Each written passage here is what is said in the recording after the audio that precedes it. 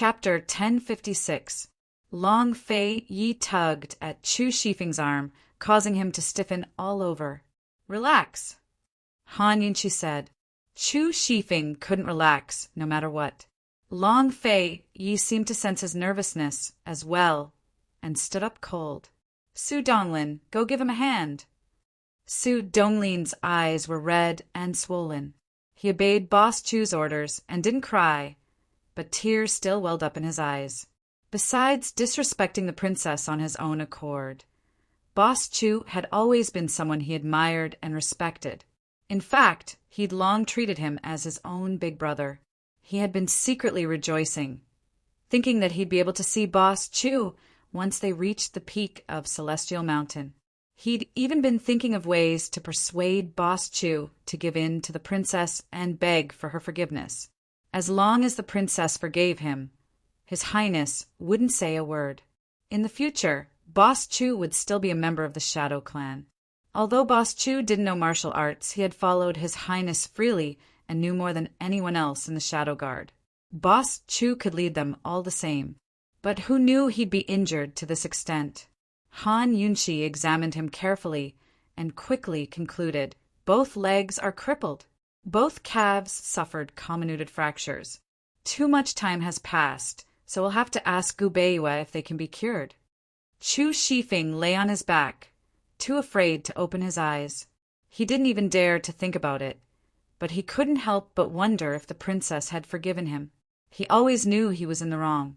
Acting on his own was a mistake and a taboo as a shadow guard, but he never regretted it because he couldn't forget the hatred of his ancestors. Until Su Donglin wrote a letter to Celestial Mountain and told him the truth about the Great Qin Empire's internal strife. Only then did he realize that all the hatred was a misunderstanding and that the princess was innocent. He was willing to accept His Highness's exceptions for her. Only then did he realize he'd made a mistake beyond redemption. After finding out the truth, he stopped writing to Su Donglin.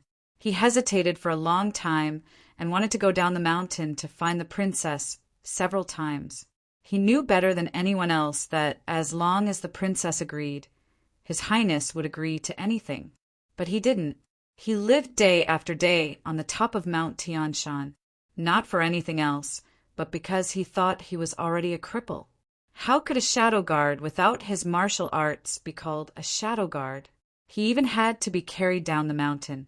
It wasn't until the head of the Tianshan Kenzo top 3 schools and their disciples betrayed them, and the evil sword school attacked the top of Tianshan Mountain that he realized that he should do something for Her Highness.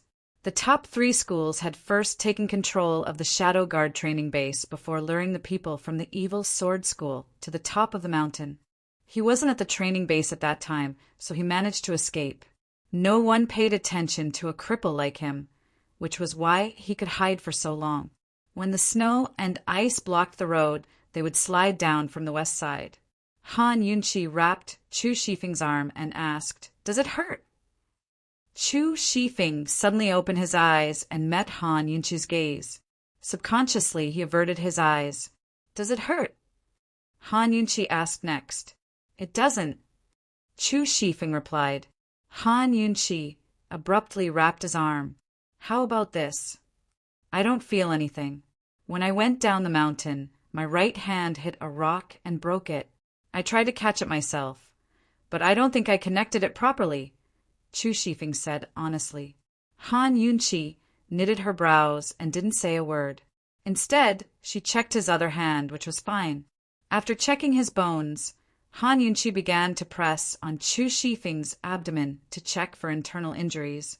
As soon as she did, Chu Shifeng cried out in pain. How could a martial arts practitioner cry out in pain so easily, unless the pain was really unbearable? Han Yunqi furrowed her brows, while Su Donglin's eyes grew redder and redder. Long Fei Yi watched from the sidelines, his expression growing colder and colder. By Yanqing, Evil Sword School, and the rebels from the 3 great colleges, he wouldn't let a single one of them off. Han Yunqi couldn't take it any more by the end of her examination. She couldn't imagine how Chu Shifeng had endured so much pain and starved his readers until now. Not daring to delay any longer, she said, Long Fei, he needs liquid hot food. Also, arrange for a carriage to send him to Gu Beiyue's place as soon as possible. Otherwise, I don't know if he'll be able to keep his life. Chu Shifeng looked spirited, but his internal injuries were very serious. Han Yunqi didn't know much about internal medicine, so the only thing she could do was ensure Chu Shifeng's safety and receive professional treatment as soon as possible. Boss, Su Donglin, who hadn't dared to speak this entire time, finally couldn't take it anymore as tears streamed down his face.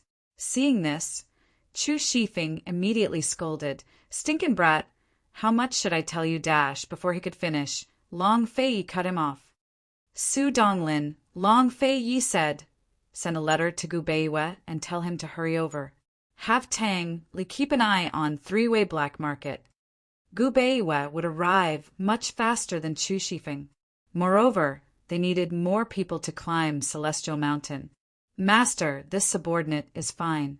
This subordinate, Chu Shifeng was cut off again, this time by Han Yunqi. You're still fine when you're already like this? Do you want to die? Fine, before you die, you have to clear your debt with this princess.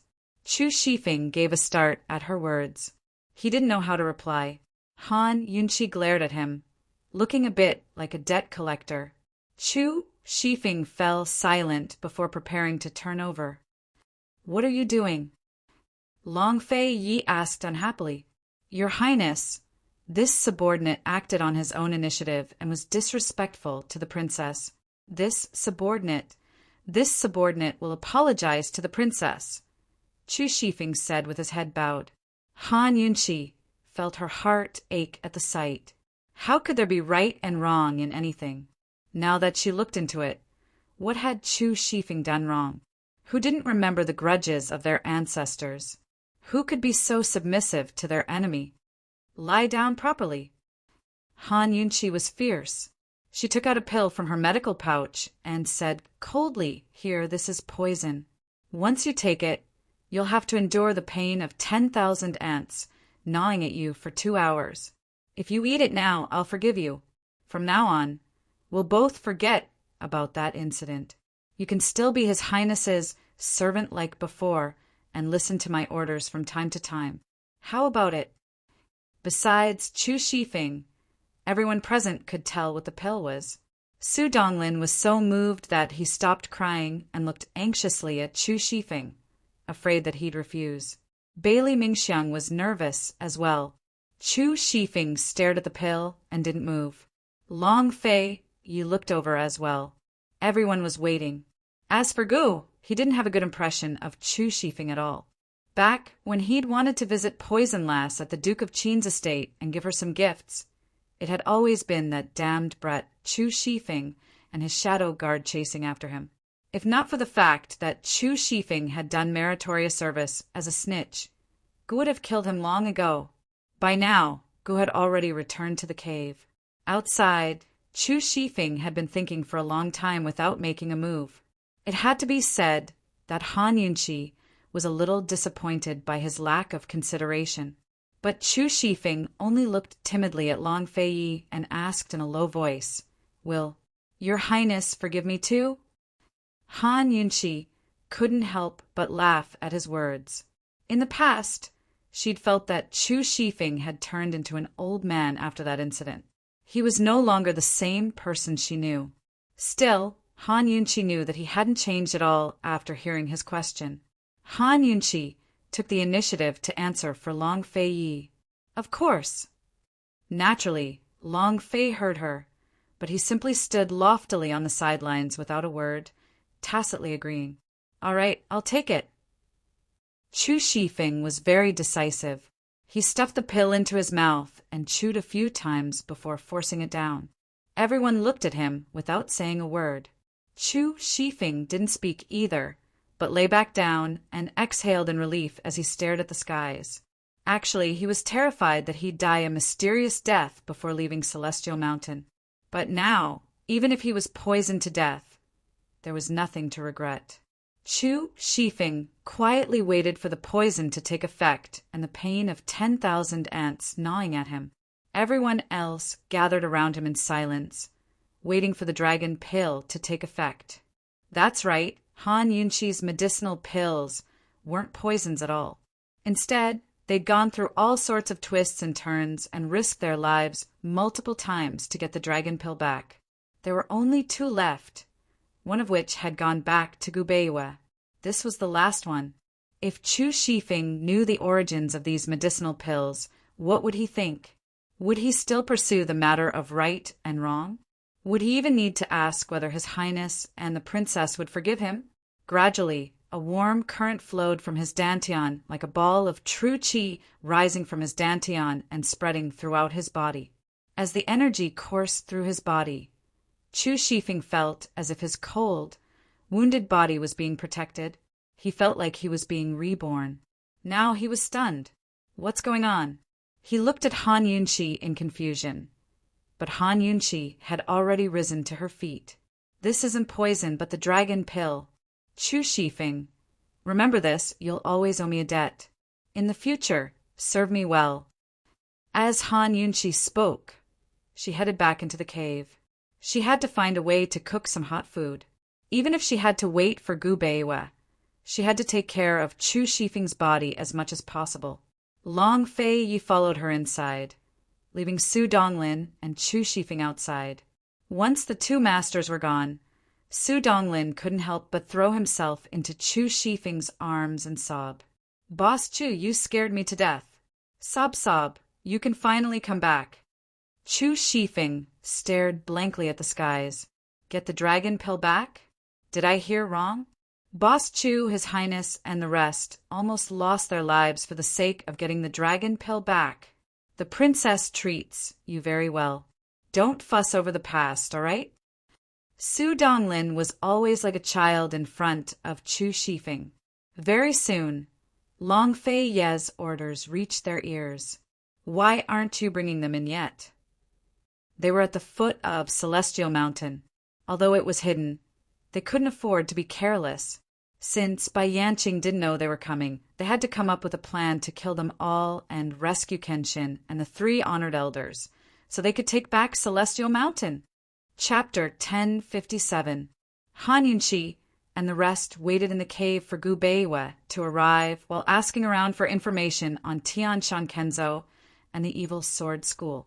Actually, Long Fei Yi and Han Yunqi didn't think much of the Evil Sword School. Their main concern was whether or not Bai Yanqing was on the mountain. I've only seen the Evil Sword School's leader once. He had his face covered, and I saw him from a distance. I couldn't see his face clearly, Chu Shifeng thought back, then said with certainty he should be over 50 years old. He's been on the mountain this entire time? Han Yunqi asked. Chu Shifeng couldn't be sure. I haven't seen him since they attacked the peak. Long Fei Yi glanced at Gu and said cold, You keep watch tonight. I'll go scout the way first. Chu Shifeng had limited information, so it was better to go up the mountain himself instead of making wild guesses here. You keep watch, I'll go. He'd already told Long Fei he was supposed to be a guard, but Gu Qishao had never listened to him properly. You've been up Celestial Mountain before. Long Fei Yi asked unhappily. Gu had no retort, but reluctantly replied, Go ahead, I'll keep watch. Actually, Gu wasn't as smart as Han Yunqi, because Han Yunqi wanted to go as well, but she didn't say a word. Late at night, Long Fei Yi left. Han Yunqi tried to sneak after him. Gu quickly stopped her. Poison, lass, it's dangerous. Han Yunqi looked back and gave him a pitiful, pleading look. Gu's heart immediately melted. Poison, lass. Hurry and chase after him. Otherwise, it'll be even more dangerous if you can't catch up. In this way, Han Yunqi quickly caught up with Long Fei Yi. Since she was already here, how could Long Fei Yi chase her away?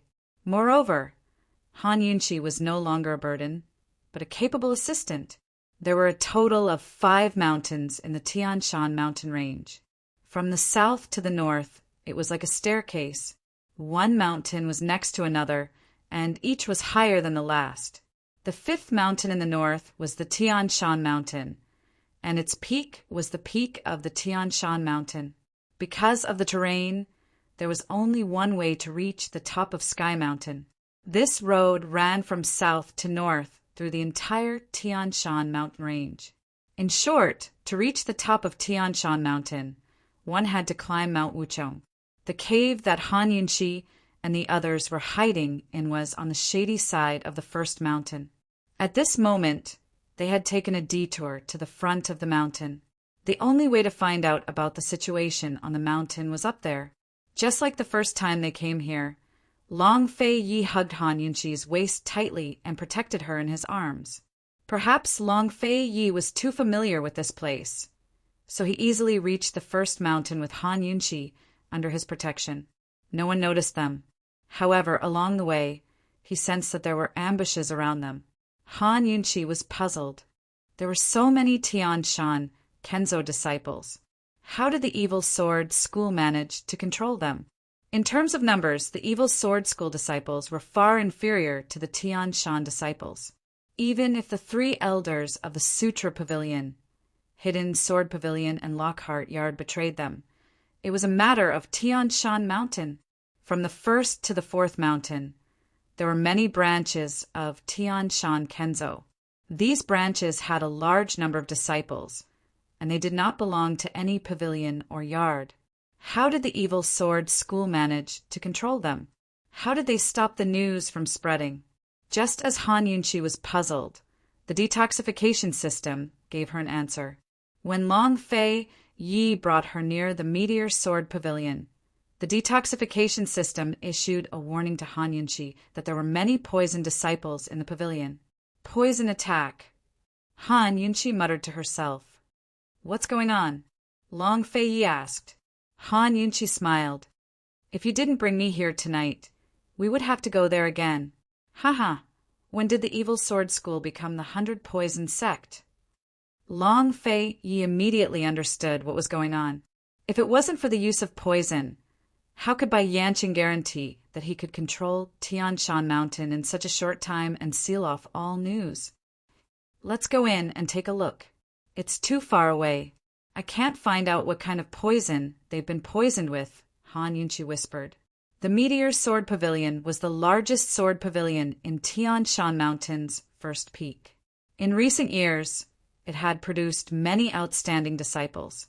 The reason why Long Fei Yi chose this sword pavilion was because the pavilion master, Yin Yang, had a good relationship with Granny Yu from the commandment courtyard at the peak of Tian Shan Mountain.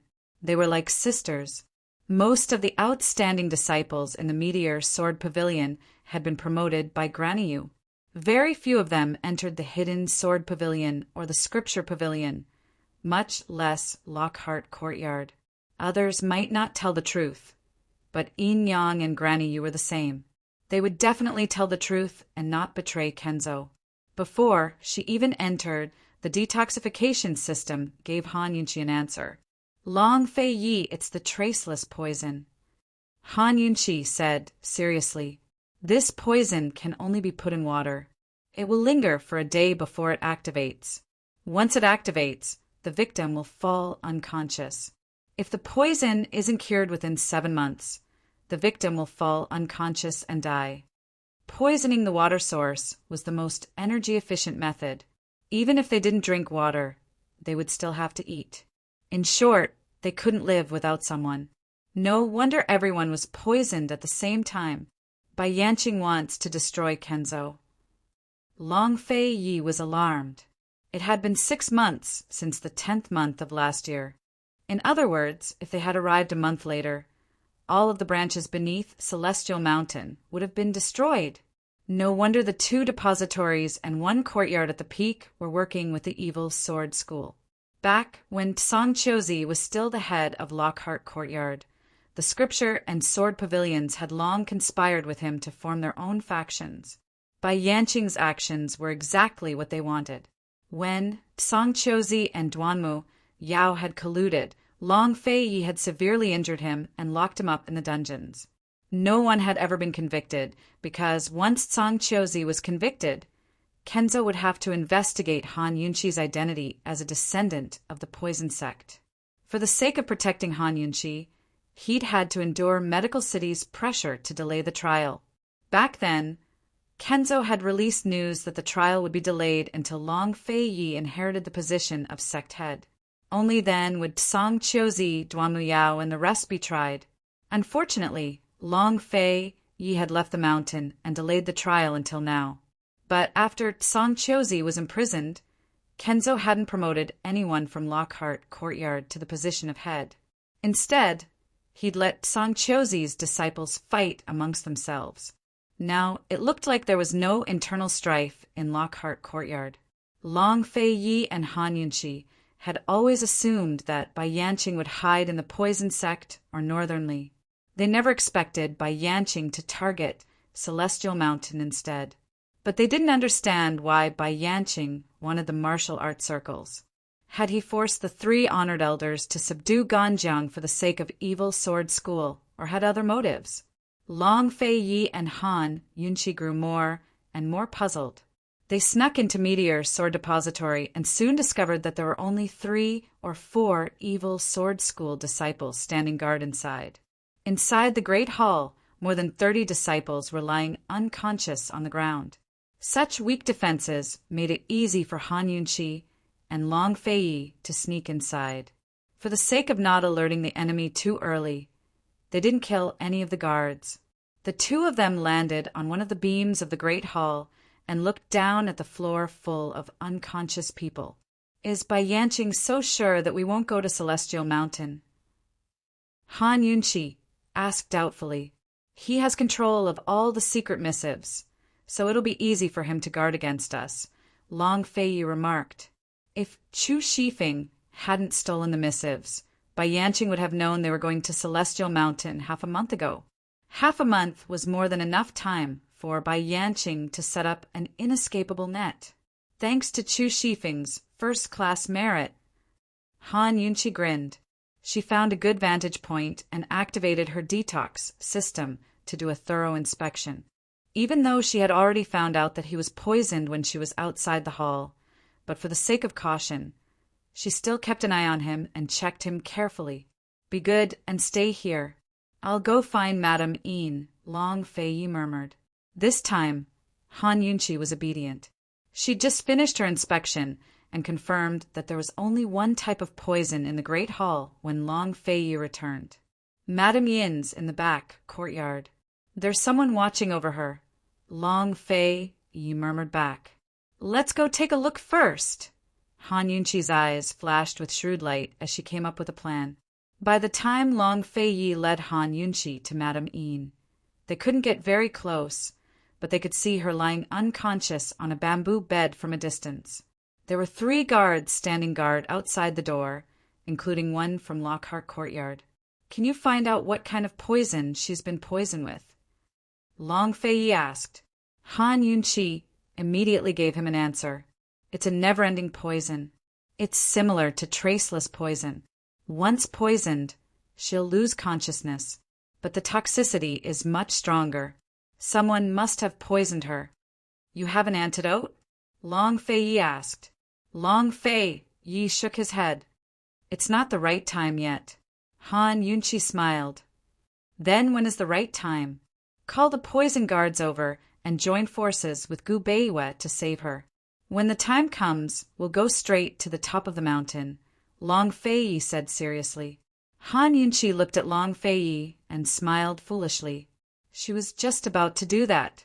Since Bai Yanqing's defense at the foot of the mountain was so weak, there was no need for them to waste time here.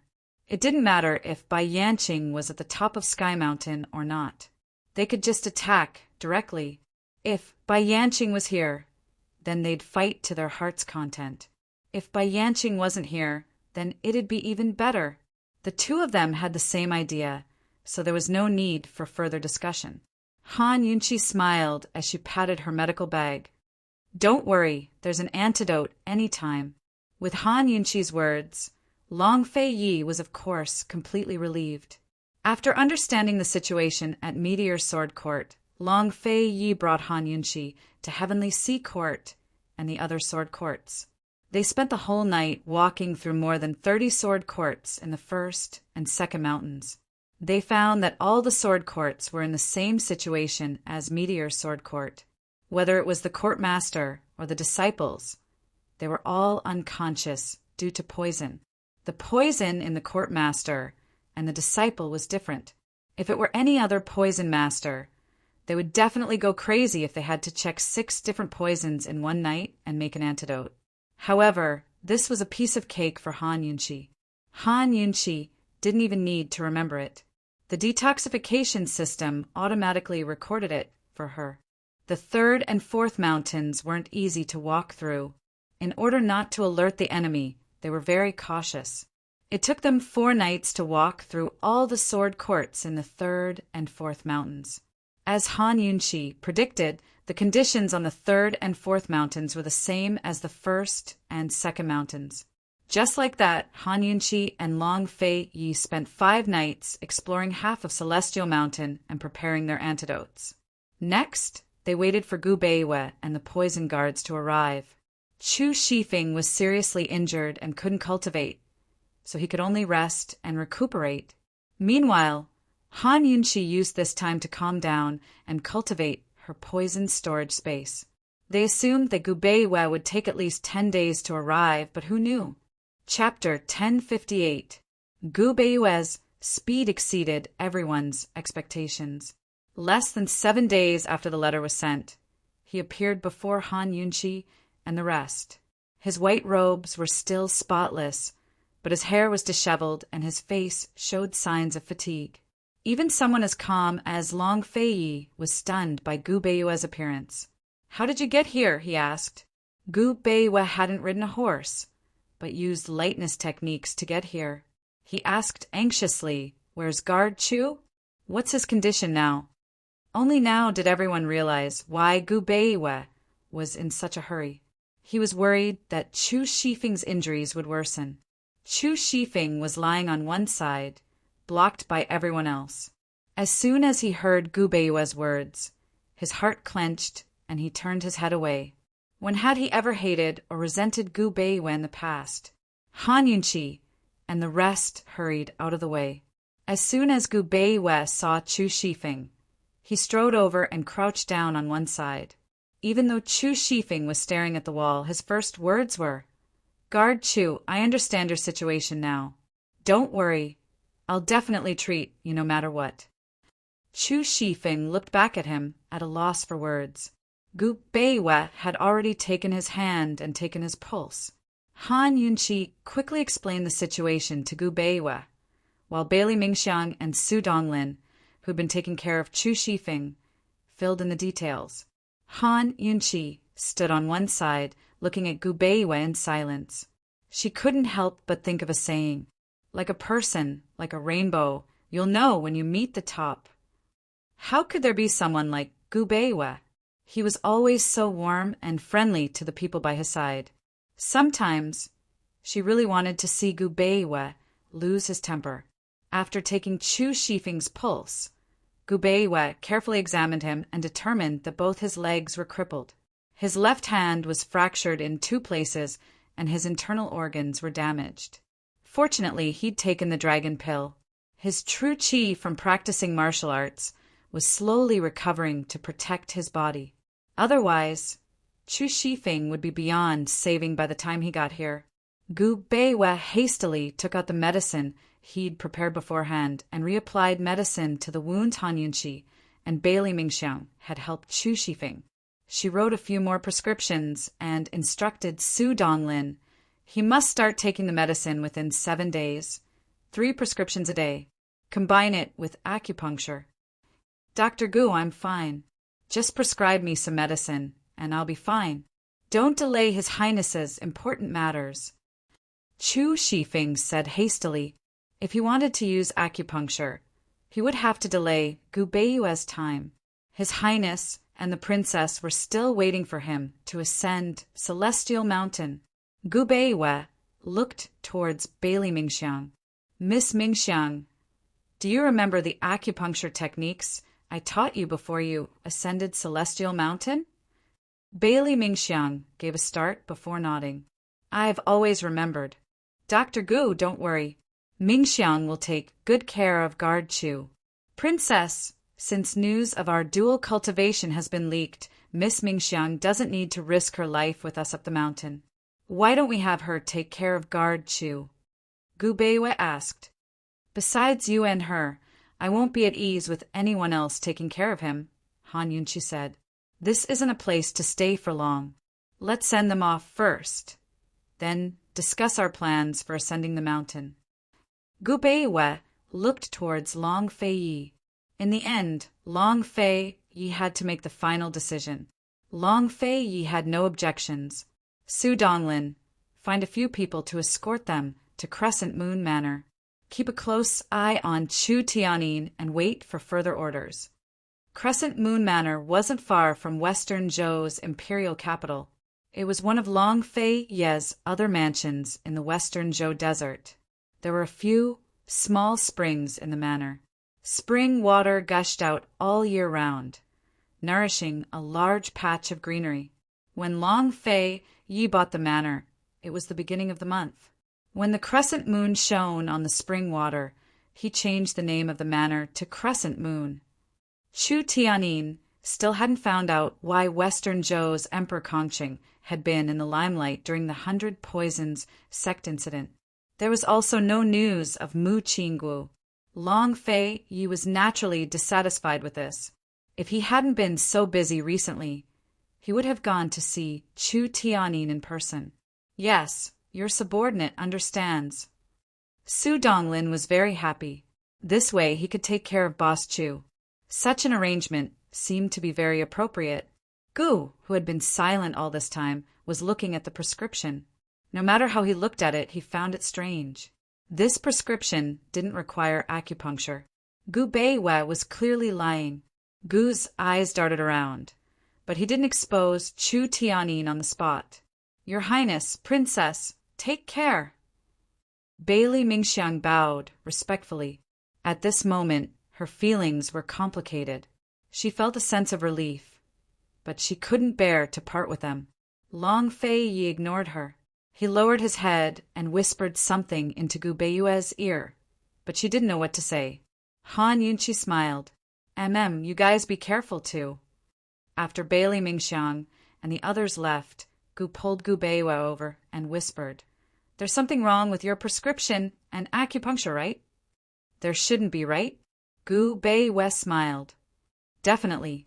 That prescription doesn't need acupuncture. I'm sure of it, Gu said. Seventh young master, let's talk about this after we save Mu Ling. We have important matters to discuss now. Gu Beiwei didn't argue and cleverly stalled for time. Given Gu's personality, he would have forgotten about it if it wasn't for Poison Lass. Gu Beiwei had done it on purpose. His goal was obviously to send Bailey Mingxiang away. Bailey Mingxiang couldn't see through him, but he could see through Bailey Mingxiang. No one knew what Su Xiaoyu had done in the Duke of Qin's residence, but it couldn't escape his eyes. Today, he had personally sent Bailey Mingxiang away. He knew that he would have to leave one day. Gu Beiwei turned around and said seriously, Your Highness, Princess, in this one's opinion, there's no need to wait for the poison guards. Let's take action tonight. Seeing Han Yunqi and Long Fei Ye's surprise, he calmly added, This one hasn't had a chance to use my shadow arts properly since I recovered. I hope that your Highness and Princess will give this one a chance. If you hand over all the sword garrets on 4th Mountain to this one will definitely not disappoint you. Long Fei Yi liked people who were straightforward the most, and this kind of person was exactly what he lacked. He was in a good mood and said with a smile, If your princess is willing to give you all the antidotes, this crown prince naturally has no objections. Han Yunqi couldn't help but laugh. It wasn't easy for Long Fei Yi to say the words, Your princess. She readily handed over a large bag of antidotes. There are a total of 55 sword garrets, and each of the garrets is poisoned with a different poison. There are about 30 disciples in each garret, and the poisons are all the same.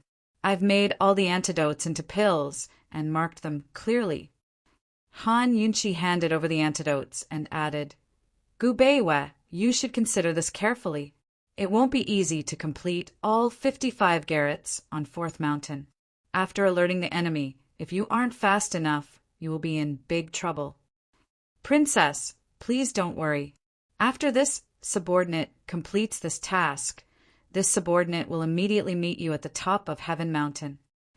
Gu Beiwe cupped his fists and bowed. Unlike his usual calmness, his words were especially powerful this time. No matter how Gu looked at it, he felt that Long Fei Yi, Poison Lass, and Gu Beiwe were very harmonious and had a tacit understanding. He felt that he had to say something, otherwise he would be isolated. He quickly hooked his arm around Gu Beiwe's shoulder and said with a smile, Brother, then we'll wait for you at the top of the mountain.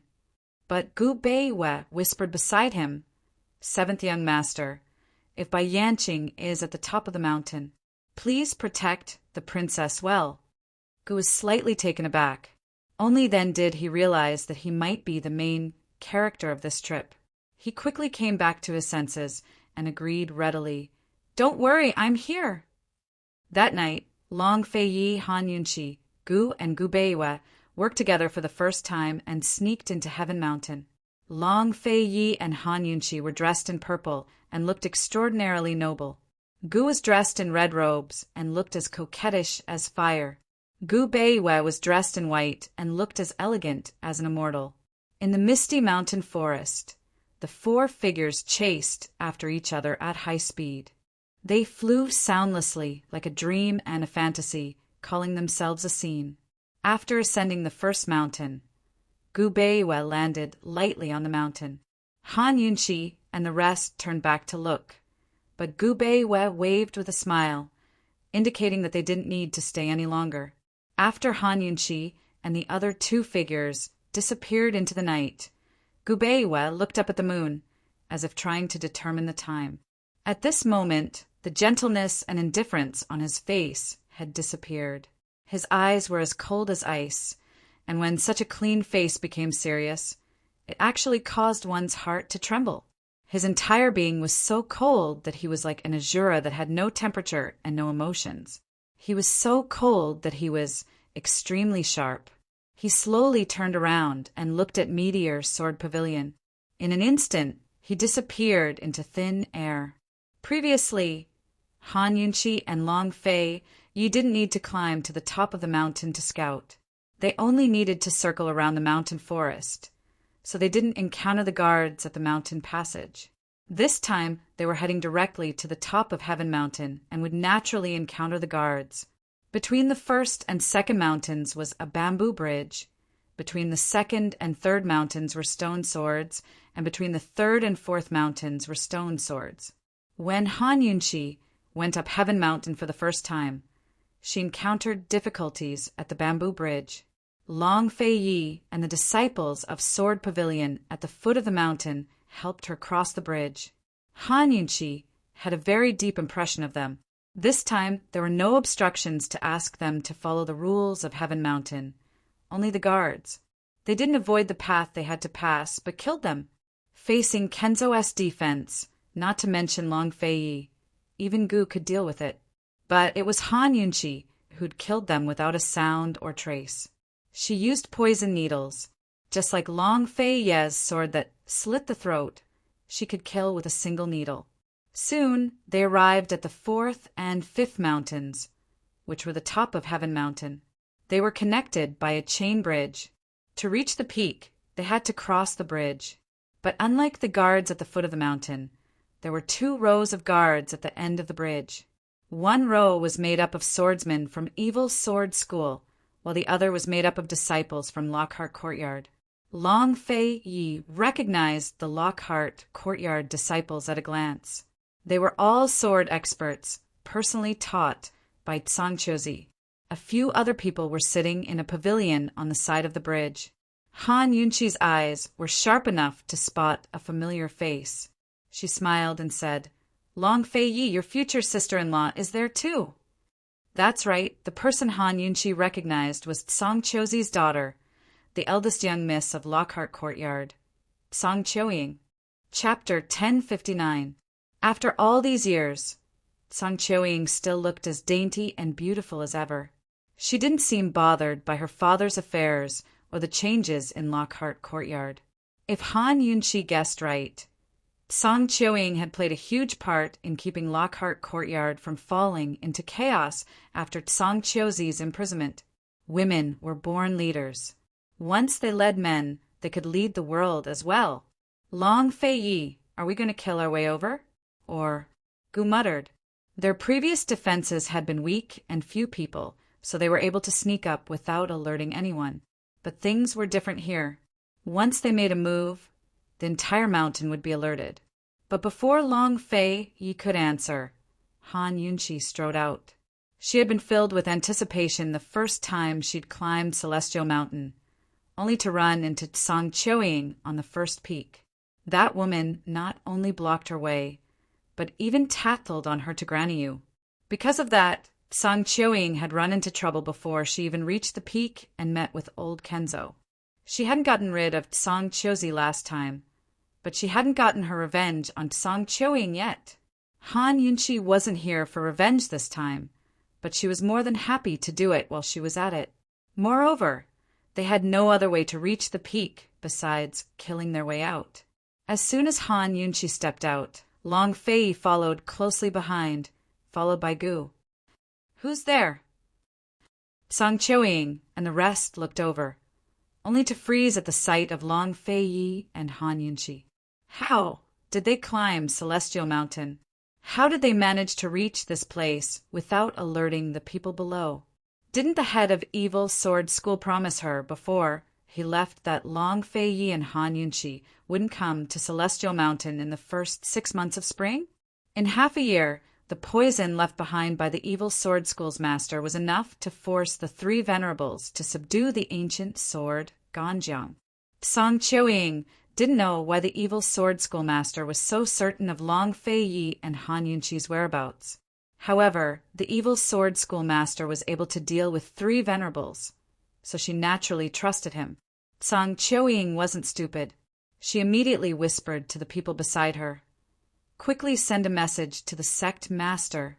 Tell him that Long Fei Yi and the others are here. Also, I'll stall for time here. Hurry up to the top of the mountain and tell Gong Beichen." Gong Beichen was none other than the eldest disciple of the Evil Sword School's headmaster. His talent was extraordinary, and his swordsmanship was exquisite. Compared to Heilian, he was even better. Almost everyone in Evil Sword School believed that Gong Beichen would definitely inherit the position of Evil Sword School's sect leader in less than 10 years. Other than sect leader Bai Shanqing, Gong Beichen would be the youngest sect leader in the history of Evil Sword School. As soon as Song Chioying walked out of the pavilion, the 2 guards immediately left from behind her. Long Fei Yi, Han Yunqi, long time no see. What wind blew in Heaven Mountain today that brought you here? Although Song Chioying was flustered, she forced a smile. She didn't dare to look at Long Fei Yi. Her gaze landed on Han Yunqi. Her father had lost all his martial arts and was locked up in a prison cell. He died from his serious injuries. All of this was caused by Long Fei Yi and Han Yunqi, especially Han Yunqi. If this woman hadn't appeared, her father wouldn't have forced Long Fei Yi so close, and the tragedy of the ranking tournament wouldn't have happened. At this moment, although she was smiling at Han Yunqi, she already treated Han Yunqi as her father's murderer. The reason she colluded with Evil Sword School was to fulfill her father's dying wish to lead Lockhart Courtyard to independence. Secondly, she wanted to borrow the power of Evil Sword School to avenge her father. She hadn't obtained the treasured Sword Ganjiang yet. No matter what, she had to stop Han Yunqi and Long Fei Yi to buy more time for Gong Beichen. Even if Evil Sword School's sect leader wasn't at the peak, Gong Beichen had the 3 supremacies and Li Kenshin as hostages. As long as he was prepared, he wouldn't be afraid of Long Fei Yi. Although Song Chioying was fully prepared, when she saw Long Fei Yi's hand around Han Yunqi's waist, she couldn't help but feel heartache. If only her father didn't have any thoughts of betrayal. If only Duanmu Yao was imprisoned and her father didn't suffer along with her. How great would that be? If Duanmu Yao was crippled, then she'd have a chance. Although she'd settled for second best and followed heretical sword sex Gong Beichin, her heart couldn't help but throb at the sight of Long Fei's divinity. This man was no longer Tianning's Duke of Qin, but East Qin's crown prince, West Wind. Han Yunqi replied coldly. Song Qiuying didn't understand Han Yunqi's meaning, but Long Feiyi and Gu knew that Han Yunqi was referring to Chu Shifeng. If they didn't beat them to a pulp today, the first person they'd let down would be Chu Shifeng, who'd risked his life to come down the mountain. West Wind. Song Qiuying laughed out loud. Why didn't I sense it? Han Yunqi, you didn't come uninvited, did you? Han Yunqi only smiled coldly without a word. Song Qiuying was trying to think of a way to stall for time when Han Yunqi didn't speak. She was happy to do the same. After a while, Han Yunqi really didn't say a word. Long Feiyi and Gu didn't speak either. But gradually, Song Qiuying began to feel guilty. Just what does Han Yunqi mean by this? What does she want to do by wasting time like this? Have they already reached the peak of Celestial Mountain? Song Qiuying couldn't figure it out no matter how much she thought about it. The more she thought about it, the more flustered she felt. Finally, she couldn't help but ask, Han Yunqi, just what do you want? Han Yunqi arched a brow at her before smiling disdainfully. She didn't answer. When Han Yunqi was arrogant, she was overbearing and domineering. Perhaps only Long Fei could suppress her domineering aura. Under her disdain, Song Qiuying felt more and more guilty. She felt a sense of inferiority. No, Song Qiuying was shocked. How could she have such a feeling? Shame could turn into anger, and guilt could turn into anger. She questioned loudly, Han Yunqi, just what do you want? Eldest young Miss Song, my husband and I are returning to our sect. What right do you have to question me? We're happy to stand here. What does it have to do with you? Song Qiuying always felt that she had a sharp tongue and was eloquent. But when she met Han Yunqi, she couldn't even win a round. Song Qiuying stared at Han Yunqi's white teeth and thin lips. She secretly thought that if Han Yunqi fell into her hands one day, she would cut off Han Yunqi's tongue first. Song Qiuying snorted disdainfully. Then just you wait. There was only one path to the peak of Celestial Mountain. Let them waste their time. Song Qiuying comforted herself. However, Han Yunqi wasn't done speaking. She chuckled and said, As for why Gu came to Celestial Mountain, why don't you ask him? Only then did Song Qiuying realize that the handsome man in red standing behind them was the rumored medical city's Xiao Qi Gu. Gu didn't put Song Qiuying in his eyes at all. When Han Yunqi said this, he looked at Song Qiuying seriously and said lazily, You want to talk to this young master with this kind of trash? You. Song Qiuying was furious. At this time, the two Lockhart Yard disciples she sent away came back. They were two handsome young men, but when they came back, their faces were full of wrinkles. It was as if they had aged a few decades in an instant, turning into old men. Eldest young miss, save us. Eldest young miss, are we poisoned? Save us. The two ran in front of Song Qiuying in horror and begged with their faces covered. The contrast between his soft and tender hands and his wrinkled face made Song Qiuying and the other's hair stand on end. Song Qiuying had seen such aged faces from Duanmu Yao before. This aging overnight. Song Qiuying looked at Han Yunqi in disbelief. She finally realized what Han Yunqi was waiting for. She was waiting for the poison to take effect. When did she poison them? She was so far away. How could she poison them without them noticing? Song Qiuying had secretly made plans. If she couldn't hold off Han Yunqi, she would provoke Han Yunqi into a duel. Han Yunqi was trash. No matter how good her martial arts were, she couldn't get close to her. So she couldn't poison her. However, Han Yunqi was clearly using these two disciples to warn her. When did this woman learn martial arts? Tsang Chioying began to feel afraid. She couldn't help holding her cheeks. Seeing the faces of the two disciples in front of her made her want to vomit. She didn't dare to imagine if her face became like this. Would she go crazy? No, she had no choice but to retreat. Her face was filled with fear. Protect eldest young miss. The one who spoke was Tsang Chioying's second senior brother. He pulled out his sword and stepped forward. But the moment he stepped forward, his face immediately hurt. He touched it and felt several wrinkles. My face? He was shocked and looked at the people around him. Everyone around him was shocked. They could clearly see that the wrinkles on his face were slowly increasing, and his face was slowly becoming wrinkled. He was also poisoned. Heavens! How did Han Yunqi poison him? Han Yunqi was holding the poison needle that Long Feiyi had ordered for her. She walked step by step towards Tsang Chioying. Tsang Chioying's senior brothers originally wanted to protect her, but when they saw what happened to their second senior brother, they suddenly stopped. As Han Yunqi approached, they all retreated and avoided her. Tsang Chioying turned to escape. She no longer cared about Heaven's Peak. Her face was more important than anything. Unfortunately, Gu Qishao soon landed in front of her to block her way.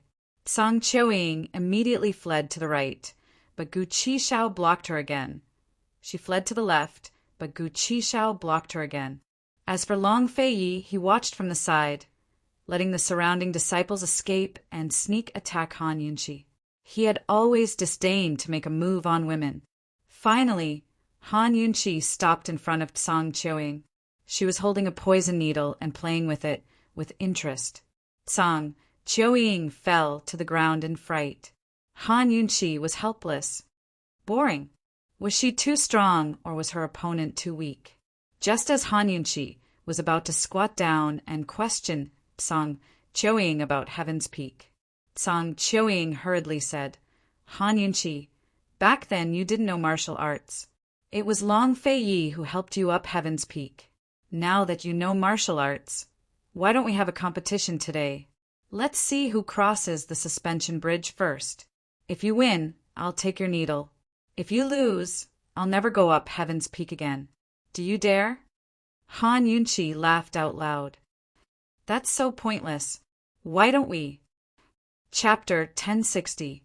What did Han Yunqi want to do? Tsang Chioying waited in trepidation. No matter what, as long as Han Yunqi agreed to compete with her, she still had a chance. Who knew that Han Yunqi would say, how about this? Take a needle from me.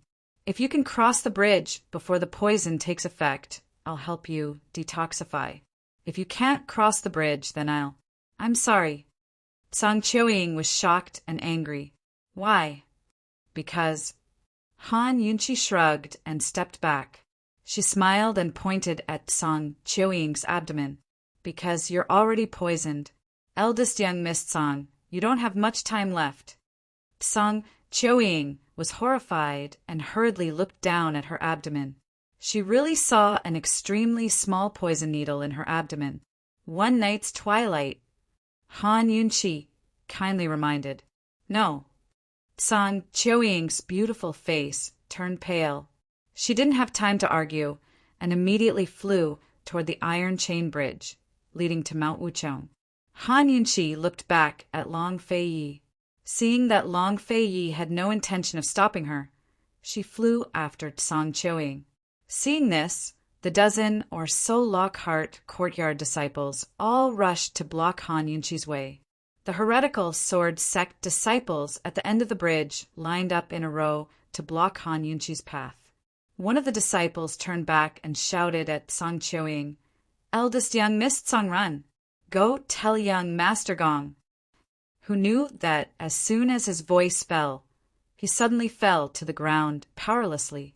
As soon as he fell to the ground, his eyes closed and he lost consciousness. This everyone was shocked. They had all seen the poisoned disciples at the foot of the mountain and could immediately tell that this disciple was poisoned. But how did he get poisoned? Han Yunqi was clearly so far away. And how did the two disciples who were poisoned by one night's twilight just now get poisoned? Even if Han Yunqi knew martial arts, she shouldn't be so strong, right? Song Qiuying's martial arts weren't bad. In a short while, she had already flown across half of the iron chain bridge. Everyone was extremely nervous. Whether Song Qiuying could detoxify the poison or not was not important to them. Whether Song Qiuying could successfully reach the top of the mountain was the key. Han Yunqi's cold gaze swept across the crowd. Suddenly, she leaped into the air, both of her hands holding poison needles. The poison needle technique she'd used just then was called shadowless. It was one of the most difficult and powerful of all of Long Fei's personal needle techniques. The techniques and moves were developed by Chang Fei, while the needles were specially made by Tang Li. The shadowless needles were silent and formless. Usually, the enemy would not even realize that they were hit by the needles. Han Yunqi had only tried one needle at a time. She had never tried multiple needles at once. Today, there was a chance for her to join forces. She didn't mind giving it a try. She hovered in midair, silently counting the number of people in her heart, silently anchoring her target. Before she could make a move, several disciples from Lockhart Academy rushed over with swords. Han Yunqi immediately retreated. Seeing this, the disciples thought that she was afraid and were overjoyed. The people behind her also attacked together. Han Yunqi narrowed her cold eyes and continued to retreat. Seeing that the disciples from Lockhart Academy had the absolute upper hand, the disciples from Evil Sword School immediately flew over and guarded the right side against Long Fei and Gu. One of the disciples whispered, "Quick, kidnap her." They knew very well that they couldn't beat Long Fei. However, if Han Yunqi wanted to die, they would fulfill her wish. As long as they could kidnap Han Yunqi, it would be equivalent to controlling Long Fei. Song Qiuying was running for her life, while Han Yunqi was surrounded by a dozen or so sword-wielding disciples. Meanwhile, Long Fei and Gu Qishao were being guarded against by a dozen heretical sword sect disciples. This made Gu Qishao very unhappy. He suddenly shouted, "Poison, lass, what are you dawdling for? Do you need help?" Han Yunqi glanced at him and smiled without saying anything. She continued to retreat. "Get into formation and kill." A disciple shouted. In an instant, 10 disciples spread out with their swords. The sword chi was sharp and the sword light was bright. It formed a sword chi circle that surrounded Han Yunqi. The disciples by Song Qiuying's side naturally wouldn't be weak. Feeling the sword chi behind her, Song Qiuying looked back and immediately felt relieved. She looked worriedly at Long Fei and Gu, afraid that the two men would chase after her, who knew that Long Fei and Gu seemed to have forgotten about her and didn't even look at her. Long Fei's cold face was particularly serious. His gaze didn't leave Han Yunqi for a moment. Gu stroked his chin with a playful expression. He also stared at Han Yunqi. She was clearly running away, but at this moment, Song Qiuying suddenly hoped that Long Fei or Gu would look back at her. She even hoped that they would chase after her and stop her. Even she herself was shocked by this thought. Coming back to her senses, she borrowed the strength of the iron chain bridge and continued to run forward. Song Qiuying never thought that there would be a day when she couldn't obtain Long Fei's love and even his hostility. Just how pitiful was she?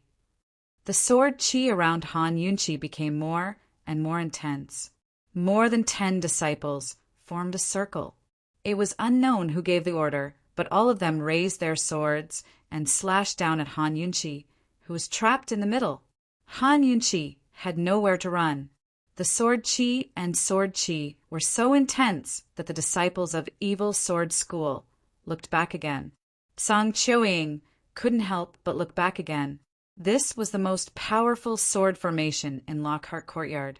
With 13 swords attacking together, Han Yunqi would definitely die.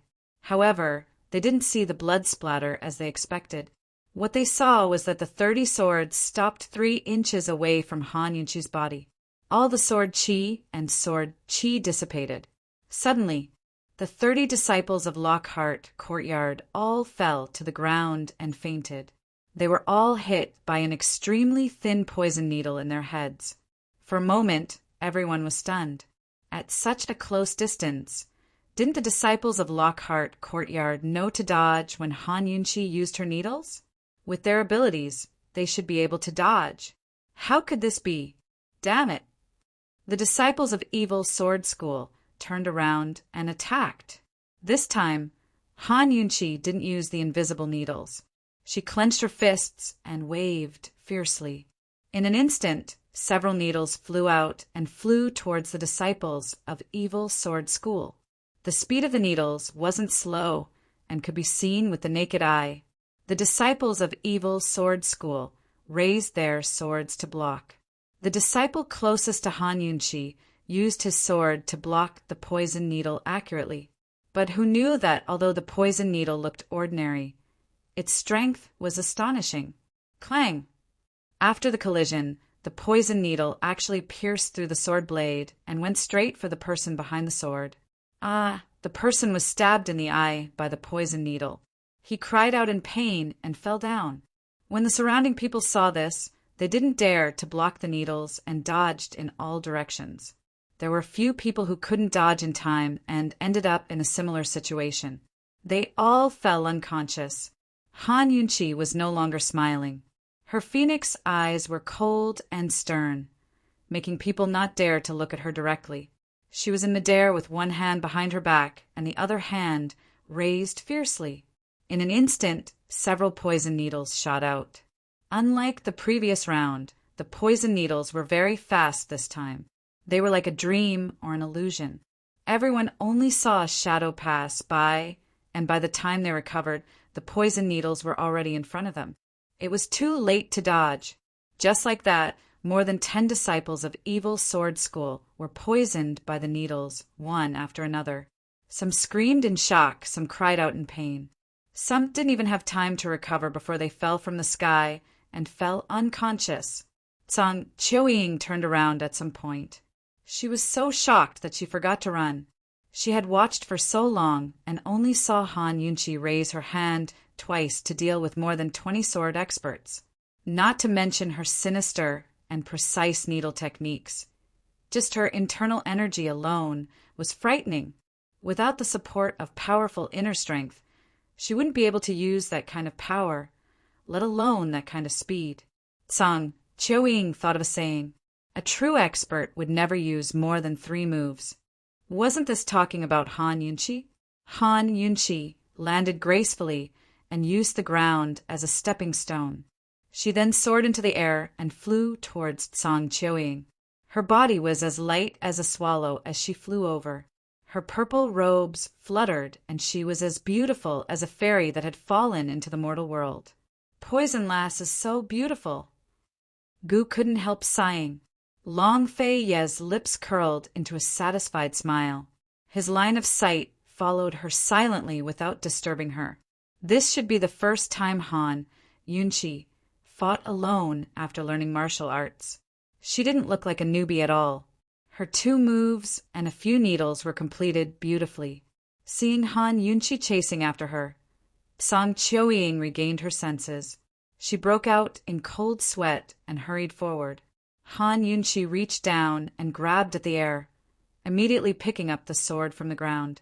She landed steadily on the iron chain of the iron bridge and slashed elegantly with her sword. She soared into the air, and the bridge broke. Tsang Qiuying didn't step on the bridge, and this sword didn't seem to have much effect on her. But just as the iron chain bridge fell into the abyss, Han Yunqi held the sword with both hands and suddenly slashed forward. Han Yunqi, you can't do this. You're going back on your words. Tsang Qiuying was alarmed, thinking that Han Yunqi was going to attack her directly. But she was wrong. Han Yunqi's sword was like a rainbow, its sword chi capable of toppling mountains and overturning seas as it struck the falling iron chain bridge. The wooden planks on the iron chain bridge were suddenly lifted up by the powerful sword chi and flew up, smashing towards Tsang Qiuying.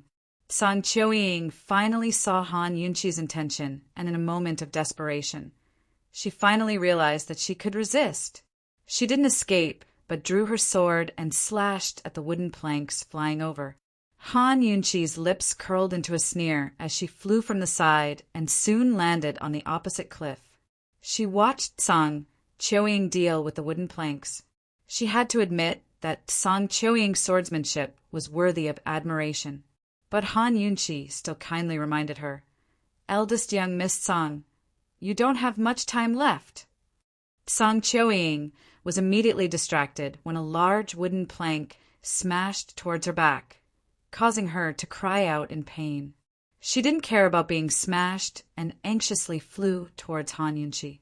Just as she was about to approach, Han Yunqi took a step back and spread out her hands. Her palms were filled with poison needles. She smiled at the frightened Song Qiuying, and the power of the phoenix erupted from her palms. The poison needles flew in front of her and formed a poison needle barrier at the edge of the cliff. Song Qiuying stopped abruptly and didn't dare to approach. Chapter 1061. Time passed. Song Qiuying stood on the edge of the cliff, facing a wall of needles, not knowing what to do. Han Yunqi stood behind the wall with her arms crossed, calm and composed.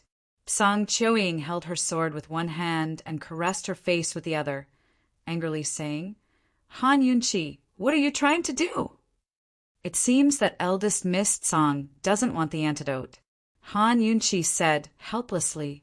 Song Qiuying angrily swung her sword at the wall of needles. But who would do that? There was a powerful force hidden between the needles. Song Qiuying's fierce sword actually couldn't disperse the needles.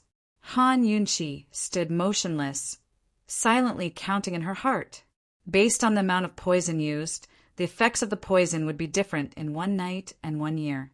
Song Qiuying didn't believe in heresy and swung her sword again, but her sword actually bounced back.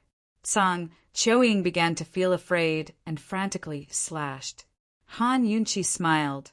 "Eldest Miss Song, how about this? Answer a few of my questions. If I'm satisfied, I'll give you the antidote. How about it?" Song Qiuying immediately stopped. "What questions?" "How's my martial arts?" Han Yunqi asked. "You're an expert. You're stronger than me," Song Qiuying said without hesitation. Han Yunqi shook her head. "That's flattery, not the truth." "Your internal energy is very strong. Your needle technique is strange and varied, vicious and accurate. You can be considered an expert. Not many disciples of Sky Mountain are your match." Song Qiuying spoke the truth. However, Han Yunqi still shook her head. "It doesn't sound good." "You." Song Qiuying racked her brains. Even when Duanmu Yao was here, she didn't flatter her like this. Thinking of Duanmu Yao, Song Qiuying hurriedly said, "Your martial arts are stronger than Duanmu Yao's. You'll definitely defeat her in 3 moves." Han Yunqi immediately narrowed her eyes. "Eldest Miss Song, you're comparing this princess to a trash?" Song Qiuying's internal energy was gone. This was an open secret. Song Qiuying realized she had said something wrong, but she really didn't know how to answer Han Yunqi to satisfy her. She kept touching her face and was so anxious that she was about to cry. Finally, she asked angrily, "Han Yunqi, what do you want me to say?" Han Yunqi just looked at her without saying a word. Gu Beiwei and Gu had already fallen to the side. They were very curious. What kind of answer would satisfy Han Yunqi? "Long Fei Yi, if it were you, how would you answer?" Gu whispered. Long Fei Yi ignored him. Gu snorted in disdain. "I knew that, a poker face like you wouldn't know how to make a woman happy." Long Fei Yi was expressionless as he said, "No matter what this crown prince says, she will be happy." Gu pursed his lips and didn't speak to Long Fei Yi for a long time. At this time, Song Qiuying suddenly understood and said anxiously, "Han Yunqi, it was all my fault that you went to Celestial Mountain last time. I shouldn't have bullied you because you don't know martial arts. I shouldn't have complained to Granny you. I was wrong. Please forgive me this time."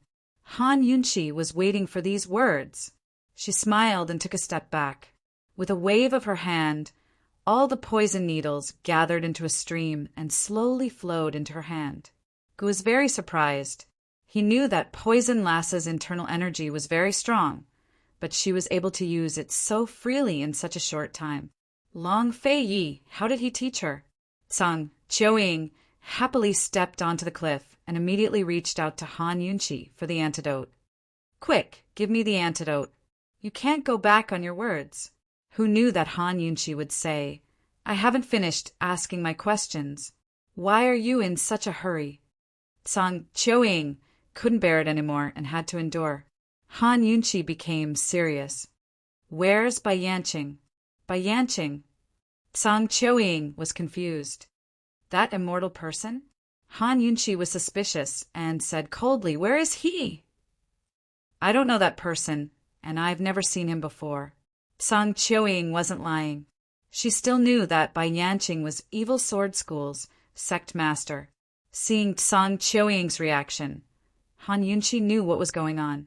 So Evil Sword School's people didn't know that their sect master was the head of the Immortal Phone clan, Bai Yanqing. Why did Bai Yanqing hide his identity from Evil Sword School? Evil Sword School's sect master is at the top of Heaven Mountain? Han Yunqi asked again. Tsang Qiuying hesitated. Han Yunqi stared at her coldly and didn't rush her. In the end, Tsang Qiuying compromised. He left a long time ago. I don't know where he went. So Bai Yanqing wasn't there? Bai Yanqing was so careless in defending Heaven Mountain and didn't personally oversee it. Where did he get his confidence from? Could it be because he controlled the secret letters? Han Yunqi didn't have time to think about it. She looked at Long Fei Yi and Gu and saw that they were relieved.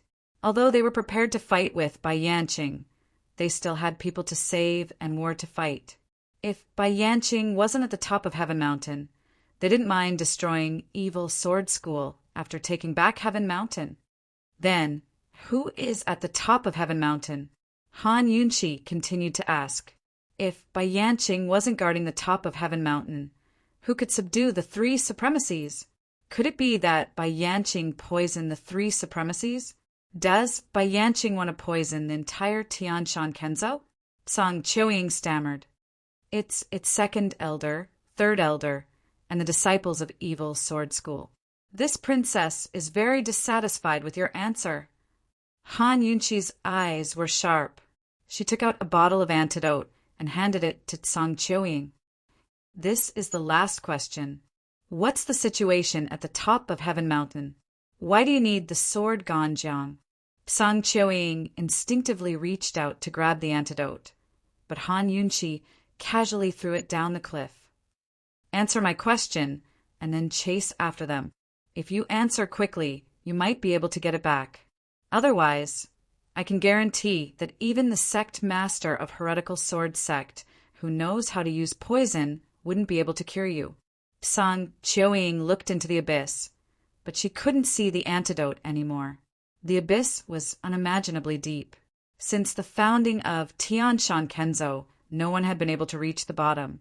The longer this dragged on, the lower the antidote would fall. Even if she chased after them, she wouldn't be able to get back up. Han Yunqi wasn't that easy to fool. If she didn't explain everything clearly, it would drag on for a long time. But if she did, then everything would be over. Han Yunqi's lips quirked up into a cold smile as she waited patiently. Tsang Qiuying was defeated in the end. The people from Juchong Hall were poisoned. The three supremacies were also poisoned. The disciple of Evil Sword School's sect master, Gong Beichin, is personally guarding the top of Heaven Mountain. There are hidden swords and poisonous insects. I heard from Gong Beichin that Ganjiang is... At this point, Long Fei Yi and Gu became alert. But who knew that just as Tsang Qiuying was about to continue speaking, several sharp arrows suddenly flew at them from behind. Be careful! Long Fei Yi anxiously reminded Han Yunqi. Han Yunqi naturally knew. She pulled Tsang Qiuying and immediately flew away from the cliff to avoid the arrows. Long Fei Yi and Gu also retreated to the side. Several arrows missed their target, and a man flew down from the clouds with several archers. The man was quite handsome and wore an enchanting red robe. His every movement was flirtatious. If Gu wasn't here, this man would be quite pleasing to the eye. But Gu was right beside him. The two of them were like the clouds in the sky and the mud on the ground. This red-robed man not only wore clothes similar to Gu Qixiao's, but had a similar personality as well. The moment he came over, he didn't even look at the people on both sides. He directly pointed his sword at Han Yunqi. "Bitch, who are you? I order you to release eldest Miss Tsang immediately. Otherwise, you'll have to bear the consequences." Han Yunqi could be considered experienced and knowledgeable, but she was frightened by the man's domineering tone. She even felt that it had been a long time since Long Fei spoke to her so domineeringly. Han Yunqi immediately looked at Long Fei Yi. Sure enough, Long Fei Ye's naturally cold face immediately turned cold. As for Gu, he seemed to be in a good mood.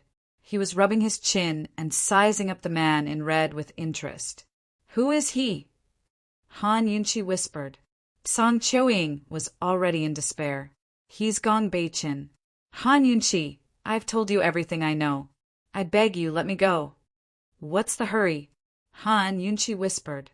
It was obvious that this Gong Beichin didn't recognize the three of them. "Bear the consequences?" Han Yunqi laughed. "What do you mean?" "You're courting death."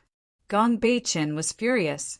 He arrogantly raised his hand, and several archers behind him scattered in all directions, their bows ready to shoot. Long Fei Yi and Gu clearly couldn't take it anymore. Just as they were about to come over, Han Yunqi raised her hand to signal them not to come over. The arrows weren't poisonous, but the poison in each arrow was the same.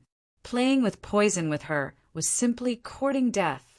This time, the man in red looked at Long Fei Yi and Gu and snorted.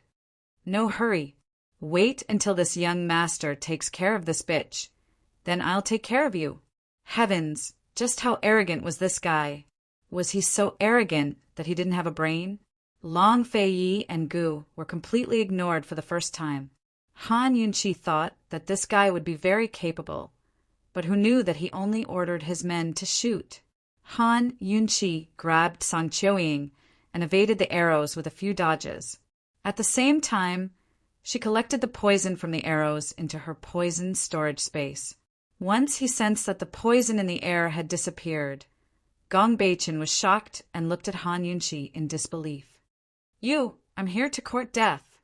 Han Yunqi mocked herself. Gong Beichin said angrily, "Song Qiuying, who exactly is she?" Song Qiuying was so disheartened that she didn't want to bother with Gong Beichin. The man she loved was snatched away by Han Yunqi, and the man she had to settle for couldn't even beat Han Yunqi. What was this? Without waiting for Song Qiuying's reply, Gong Beichin felt uneasy. He immediately blew a whistle, and soon a large group of archers attacked from the top of Heaven Mountain, surrounding Han Yunqi. So many! Han Yunqi was shocked. Gong Beichin was overjoyed. "Hee, bitch, tell me your name. If you surrender, this young master can spare your life." "Gong Beichin, you don't have the right to know who I am." Han Yunqi broke out in cold sweat. "Shoot!" Gong Beichin said fiercely. In an instant, thousands of arrows were shot, all rushing towards Han Yunqi. However, no matter how fast or fierce the arrows were, they all disappeared into thin air once they got close to Han Yunqi. Gong Beichin was stunned. He didn't believe it. "Shoot! Quick, shoot!" However, no matter how many arrows the archers shot, they all disappeared without exception. In the end, the archers ran out of arrows. They were all dumbfounded, thinking that they had encountered a ghost. "Who exactly are you?" Gong Beichin was shocked as he pulled out his long sword. When the sword was unsheathed, the sword light was so strong that it hurt people's eyes. Han Yunqi was surprised. This guy's swordsmanship seemed to be quite powerful. Chapter 1062. "I'm your grand-aunt." Han Yunqi answered Gong Beichin bluntly. Since he was so stupid that he couldn't guess their identities, there was no need for them to know each other. When Gong Bei-chen drew his sword, Han Yunqi shot out 2 poisonous needles, aiming for Gong Bei-chen's vitals. Han Yunqi used the shadowless needles, but Gong Bei-chen sensed it immediately. He turned sideways and dodged the 2 poisonous needles with a wave of his sword. This fellow was indeed the eldest disciple of the evil sword school. Although he was a little stupid, his martial arts were not to be underestimated. Although Han Yunqi might not lose in a real fight, Han Yunqi didn't want to compete with him in martial arts. Han Yunqi wanted to play poison with him. After the 2 golden needles were knocked down, Han Yunqi shot out another 4. This time it wasn't the shadowless needles, but the power and speed were on par. They flew towards Gong Bei-chen with great momentum. Gong Bei-chen felt the power of the poisonous needles and was shocked. He didn't take it head-on but hurriedly dodged. He leaped into the air and flipped over. The poisonous needles flew past his feet before he landed back down. But the moment he landed, he saw another poisonous needle flying towards him. Gong Bei-chen jumped in fright. He instinctively leaned back, and the poison needle flew past him, brushing past his body. "It's poisonous!" Gong Bei-chen exclaimed. He immediately realized that the poisonous needles had scattered poisonous powder when they flew past. He held his breath and retreated far away. And this kind of poisonous powder was even more powerful than the one he had just scattered with the arrows. "Your poison skills aren't bad." Han Yunqi sneered. She was just testing him, and immediately realized that this fellow's poison skills weren't bad either. It seemed that Bai Yanqing had taught him poison skills. Perhaps he would know his master's true identity. After the poisonous powder scattered, Gong Bei-chen spoke. "You are—" He thought of a woman who was very afraid of poison skills. But he definitely didn't believe that woman would come to Heaven Mountain. Besides, that woman didn't know martial arts. Master said that woman wouldn't come to Heaven Mountain for at least half a year after spring. It was also because of this that his master had given him Sky Mountain and wanted him to obtain Ganjiang as soon as possible. Usually, there would always be people from unorthodox sects who would come to Mount Tian Shan to provoke them. God knows where these people came from. "I already said that I'm your great-aunt. If you call me grand-aunt, I'll let you go. How about it?" Han Yunqi's phoenix eyes contained a smile. She was lofty and magnificent. "Bitch, this is Sky Mountain. If you have the ability, then compete with me in swordsmanship. If this young master loses, you can do whatever you want with me. Do you dare?" Gong Bei-chen said provocatively. His swordsmanship was much stronger than his poison skills, and this woman seemed to only know how to use poison needles. She didn't even have a sword. If he were to compete with her in swordsmanship, he had a high chance of winning. Han Yunqi snorted and asked loudly, "Miss Tsang, is this evil sword school's young master usually such a coward? Do you only dare to fight women?" Tsang Qiuying's heart crumbled. She lowered her head and didn't answer. "Bitch, what did you say?" Gong Bei-chen was furious. "I said you're a coward.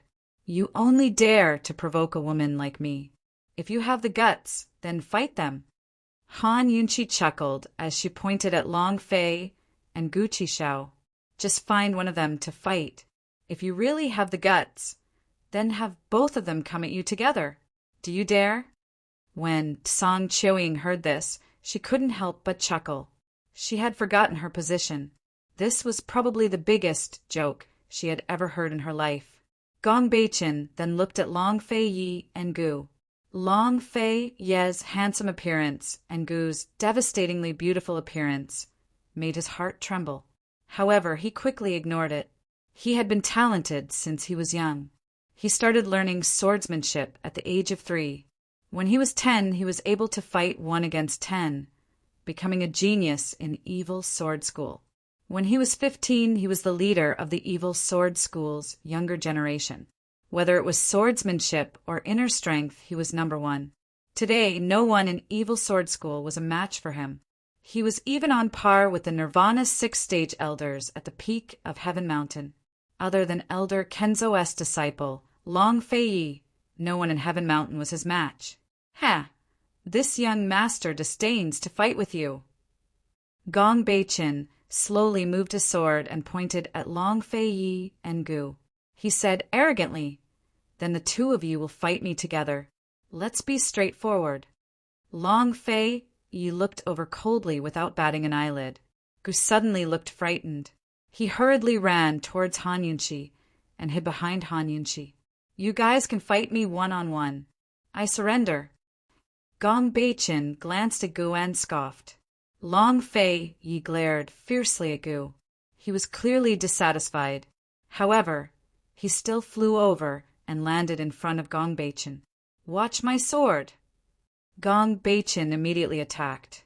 Who knew that Gu would suddenly shout, "Long Fei-yi, help me destroy his clothes first. I feel uncomfortable just looking at it." Gu felt that other than himself, every man in the world who wore a red robe looked especially ugly. Long Fei-yi did not move, but Gong Bei-chin stopped abruptly. He was shocked. What did he just hear? "Long Fei-yi!" Before Gong Bei-chin could react, Long Fei suddenly drew close and kicked him viciously in the mouth, sending him flying through the air. "You're courting death by scolding this prince's woman," Long Fei-yi said coldly and suddenly closed in. Gong Bei-chin's mouth was crooked from the kick. As he fled, he looked at Han Yunqi in disbelief. This woman was actually Han Yunqi. Han Yunqi, whose poison skills were comparable to Master's. No, how could this be? Before Master left, he clearly told him that Long Fei-yi and Han Yunqi would not be coming to Tianshan in the short term. Master also said that Long Fei-yi and Han Yunqi were at Three-Way Black Market, preparing to go to Tiger's prison to save people. At the same time, they were busy preparing for the Northern Expedition. The Northern Expedition was such a big matter. Master would definitely not make a mistake. How could they appear here? Gong Bei-chin could not accept this fact. However, Long Fei-yi was already closing in and kicked again. He could not avoid it and could only fight. Using all the strength in his body, he swung his sword at Long Fei's leg. In a flash, the sword reached tens of thousands of zhang, its sword chi shattering everything in its path as it swept through the mountains and overturned the seas. How much disdain did Long Fei-yi have for Gong Bei-chin? In the face of such a strong sword aura, he did not even draw his sword. He did not even dodge. His eyes were cold and his face was as cold as an azura. He faced the dazzling sword and continued to kick Gong Bei-chin. Why did this guy not dodge? Did he have a death wish? Gong Bei-chin was in disbelief. However, he soon saw Long Fei-yi pass through the sword aura unscathed. An extremely strong force exploded from his body, shattering the sword aura that filled the sky. What was that force? Why was it so domineering and terrifying? Was it the lust bite force that Master mentioned? Gong Bei-chin was dumbfounded. Long Fei-yi's leg was already closing in. Without hesitation, he kicked him in the mouth. This time he did not kick him away. Instead, he kicked him to the ground. Bang! Gong Bei-chin hit the ground and felt that all the bones in his body were about to break. He looked up, his mouth and chin completely crooked. Long Fei-yi followed and stood behind him. Long Fei-yi, strip! Strip! Take off your clothes! Gu Qishao shouted. Han Yunqi's mouth twitched. Why did these words sound more and more dirty? Gu, are you sure you didn't do it on purpose? Regardless of whether Gu did it on purpose or not, his words finally attracted Long Fei-yi's attention. Long Fei knitted his brows as he looked at him. Immediately, he flashed his signature smile. Long Fei, strip him of his clothes. Long Fei-yi did not say a word. He pulled Gong Bei-chin up and threw him at Gu. It was so fast that Gong Bei-chin did not have time to poison him. Gong Bei-chin took advantage of the situation and scattered a handful of poison powder in Gu Qishao's face. Gong Bei-chin grabbed this poison from his sleeve in a moment of desperation. He did not even realize that this poison was an aphrodisiac. Gu knew with a sniff. Han Yunqi was even more clear. The two of them looked at Long Fei at the same time. They had the same thought. They were all curious as to whether Long Fei's frozen face would crumble if he was poisoned. He avoided Gong Beiqin and wiped his face. He looked at Han Yunqi. Poison girl, stop looking. The one poisoned is me, Qi brother. The antidote, hurry. He was not like Han Yunqi, who could concoct the antidote any time and anywhere. Although he was immune to all poisons and diseases, he still had to pretend in front of Poison Girl. Actually, it was not a deliberate act. He was already used to it. Since Bai Yanqing was not at the top of Heaven Mountain, he had dodged a bullet this time. He could continue to pretend to be crazy and slack off. In any case, Long Fei was more than capable of dealing with these clowns. He was someone who was going to do great things. Han Yunqi then realized that Gu had been poisoned with an aphrodisiac. She turned around and smiled brightly at Gu. Skin him, and I'll cure you. Gong Beiqin, who had fallen to the side, was so frightened that his face turned green. Gu Qishao only laughed out loud. Poison lass, Qi Gij likes you more and more. Gu smiled evilly and immediately walked towards Gong Beiqin. Gong Beiqin was kicked twice by Long Fei and suffered severe internal injuries. He crawled up and ran away. Gu chased after him and grabbed a corner of his red robe. He yanked it hard and immediately tore half of his skirt. Gong Beiqin did not care about his favorite red robe being torn. He used his qinggong and flew towards the top of Heaven Mountain. He shouted, Men, stop him! Stop him! The archers who had lost their arrows immediately surrounded Gu and stopped him. Han Yunqi grabbed Song Qiuying and watched the show with a smile. Long Fei Yi looked expressionlessly at the top of Heaven Mountain, deep in thought. Gu wanted to slack off, but he became the busiest one. A thorny vine flew out of his sleeve and caught up with Gong Beiqin. It wrapped around his body and pulled him back. The archers had no other weapons in their hands, so they could only use their bows as weapons to attack Gu Qishao. Gu Qishao found them too annoying and abruptly flung out his vines. All of the thorns on the vines shot out at the surrounding archers. The archers could not dodge in time and were poisoned. Although Gong Beiqin could withstand the poison of the thorny vine, he could not break free from Gu's thorny vines. He was quick-witted and slashed the thorny vines with his sword, escaping in the end. It had to be said that if Gu did not use Mo Xie's sword spirit, he would not be Gong Beiqin's match in terms of martial arts.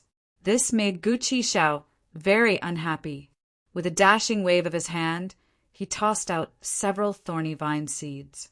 As soon as the seeds landed on the ground, countless thorny vines shot into the sky at lightning speed, wrapping around Gong Beiqin in an instant. Gu Qishao shouted domineeringly, "Tear for this old man!" So, Chapter 1063. As a result, the vines wrapped around Gong Beiqin scattered, each of them tearing a piece of cloth from his body. The poison and antidote hidden in Gong Beiqin's clothes fell to the ground and scattered all over. Gong Beiqin's sword also fell to the ground. Just like that, Gong Beiqin's flashy red clothes were torn to shreds. Even his inner and undergarments were not spared, leaving only a pair of underwear. If not for Poison Lass's presence, with Gu's personality, how could he have left Gong Beiqin with just a pair of underwear? The vines hooked onto strips of cloth, showing off in the air, just like their owner, arrogant and insufferably arrogant. Looking at the vines tied to his underwear, Gong Beiqin's face flushed red, either from fear or embarrassment. Song Qiuying glanced at him. Her already broken heart was almost destroyed. The only thing she was clear about was that Han Yunqi and the rest did not know about her relationship with Gong Beiqin. Gu soared into the air and hurriedly handed over the only antidote in his hand. "Gu, the poison in your body is about to act up. I'll give you the antidote. Let me go." The only red-robed man by Long Fei and Han Yunqi's side was Gu Qishao. Gong Beiqin still had this bit of common sense, who knew that Gu would kick away Gong Beiqin's antidote and say angrily, "Who wants your antidote?" It was rare for him to have the opportunity to eat the antidote personally concocted by Poison Lass. Whoever dared to spoil his plans, he would get angry. Gong Bei-chin was a little dumbfounded. He only felt that Gu was like a monster. Gu rubbed his chin and said playfully, "Which skin should I peel off first?" Gong Bei-chin was really frightened. If it were anyone else, he would have taken it as a threat. Facing Gu, he only felt fear. Just as Gu was about to make a move, an incomparably miserable cry suddenly came from the top of Heaven Mountain. Long Fei Yi and Han Yunqi immediately recognized Master Kenshin's voice. Long Fei Yi immediately flew to the top of Heaven Mountain. Han Yunqi grabbed Song Qiuying and chased after him. Gu pulled Gong Bei-chin along as he chased after them, shouting, "Poison Lass, the antidote! Where's the antidote?" Han Yunqi was no longer in the mood to joke with him. She immediately threw a pill over. However, Gu hid the pill in his sleeve and did not take it. As soon as they reached the top of Sky Mountain, they were shocked by the scene before them. On the towering stage, the Kenshin old man was tied to a huge rack. His body was covered with whip wounds, and there was a shocking scar on his chest. It was caused by a red-hot iron. In the past, this injury was nothing to the Kenshin elder. But now, Kenshin had lost all of his internal energy. His body was no different from an ordinary old man's. How could the old Kenshin bear such an injury? He had already fallen into a coma. Seeing this scene, Long Fei Ye's eyes burned with rage. He was about to draw his sword when 3 black-robed elders flew down from the top of Jucheng Palace and landed in front of the Kenshin elder. Gong Bei-chin saw this and realized that he had hostages in his hands. In fact, he did not have to be afraid of Long Fei Yi and Han Yunqi. He hurriedly shouted, "Master, save me! Save me! Uncle Master?" It turned out that these 3 black-robed elders were the elders of Evil Sword School. Evil Sword School cultivated evil martial arts and could easily go berserk. Even the elders' martial arts were limited and not very good. The trouble now was that they had hostages in their hands, and there was more than one. Seeing that Gong Bei-chin was only left with his underwear, the 3 elders were very shocked and furious. They also knew of the commotion below, which was why they tortured Kenshin and lured Long Fei Yi and the rest up. Of course, they knew that Gong Bei-chin was no match for Long Fei Yi and the rest, but they did not expect Gong Bei-chin to be so weak and humiliated to such an extent. He was a disgrace to Evil Sword School. Great Elder angrily held his sword to Kenshin's neck and said loudly to Long Fei Yi, "Let Gong Bei-chin go, or you'll have to collect your master's corpse." "Don't you dare!" Long Fei Ye's anger shot out from his cold eyes, and Great Elder did not dare to look straight at him. However, with hostages in their hands, what did he have to be afraid of Long Fei Yi? Let's see if old man dares to. As soon as the head elder finished speaking, he made his move. But Long Fei's whip was even faster than his sword. Just as his blade was about to pierce Li Jianxin's neck, Long Fei had already lashed out with his whip. The tip of the whip was sharp and as fast as lightning, catching everyone off guard. The great elder's sword was forcefully shattered. This, in the world of martial arts, speed was the only thing that could not be defeated. To be fast, one had to have strong inner strength to support a powerful explosive force and speed. Everyone was shocked, and they were all dumbfounded, including Han Yunqi and Gu. They knew that Long Fei Yi used the lust bite power, but they did not expect it to be so strong. If the dual cultivation succeeded, wouldn't Long Fei Yi be invincible? Song Qiuying looked at Long Fei Yi from afar, her heart aching so much that she could not breathe. Why did such an outstanding and powerful man not belong to her? Why? Gong Bei-chin was frightened by Gu, but he was completely convinced by Long Fei Yi. He could not help but imagine how terrifying it would be if Long Fei Yi pulled out his sword. Everyone gave a start, but Long Fei didn't give the head elder any time to react. He abruptly raised his whip and lashed it at him. Great Elder subconsciously retreated. The moment he retreated, Long Fei Yi immediately flew over. It was too late for Second Elder and Third Elder to chase after him. He could only watch as Long Fei stood by Li Jianxin's side. When Long Fei Yi stood there, they knew that they had lost their hostage, Kenshin. No wonder the sect master only dared to leave Heaven Mountain after confirming that this guy would not come. This guy made people submit to him. The three elders did not care about Gong Beiqin and Song Qiuying. They immediately flew to Jiucheng Hall. Long Fei Yi smashed the rack with his palm and shouted angrily, "Gu, come here!" Seeing Long Fei Yi's angry look, Gu was frightened. Without thinking, he dragged Gong Beiqin and rushed over. He threw Gong Beiqin aside and hurriedly supported Kenshin. His sect was invaded and his master was imprisoned. How could Long Fei Yi not be angry and anxious? Even so, he did not forget Han Yunqi. He reached out to Han Yunqi and said coldly, "Come here." Han Yunqi grabbed Song Qiuying and flew to the stage. She pushed Song Qiuying to Gong Beiqin, who had fallen to the side.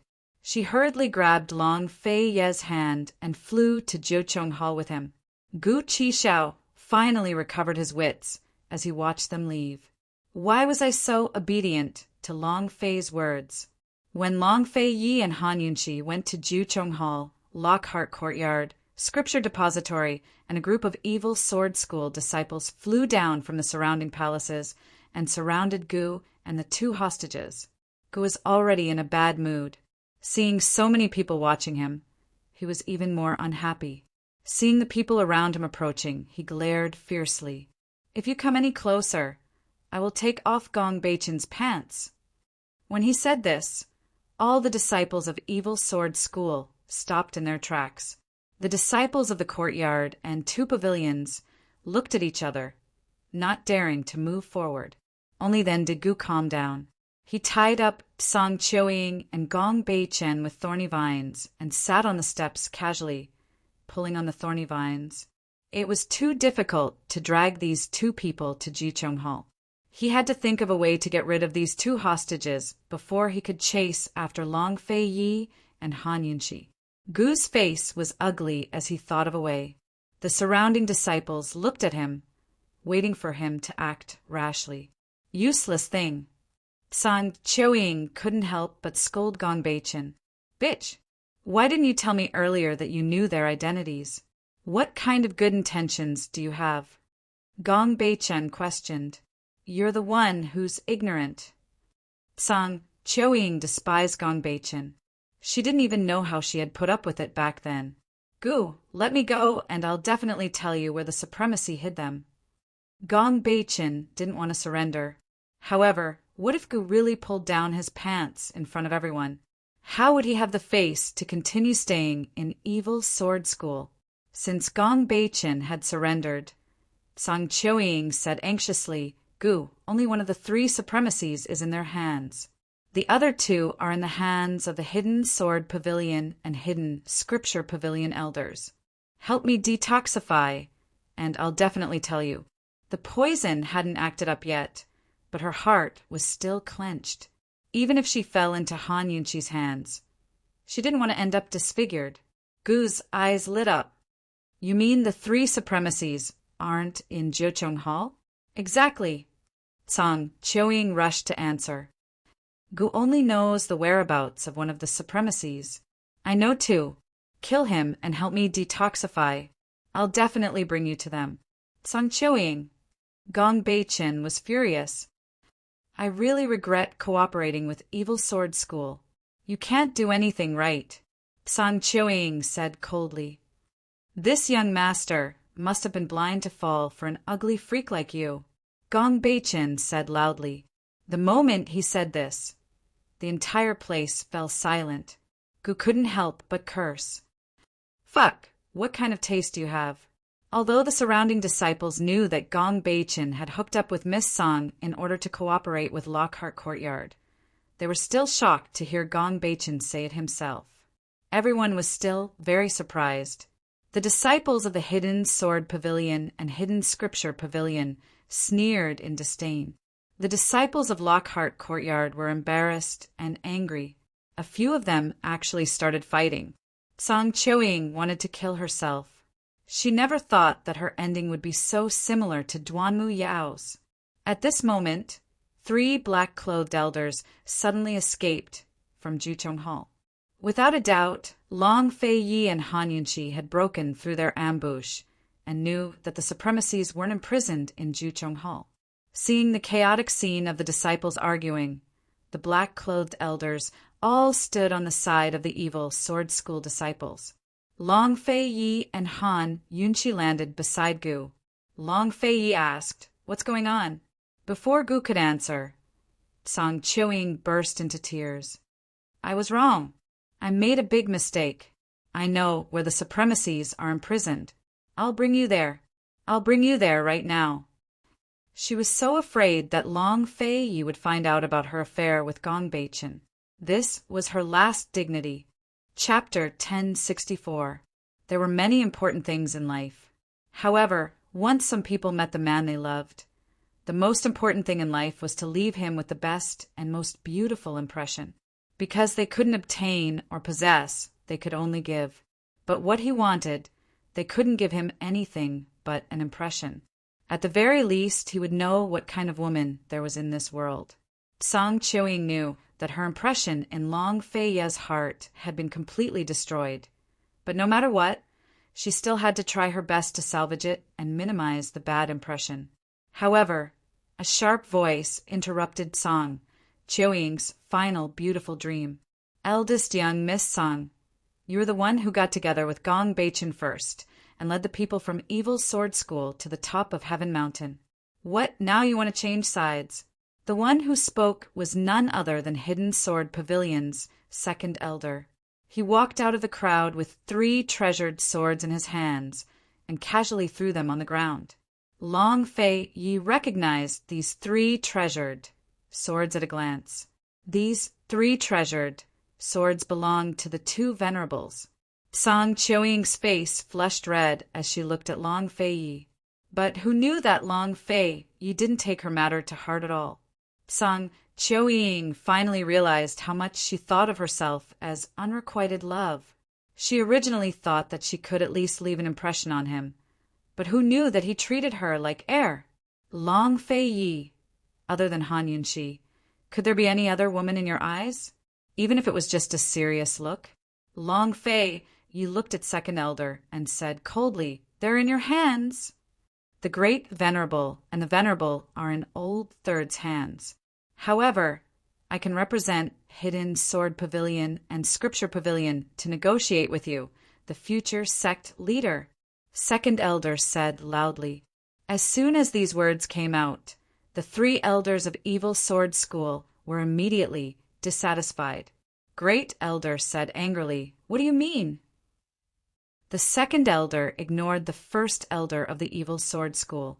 He and the 3rd elder had always been fence-sitters. Back then, the sect master of the Evil Sword School had promised them that Long Fei Yi and Han Yunqi would not come to Tianshan so soon. Now that the people from Evil Sword School had slapped themselves in the face, how could they keep their word? The Evil Sword School's master poisoned the 3 venerables, and the 3 elders of the Evil Sword School imprisoned the 3rd venerable, while the Sword Pavilion and the Scripture Pavilion imprisoned the Great Venerable and the 2nd Venerable. They had agreed that once the Evil Sword School obtained the treasured sword Ganjiang, the people of the Evil Sword School would leave Sky Mountain. The Academy and 2 pavilions would split Sky Mountain and establish their own schools. Now that Long Fei Yi and Han Yunqi were here, Long Fei Ye's martial arts were above everyone else's when he left. Now that he was even stronger, they would only be asking for trouble if they didn't surrender. Second Elder ignored the Evil Sword School and said to Long Fei Yi, "As long as you destroy these bastards from the Poison Sect and cripple Lockhart Courtyard, my Sword Pavilion and the Scripture Pavilion are willing to hand over the 2 venerables and help you ascend to the position of sect head." TSK, TSK, TSK. Han Yunqi sighed inwardly. How was Second Elder surrendering? Was he trying to tempt or threaten? But where did he get the confidence to tempt Long Fei? And where did he get the courage to threaten Long Fei? Long Fei was expressionless and didn't say a word. Evil Sword School's first elder and the other two elders exchanged glances, realizing that the situation was dire. If Evil Sword School refused to budge and Long Fei agreed to second elder's demands, wouldn't Evil Sword School become the target of public criticism? Left with no choice, Evil Sword School's first elder spoke up. Long Fei, we won't interfere in Tianshan Kenzo's internal affairs. Release Gong Beichin, and Old Man will immediately invite the third venerated elder out. We'll write this matter off. Evil Sword School and the two pavilions elders had both expressed their intentions to reconcile with Long Fei. Wouldn't Lockhart Courtyard be in for a tragedy? Tsang Qiuying was so desperate that she couldn't care about anything else. At this moment, Tsang Qiuying's fourth senior brother stood up. Long Fei, if you want to see Granny Yu again, expel Evil Sword School from Tianshan Mountain and cripple second elder and third elder. These two hypocrites. Lockhart Courtyard's disciples are willing to serve you forever. Hearing this, Han Yunqi only smiled coldly in her heart. So this group of people's cooperation was so fragile. Both sides had hostages, so why didn't they unite and fight to the death? But reality proved that it was useless even if they were united, because even if they tried to curry favor and make concessions, Long Fei you wouldn't be willing to accept. What's more, there was a hidden threat in their words. Long Fei, you looked at them and retorted coldly, "What right do you have to negotiate with this crown prince?" Everyone was shocked. They didn't expect Long Fei to be so arrogant as to reject them. Everyone unsheathed their weapons. Second elder couldn't believe it and asked, Long Fei, do you really not care about the supremacy's life or death? Those who can't protect Tianshan Mountain are all trash. Why should this prince care about them? Long Fei said as he slowly pulled out his profound frost sword. The moment the profound frost sword was unsheathed, it emitted a dazzling sword light. Long Fei hadn't even made a move, and his sword had already intimidated everyone. At this moment, everyone present was truly united. They formed groups of 3 to 5 and covered each other. They were on high alert and held their swords tightly, ready to deal with Long Fei's attack at any time. At this moment, Evil Sword School's first elder shouted, Leave Han Yunqi and Gu to the 3 of us. You guys surround and attack Long Fei. With that, Long Fei's sword stabbed backward, right into Gong Beichin's heart. He pulled out his sword and blood splattered everywhere. Han Yunqi and Gu hurriedly dodged. Seeing this, Tsang Qiuying seemed to have realized something and looked at Long Fei in disbelief. However, before she could say anything, Long Fei's sword slashed across Tsang Qiuying's neck. Just like that, Tsang Qiuying's eyes widened. Until her death, all she saw was Long Fei's back. He didn't turn back. Everyone was intimidated by Long Fei's ruthless actions. Those 2 people were his hostages, and he actually killed them just like that. What else could threaten him? While everyone was panicking, Long Fei handed the profound frost sword to Han Yunqi and said indifferently, Hold it well and follow me to kill the enemy. Long Fei used his scabbard as a sword, and the way he held the scabbard was shocking. As you command, Your Highness, Han Yunqi said loudly. She held the sword and pointed it to the sky. 10th level Nirvana realm power rushed from her palm to the profound frost sword, causing it to shine brightly once again. More than half of the people present cultivated the Nirvana realm power. Even the people from Evil Sword School, who didn't cultivate the Nirvana realm power, were familiar with it. They all recognized that it was the Nirvana realm power and were all stunned at the same time. Who would have thought that the former trash Han Yunqi had already cultivated the full level of the Nirvana realm power? Even the elders of Heavenly Mountain hadn't been able to do it until now.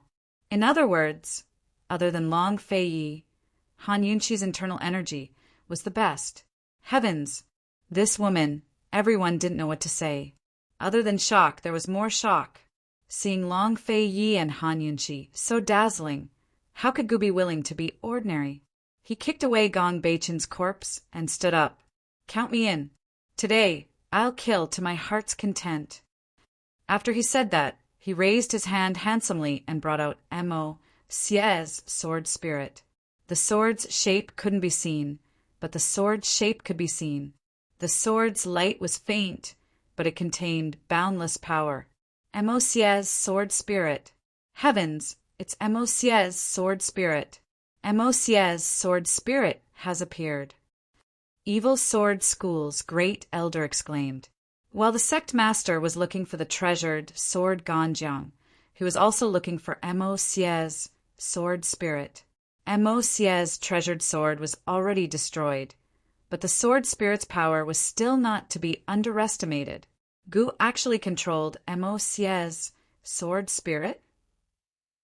If not for the head elder's shout, no one would know what kind of treasure Gu Qixiao's invisible sword was. Hearing the head elder's words, they were all stunned speechless. Which swordsman didn't know Mo Xie's Ganjiang? Long Fei Yi, Han Yunqi, and Gu. The three of them stood back to back, each holding a sword. Their sword energies were different, but they were all so powerful that no one dared to underestimate them. The people surrounding them all retreated, and no one dared to take the lead. At this moment, Gu Beiwei stood on the side of the palace, quietly watching the scene. His white robe fluttered, and his black hair danced. He smiled, and his gaze was gentle. He stood aloof from the world, unmoved by honor or disgrace. He was a spectator and also a protector. He had already settled everything at the foot of the mountain and had come up long ago. He had already searched more than half of the mountain peak, and was only resting here to take a look at the princess's dazzling, noble, and magnificent appearance. Even though he missed her, he didn't hesitate and quickly disappeared into thin air to continue his search.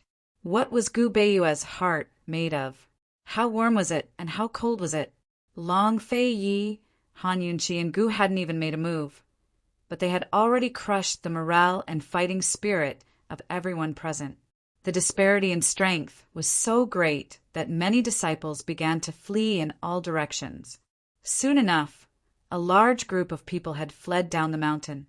Waiting for them were the disciples of the 55 depositories of the fourth peak, as well as Granny Yu and the abstinence courtyard disciples who had already rescued Gu Beiwei.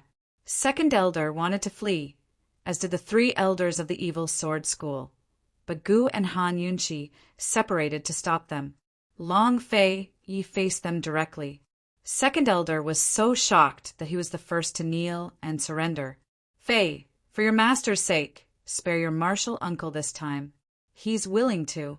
Long Fei Yi looked down at him from high above and said coldly, "Not everyone has the right to surrender to this crown prince." So speaking, the scabbard slashed down on second elder's head. Second elder raised his sword to block, but his sword broke and he died. The three elders of the evil sword school couldn't escape, but they didn't know if they should surrender. They finally realized that this young man was even more frightening than their sect leader. Long Fei Yi didn't make a move, but retreated to one side.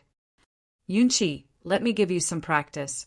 I'll give you the time it takes to brew a cup of tea. Gu smiled. Poison lass, no rush, no rush. Let's take it slow. Seeing second elder's miserable death, the three elders didn't dare to negotiate any terms. They all fell to their knees while the head elder handed over a key. Your Highness Crown Prince, Your Highness Princess, this is the key to imprisoning third honored elder. I'll take you there now. Naturally, Long Fei, you wouldn't really give up on the three honored elders. He'd killed second elder because third elder of hidden sword court hadn't shown up yet. With third elder around, he'd be able to find the honored elders. As for the three elders of the evil sword school, he couldn't kill them so quickly. Otherwise, how were they supposed to flatten the evil sword school? All right, I'll spare you all for now. Han Yunqi accepted the key graciously. At this moment, a familiar voice called out from the side. Fei, hurry! There's not enough time, hurry. Chapter 1065. Following the sound, they saw Gu Beiwe rushing over with head honored elder in tow.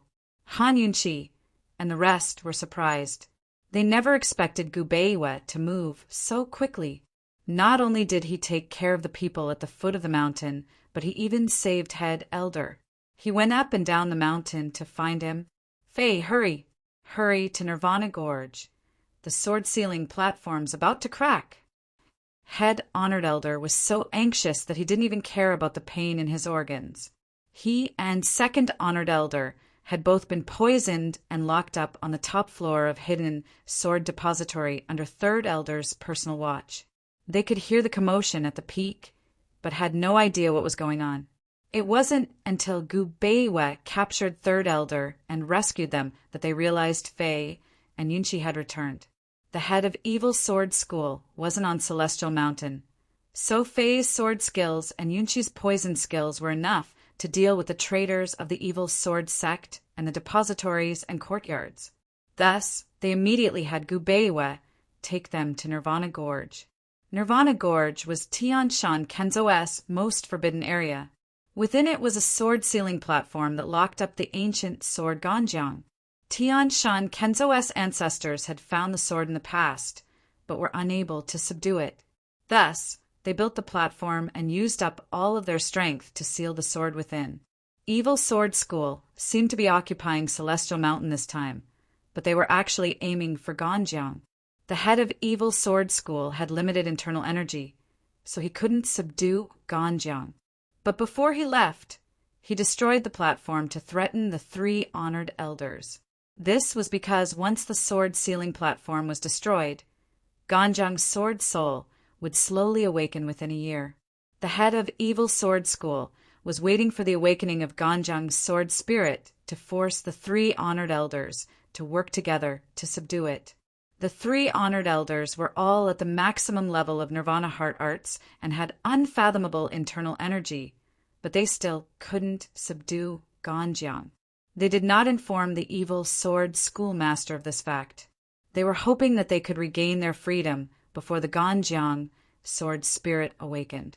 Then, they could work together to seal the Ganjiang sword spirit in the sword sealing platform. But unexpectedly, when he and Second Venerable rushed to the sword sealing platform, they discovered that the Ganjiang sword soul was awakening.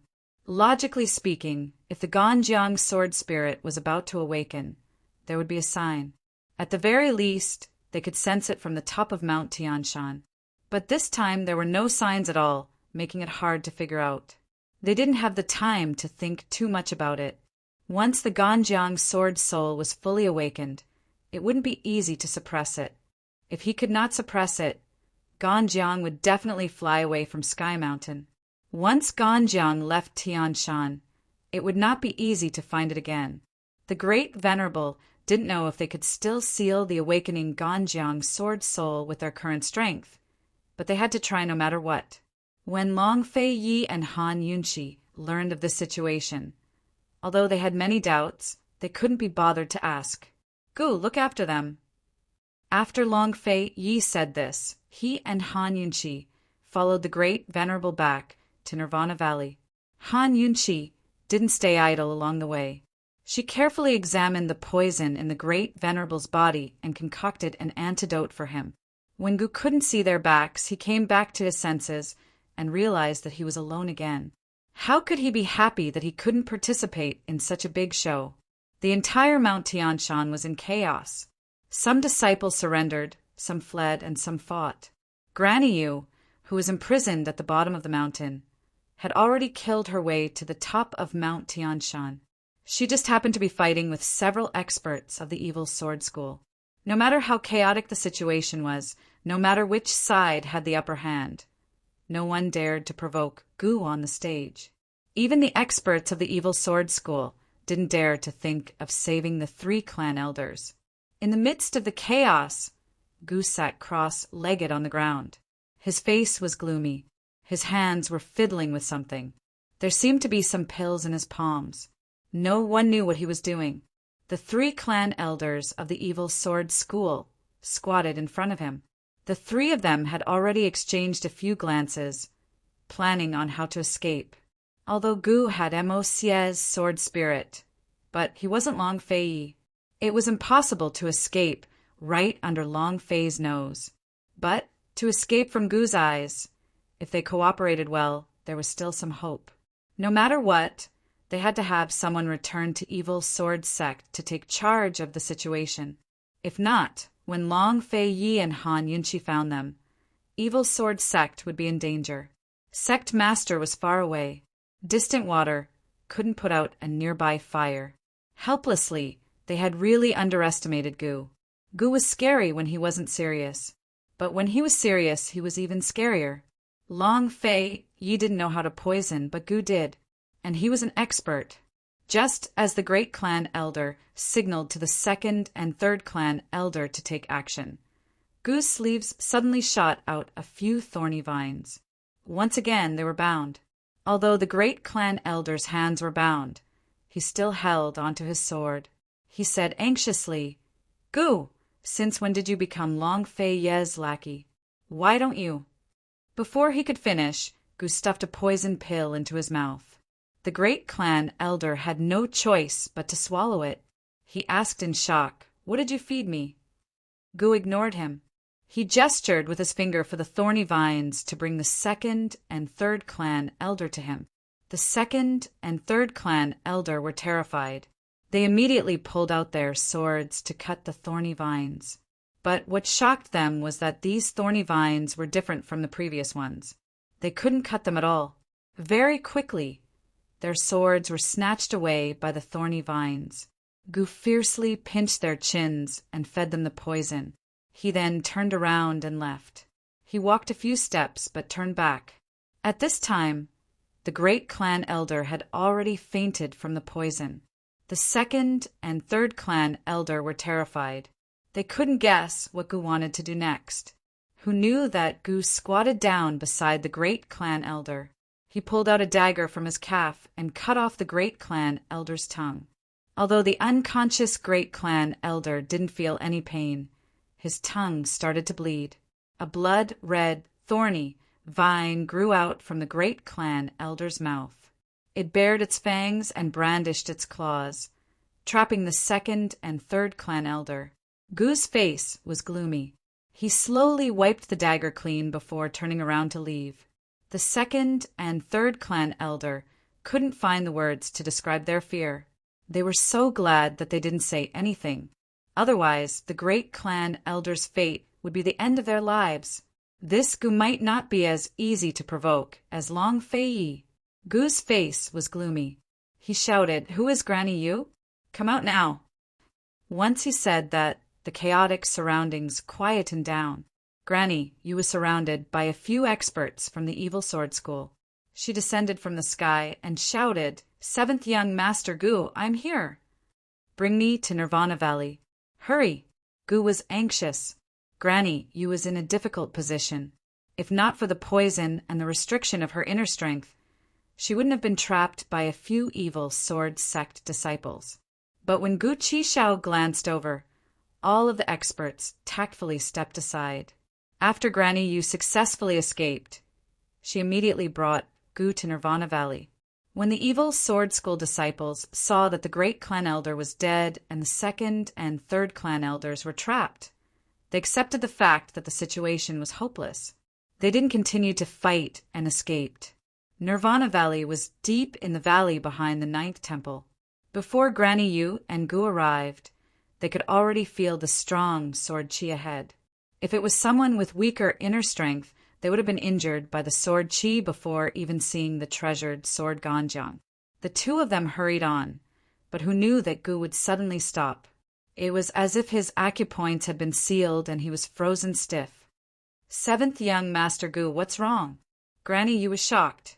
Gu didn't answer. It was as if he had gone berserk, his eyes suddenly turning scarlet. Granny Yu was an experienced and knowledgeable person. She had no idea why Gu would react like that.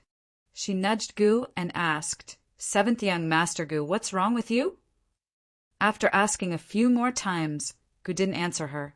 He just stared blankly ahead. Seeing that there was no one around, Granny Yu didn't dare delay and hurriedly flew towards the sword ceiling platform.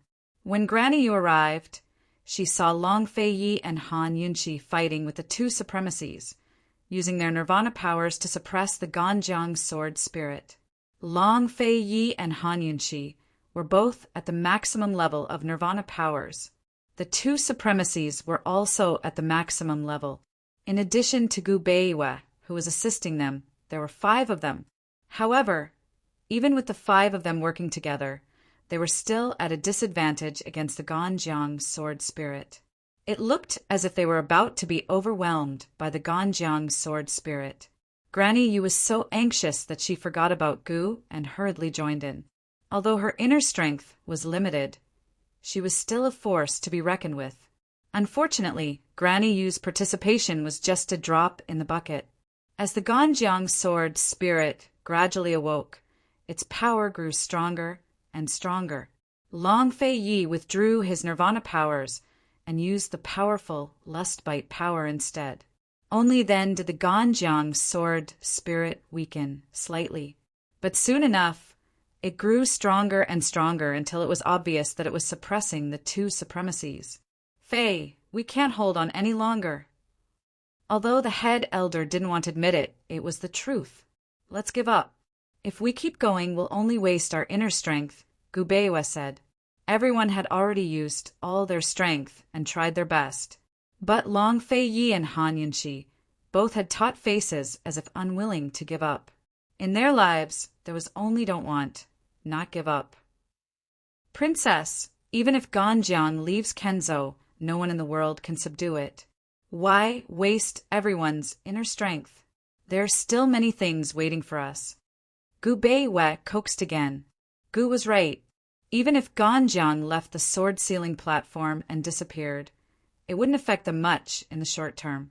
If they couldn't subdue Ganjiang, who else could? It was precisely because Bai Yanqing didn't have the skills that he was forcing the 3 honored elders. Han Yunqi was about to give up when a thought flashed through her mind. After some hesitation, she said, "Give me one more chance, I'll try."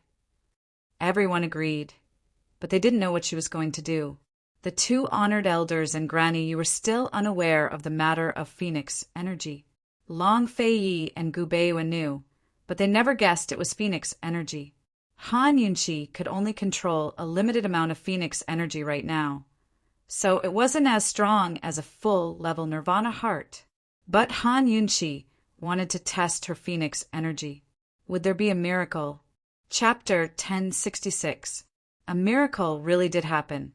As soon as Han Yunqi used her Phoenix energy, the Ganjiang sword spirit's power weakened. To be more precise, it wasn't weak, but less aggressive. What's going on? Everyone exhaled in relief at the same time. Long Fei Yi and Gu Beiwe didn't understand that Han Yunqi's Phoenix energy wasn't even as strong as her Nirvana heart arts. Why did the Ganjiang sword spirit seem to be yielding?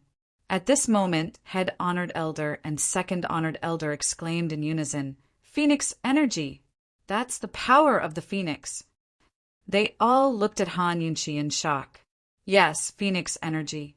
She was forced by the celestial fire in the medicine requesting cave and obtained it by chance. According to Old Man Alchemy's words, the Phoenix energy was originally hidden in her body and could be awakened. Long Fei Yi explained immediately. The situation was too urgent. Although they'd met with the honored elders, they didn't have time to explain their situation. If their letter from the medicine requesting cave had fallen into Bai Yanqing's hands, then the honored elders and Master Kenshin wouldn't know that Han Yunqi had obtained Phoenix energy by chance or that their dual cultivation had failed. While the Ganjiang sword spirit's power was still calm, Long Fei Yi gave them a concise explanation. The 2 honored elders exchanged glances before bursting into laughter. No wonder, no wonder. Head Honored Elder shook his head. No wonder, ah. Fei, no wonder you failed to dual cultivate. Second Honored Elder grinned. When they saw Fei use both his Nirvana heart arts and Lustbite arts, the two honored elders knew that he hadn't succeeded in dual cultivation and merged the two powers into one. Under these circumstances, they didn't have time to ask questions. They simply assumed that Long Fei Yi was too busy to start dual cultivation. They never expected it to be because of the phoenix energy. Old man alchemy hadn't lied to them, and Bai Yanqing's forged letter had truly tricked them. Fei, it's fortunate that your alchemy furnace was there. Head honored elder sighed with emotion. What do you mean?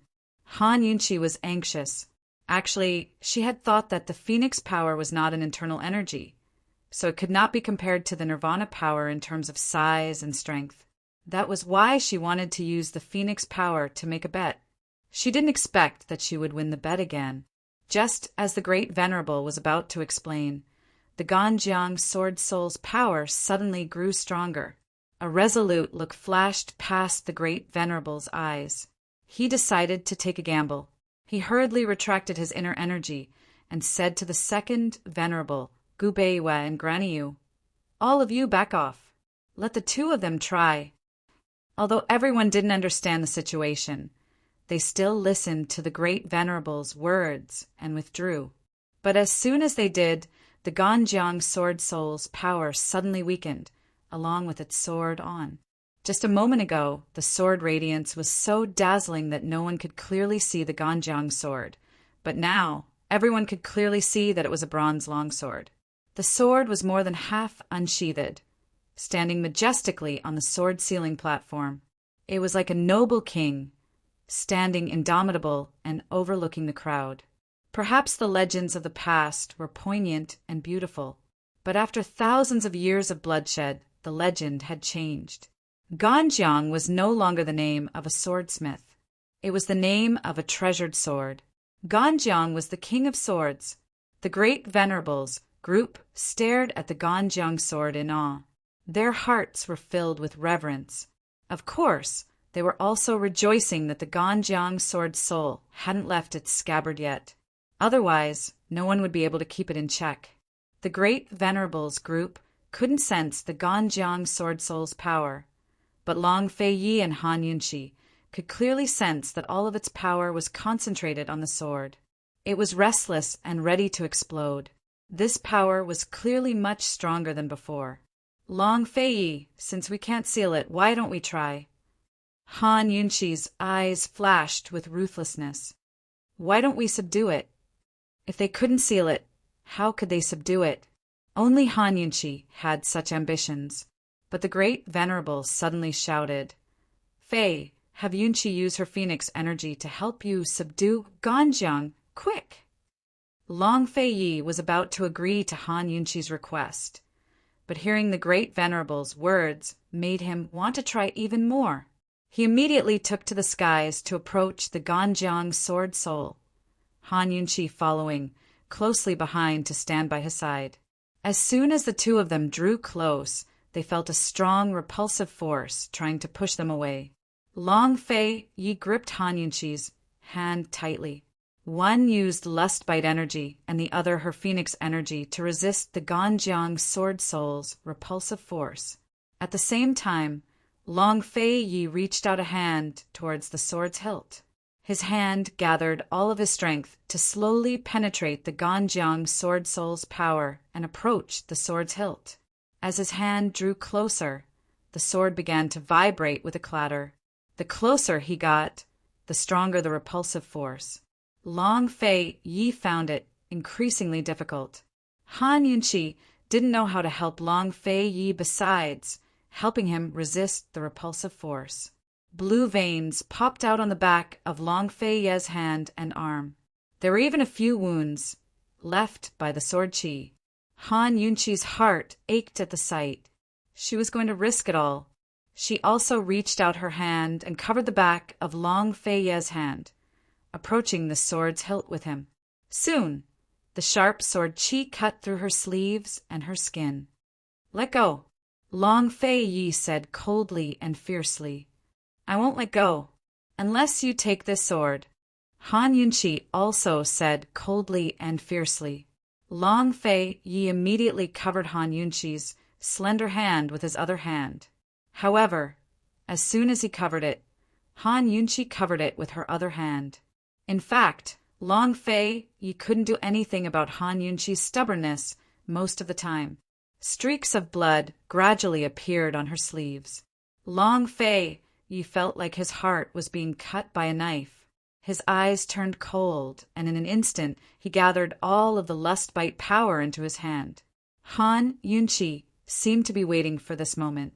She also gathered all of the phoenix power into Long Fei Yi's hand.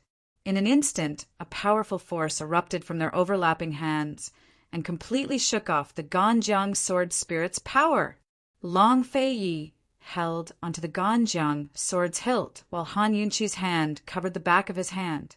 The two of them worked together and slowly pressed the sword into the scabbard. When the sword entered the scabbard, all of the Ganjiang sword spirit's power disappeared. Long Fei Yi held the Ganjiang sword firmly in his hand. The two of them looked at each other and smiled tacitly. That power just now was so familiar. Wasn't it the power they obtained together when they were dual cultivating? When husband and wife worked together, there was nothing they couldn't do in this world. Long Fei Yi lowered his head and pressed his forehead intimately against Han Yunqi's forehead. He looked at Han Yunqi's hand that was full of scars and felt heartache and helplessness. Han Yunqi was extremely happy. Long Fei Yi, Ganjiang is already in your bag. Give me the profound frost sword.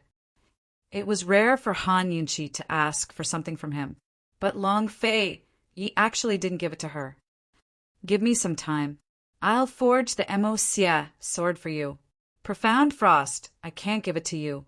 Long Fei Yi said, and wanted to bring Han Yunqi away from the sword sealing platform.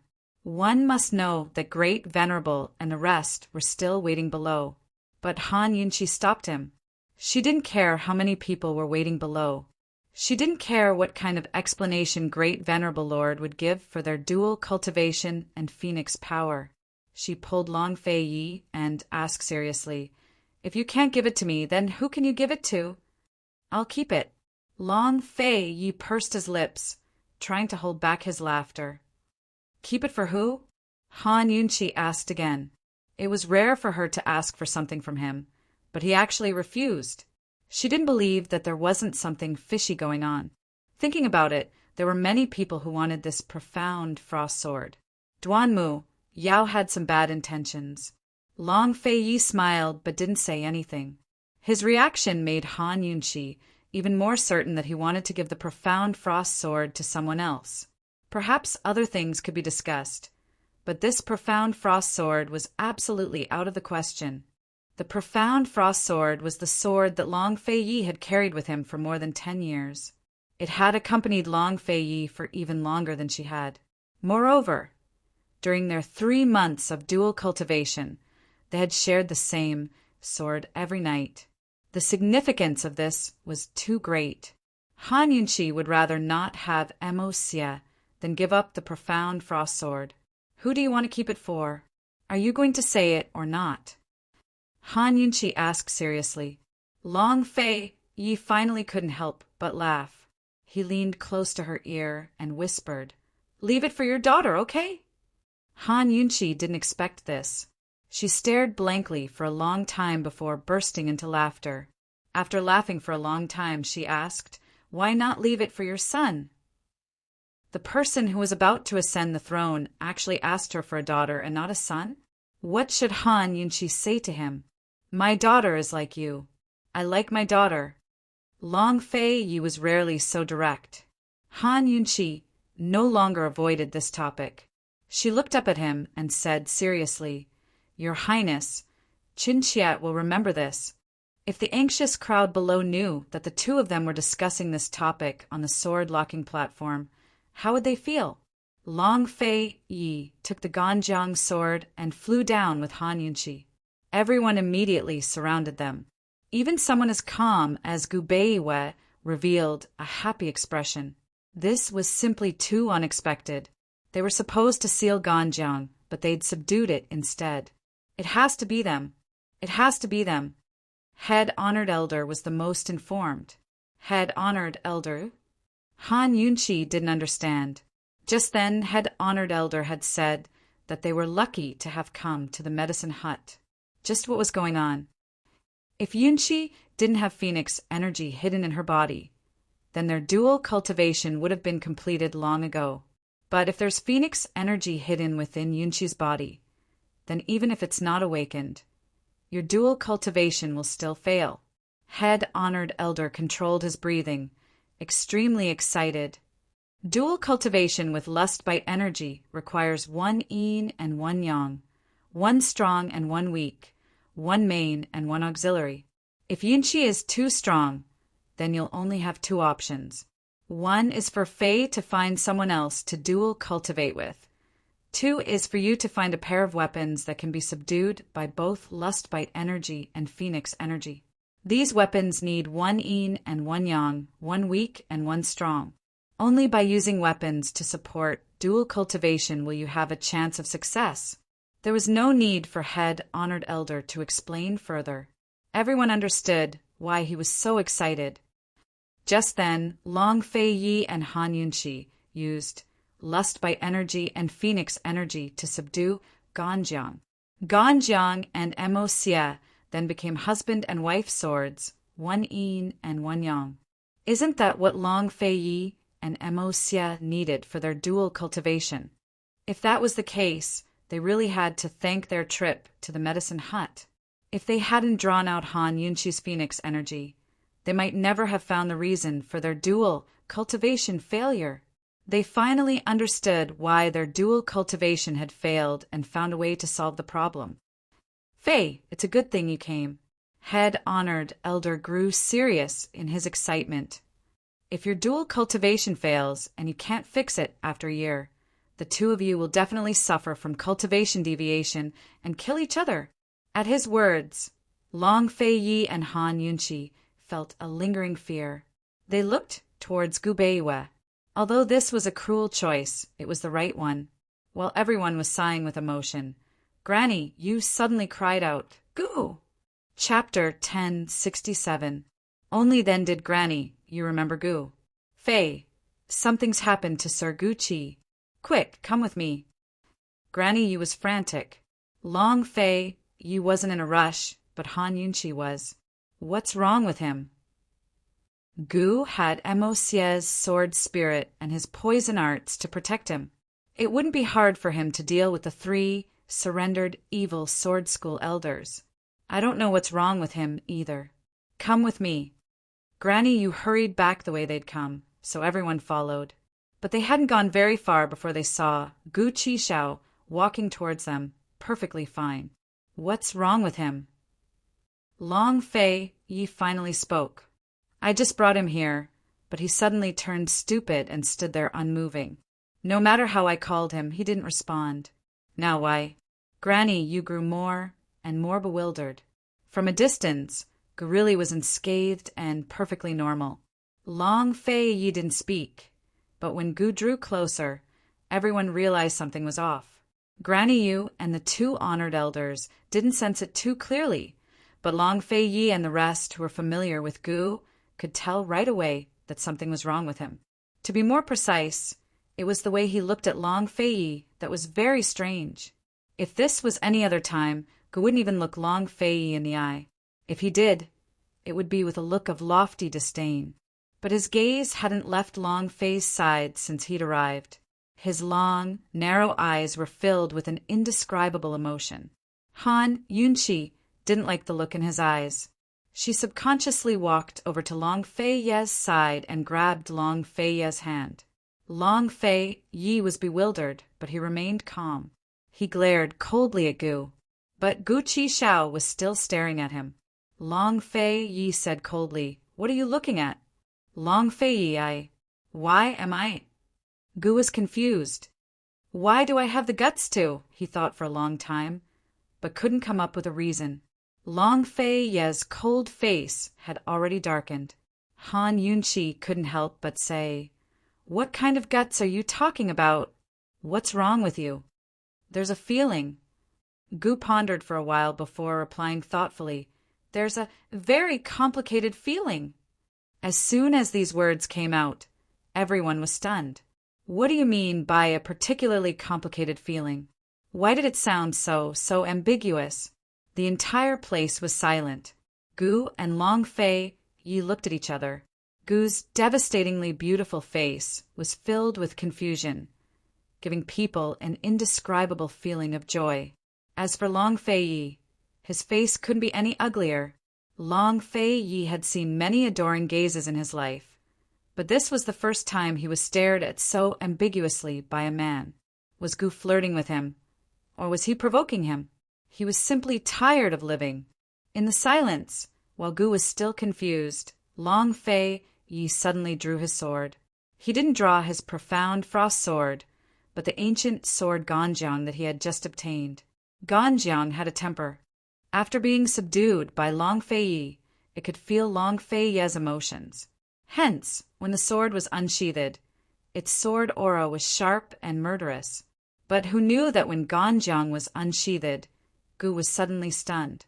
Just like before, as though his acupoints were pressed, he didn't move at all. Even his expression was stiff. The only difference was that at this moment he was staring at Ganjiang in Long Fei Ye's hand. Everyone was shocked. Gu Beiwen nudged Gu, but he didn't react. Granny Yu hurriedly said, "That's right, he was like that just now." "Could it be?" Han Yunchi muttered. "Could it be because—" Long Fei Yi seemed to have thought of the reason as well, and suddenly pressed Ganjiang back into its sheath. Once the sword was sheathed, Gu immediately returned to his senses. He didn't seem to know what had just happened, and his expression became even more confused. Long Fei Yi, Han Yunchi, and Gu Beiwe looked at each other, as though they had discovered some secret. Granny Yu and the two supremacies didn't know what was going on. Long Fei examined Gu Qishao from head to toe thoughtfully before unsheathing Ganjiang.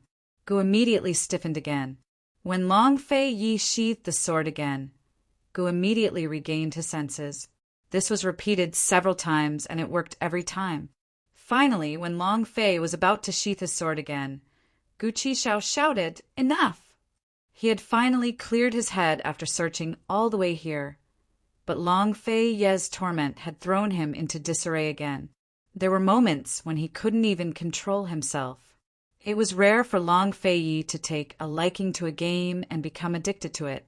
He ignored Gu and pulled out Ganjiang again. In a flash, Gu Qishao froze again.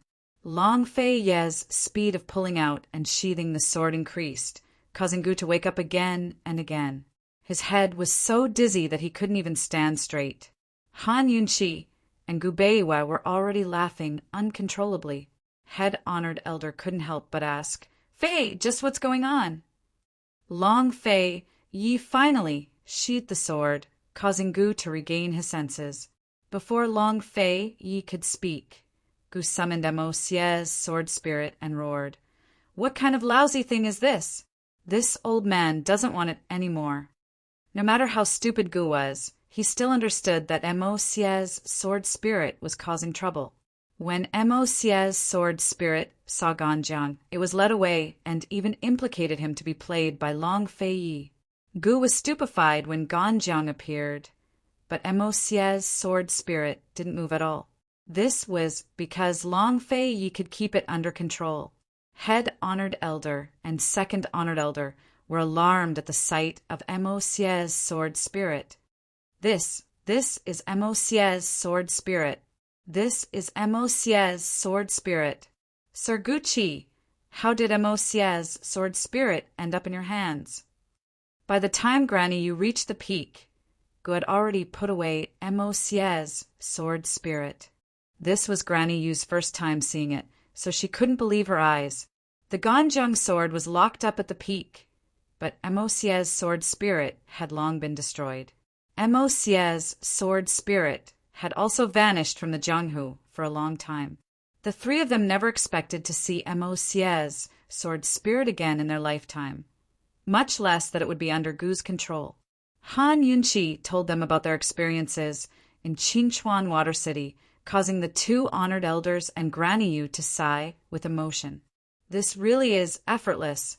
Fei, Old Man was worried that you wouldn't be able to find a Mo Xia within a year. But now it looks like there's hope for your dual cultivation as long as we can reforge a Mo Xia's sword. Head Honored Elder was thrilled. Second Honored Elder and Granny, you stared at Mo Xia's sword spirit, unable to tear their eyes away. What swordsman didn't love treasured swords? The Ganjiang sword was too powerful, so they could only admire it from afar. Mo Xia's sword spirit was female, so it was gentler than the Ganjiang sword. Moreover, it only had a sword spirit and not a sword body, so it only had half of its original strength. That was why they had a chance to observe it up close. Reforging a sword. Long Fei Yi was lost in thought. Finding Mo Xia's sword spirit at Qingchuan Water City had been an accident, and finding the Ganjiang sword back at Celestial Mountain had been unexpected as well.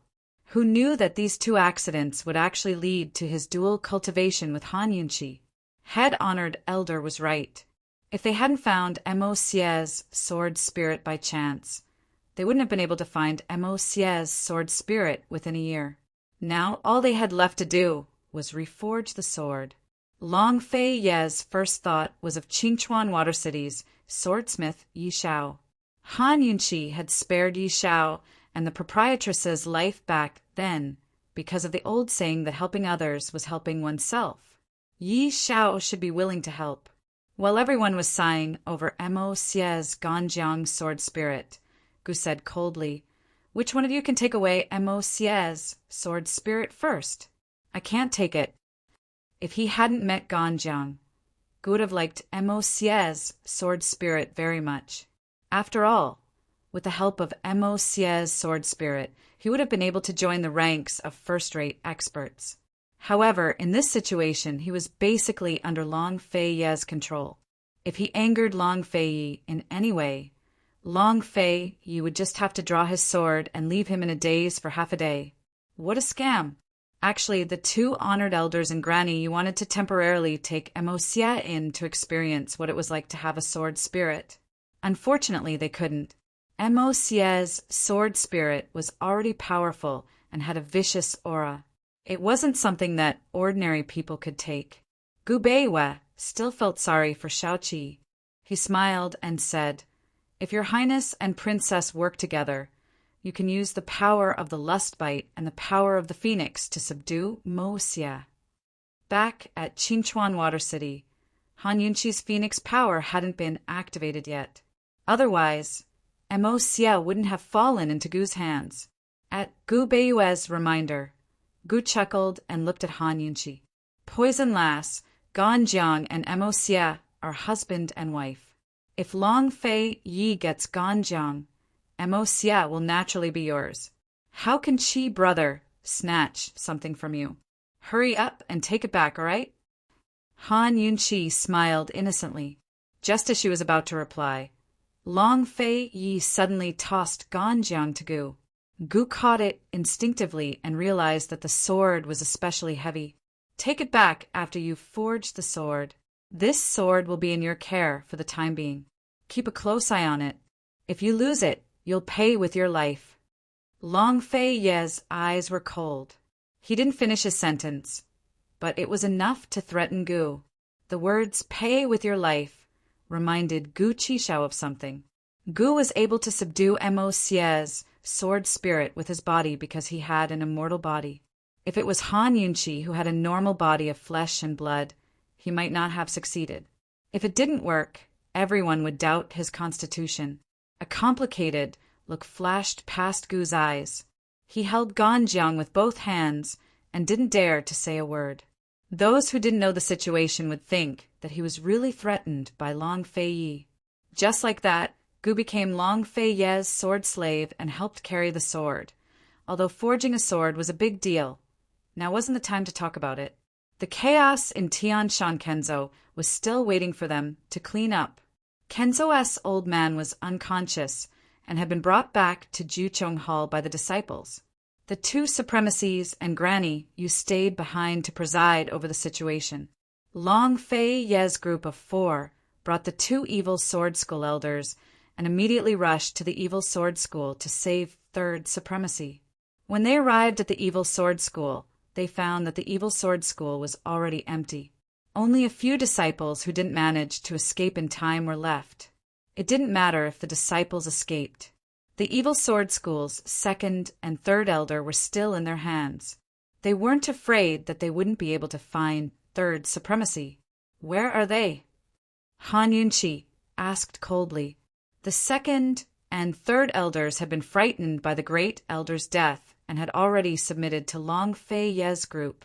In the secret prison, the second elder hurriedly replied. When the second and third elders brought Han Yunqi's group to the secret prison, they found that it was already empty. Where are they? Long Fei Yi asked coldly. Third supremacy wasn't an ordinary prisoner. The three elders were at the peak of Tian Shan Mountain, and Bai Yanqing wasn't in the Evil Sword School. Who else had the key to the prison? Chapter 1068. Looking at the empty secret prison, second elder and third elder finally remembered a person, a woman. Long Fei, he had already noticed the undamaged lock. He asked coldly who saved him. It was, second elder didn't know how to answer, so he simply said, a few months ago, Sect Master brought a woman back. That woman always wore a black veil, so the two of us have never seen what she looked like. Sect Master trusts her greatly, and she also has the key to the secret prison. She must be the one who took him away. Yes, it must be her. Other than us elders, only she has the key. Third elder hurriedly added. They had no other choice. They didn't want to die, so they could only tell the truth. Who is that person? Han Yunqi asked. We don't know who that woman is either. She's very familiar with Tianshan, so it's very likely that she's from Tianshan Kenzo. Second elder answered. What kind of woman in Tianshan Kenzo could catch Bai Yanqing's eye? Could it be a disciple of the commandment courtyard? Where did Bai Yanqing go? Han Yunqi questioned. The three elders didn't understand. Who was Bai Yanqing? He's your sect master. Where did he go? Han Yunqi asked coldly.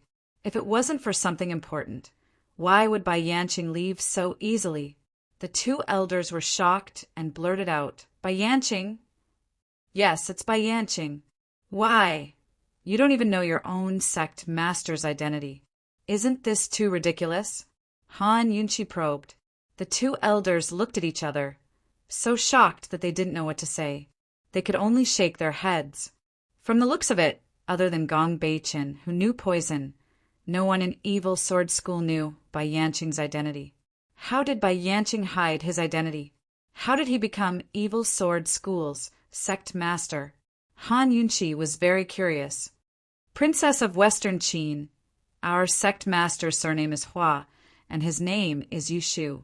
He was promoted to the position by sect master before he went into seclusion. How? How could it be Bai Yanqing? The second elder's face was full of disbelief. Old sect master Bai, are you senior Bai Shanqing? Long Fei Yi asked. Yes. The second elder hesitated for a bit before helplessly saying, East Qin Crown Prince, the Evil Sword School's internal energy cultivation technique has a large flaw, and it's easy to go mad. You must have heard of it, right? So what? Long Fei Yi asked. The reason why Sect Master Hua colluded with Tianshan Kenzo's Lockhart Courtyard and the two pavilions was because of the Ganjiang sword.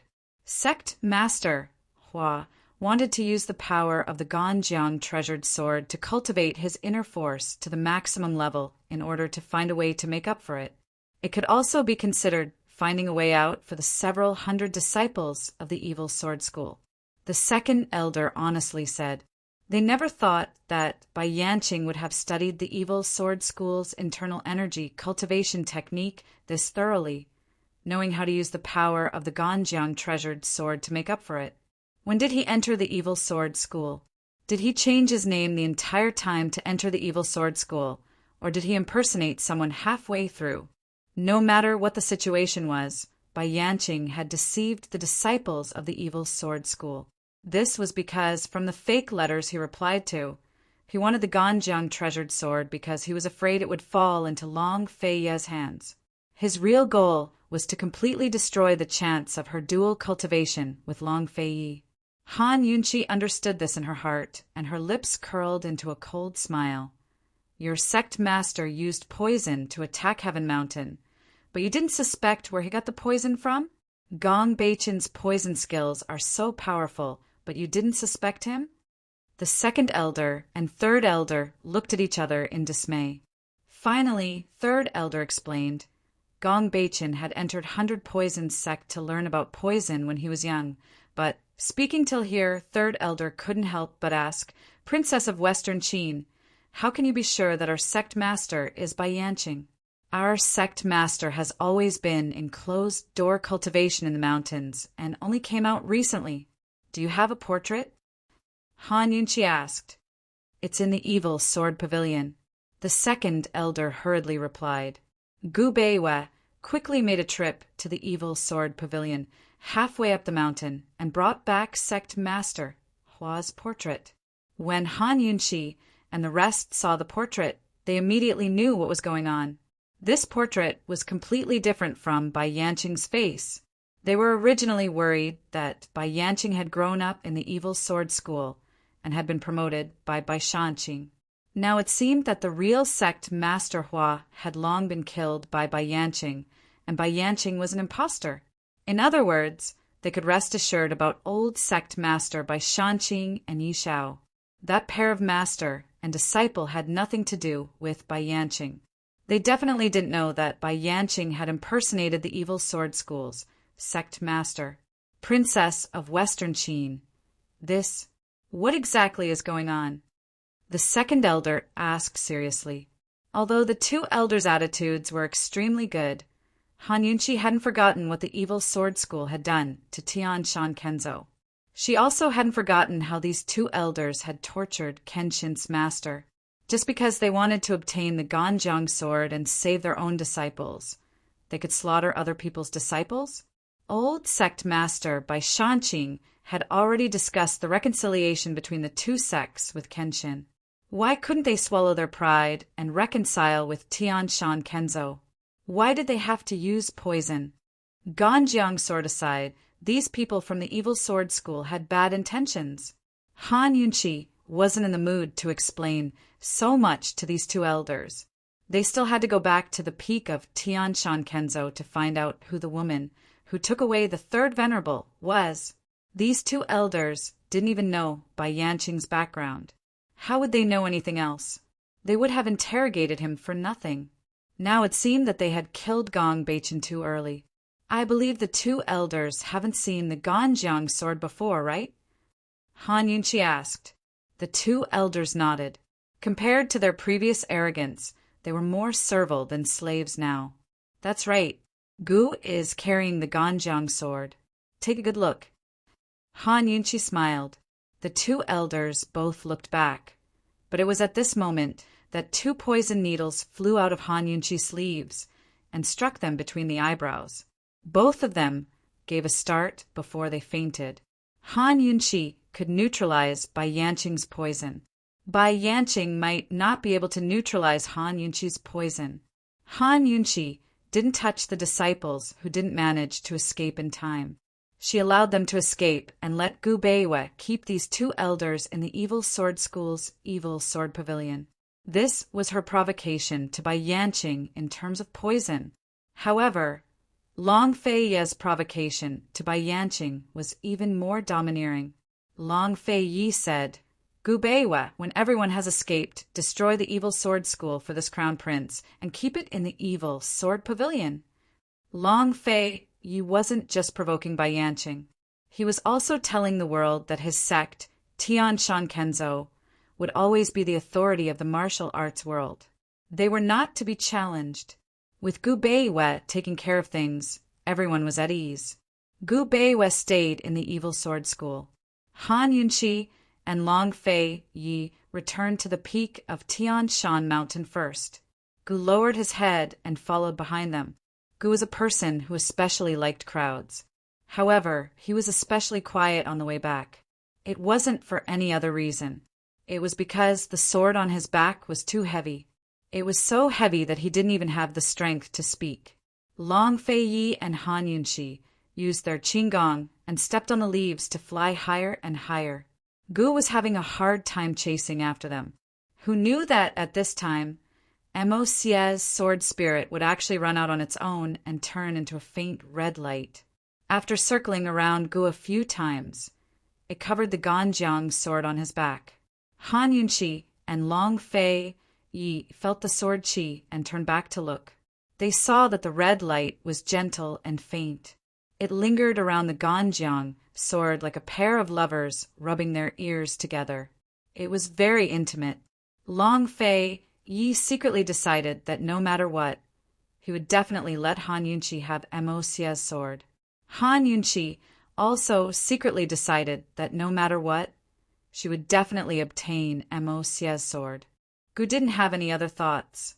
He just wanted to find a place to lie down at the top of Tian Shan Mountain. Once they arrived at the top of Tian Shan Mountain, Gu really didn't care about anything. He lay down on a high roof and panted as he looked down at Han Yunqi and the others. At this time, the whole of Tian Shan Kenzo had basically calmed down. The 55 pavilion lords of the 4 mountains led their disciples to clean up the corpses and search for any deserters hiding in the mountains. Granny, you brought a few disciples to take control of Lockhart Courtyard. Fortunately, there were many Nirvana cultivation manuals in Lockhart Courtyard. When Long Fei Yi and Han Yunqi arrived, First Venerable and Second Venerable immediately asked about Third Venerable. Long Fei Yi told them the truth. The 2 Venerables and Granny, you were very shocked. The disciples of my discipline hall will definitely not betray Kenzo. Granny, you was very confident. Could it be a disciple of Lockhart Courtyard? Second Venerable asked. For, by yanching to take a liking to someone, it had to be someone important in Kenzo. They thought about it and concluded that only a few female disciples of Lockhart Courtyard had some status. At this time, a disciple of the discipline hall hurried over. Venerable, Elder, Duanmu Yao is missing. The disciples of the discipline hall were in charge of cleaning up the top of Tian Shan Mountain. The dungeons weren't their main focus, which was why they were delayed until so late. Once the disciple reported it, everyone understood what was going on. There was no doubt that Duanmu Yao had been secretly rescued by Bai Yanqing. Bai Yanqing had used Duanmu Yao's understanding of Tian Shan Kenzo to secretly take control of the entire Kenzo in such a short time. They didn't expect Duanmu Yao to be able to cause such a huge commotion, even with her looks and martial arts crippled. They had underestimated her. We should have killed her long ago. Granny Yu was especially depressed. If not for the sake of Kenshin's sect head, she wouldn't have simply locked up Duanmu Yao as the head of the discipline hall. Han Yunqi's eyes flashed with a chilly light before she said, "She'd better not fall into this princess's hands." Duanmu Yao had fled with Second Venerable to seek refuge with Bai Yanqing. Heaven knows where Bai Yanqing had hidden himself this time. Fei, dual cultivation is more important. You should find a swordsmith as soon as possible, Head Venerable said. After the internal strife, Tian Shan Kenzo's vitality had been greatly damaged. There were many things waiting to be done, so it would be best if Long Fei, the senior disciple of Kenzo, stayed behind to preside over the situation. Still, Head Venerable had a sense of urgency. After some hesitation, Long Fei murmured, "We'll leave after Master wakes up." Head Venerable, I remember that Hidden Sword Depository has plenty of high-quality Ganjiang sword imitations. There are a few, but you're thinking. Head Venerable didn't understand. Han Yunqi laughed and muttered, "We'll beat them at their own game. Don't tell anyone that Long Fei Yi has subdued Ganjiang." Chapter 1069. After such a huge commotion in Tian Shan Kenzo, many disciples from the evil sword school and the residents and depositories had fled. Naturally, it was impossible to keep the news under wraps. Even if they could, Duanmu Yao would still tell Bai Yanqing about the changes in Celestial Mountain as soon as possible. Even so, Han Yunqi's group, could still beat her at her own game. That was because they were the only ones who knew that Long Fei had subdued the Ganjiang sword. Meanwhile, the second and third elders of the evil sword school had been killed despite being unconscious. Since Bai Yanqing had set his sights on Ganjiang and wanted to ruin their dual cultivation, they had to create a false impression that Bai Yanqing had sealed the sword away instead of subduing it. Just what is Bai Yanqing planning? What is he afraid of? Long Fei Yi asked with furrowed brows. He still couldn't figure it out. With Bai Yanqing's strength, there was no need for him to hide from them or scheme against them. If they really fought, Bai Yanqing would have a better chance of winning. But Bai Yanqing seemed to be hiding from them and scheming against them the entire time. It was impossible to tell what his motives were. First, he wasn't fighting for the Wind Clan, and second, he didn't want their lives. What did he want? Han Yunqi was lost as well, while the two honored elders and Granny Yu were even more lost. They only rejoiced that Fei had arrived in time, or else Tian Shan, Kenzo's centuries-old foundation, would have been destroyed in a single day. At this moment, a series of rumbling sounds came from behind the mountain. Everyone rushed to the top of the cliff and saw the evil sword school's buildings had all collapsed, leaving only the evil sword depository standing above the rubble. It stood out like a sore thumb. Soon enough, Gu Beiwei returned. The two honored elders personally went to rebuild the sword sealing platform, while Granny Yu shouldered everyone else to deal with the mess of the residents and depositories. After figuring out everything, Long Fei Yi and Han Yunqi could finally breathe a sigh of relief. They stayed by Master Kenshin's bedside. Although they had once been furious and hated Master Kenshin because of Han Yunqi, Master Kenshin was still alive. However, Long Fei Yi was still very filial to his master. After sitting with Han Yunqi for a while, he asked Han Yunqi to wait outside. He wanted to inject some true qi into Master Kenshin. Han Yunqi bumped into Gu Beiwei the moment she stepped out of the door. "Princess, is Kenshin senpai all right? Do you need my help?" Gu Beiwei was humble and respectful. "He's waiting inside. You can go in later," Han Yunqi said in a low voice. In fact, she sympathized with Kenshin's master more than she respected him. In her opinion, Kenshin was mainly responsible for the chaos in Tianshan Kenzo today. If not for Lockhart Courtyard, Suture Depository, and Sword Depository acting as spies, no matter how capable Bai Yanqing was, he wouldn't have been able to control Tianshan Kenzo so silently. And the betrayal of the residents and depositories was ultimately due to Li Kenshin's inaction all these years. Han Yunqi naturally wouldn't say these words out loud. She was giving face to Long Fei Yi. "Princess, sit down and rest. You've been working hard for the past few days.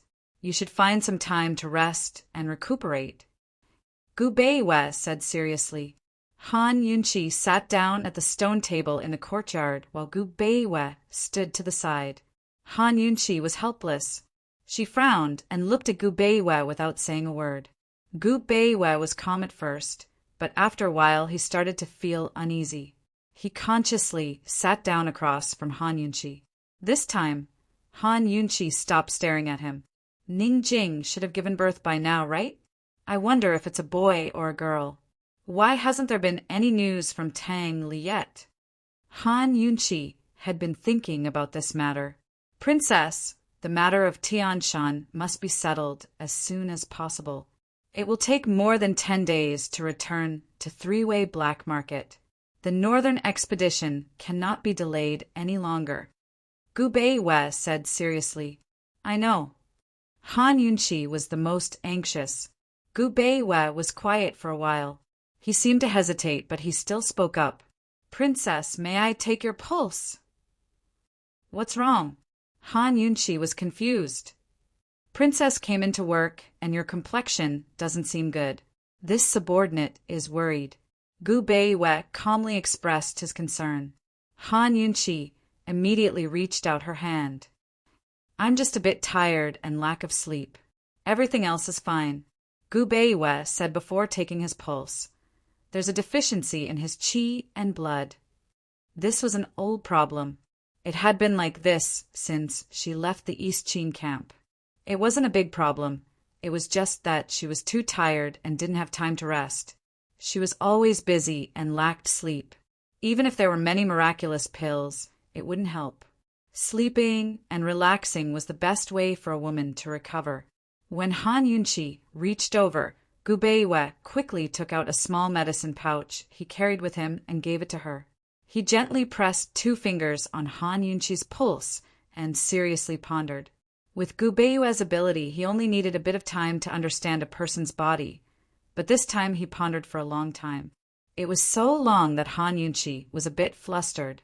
She wondered if there was a big problem with her body. When she wanted to ask, Gu, lying on the roof to the side, spoke first. Gu Beiwe, what's wrong with Poison Girl?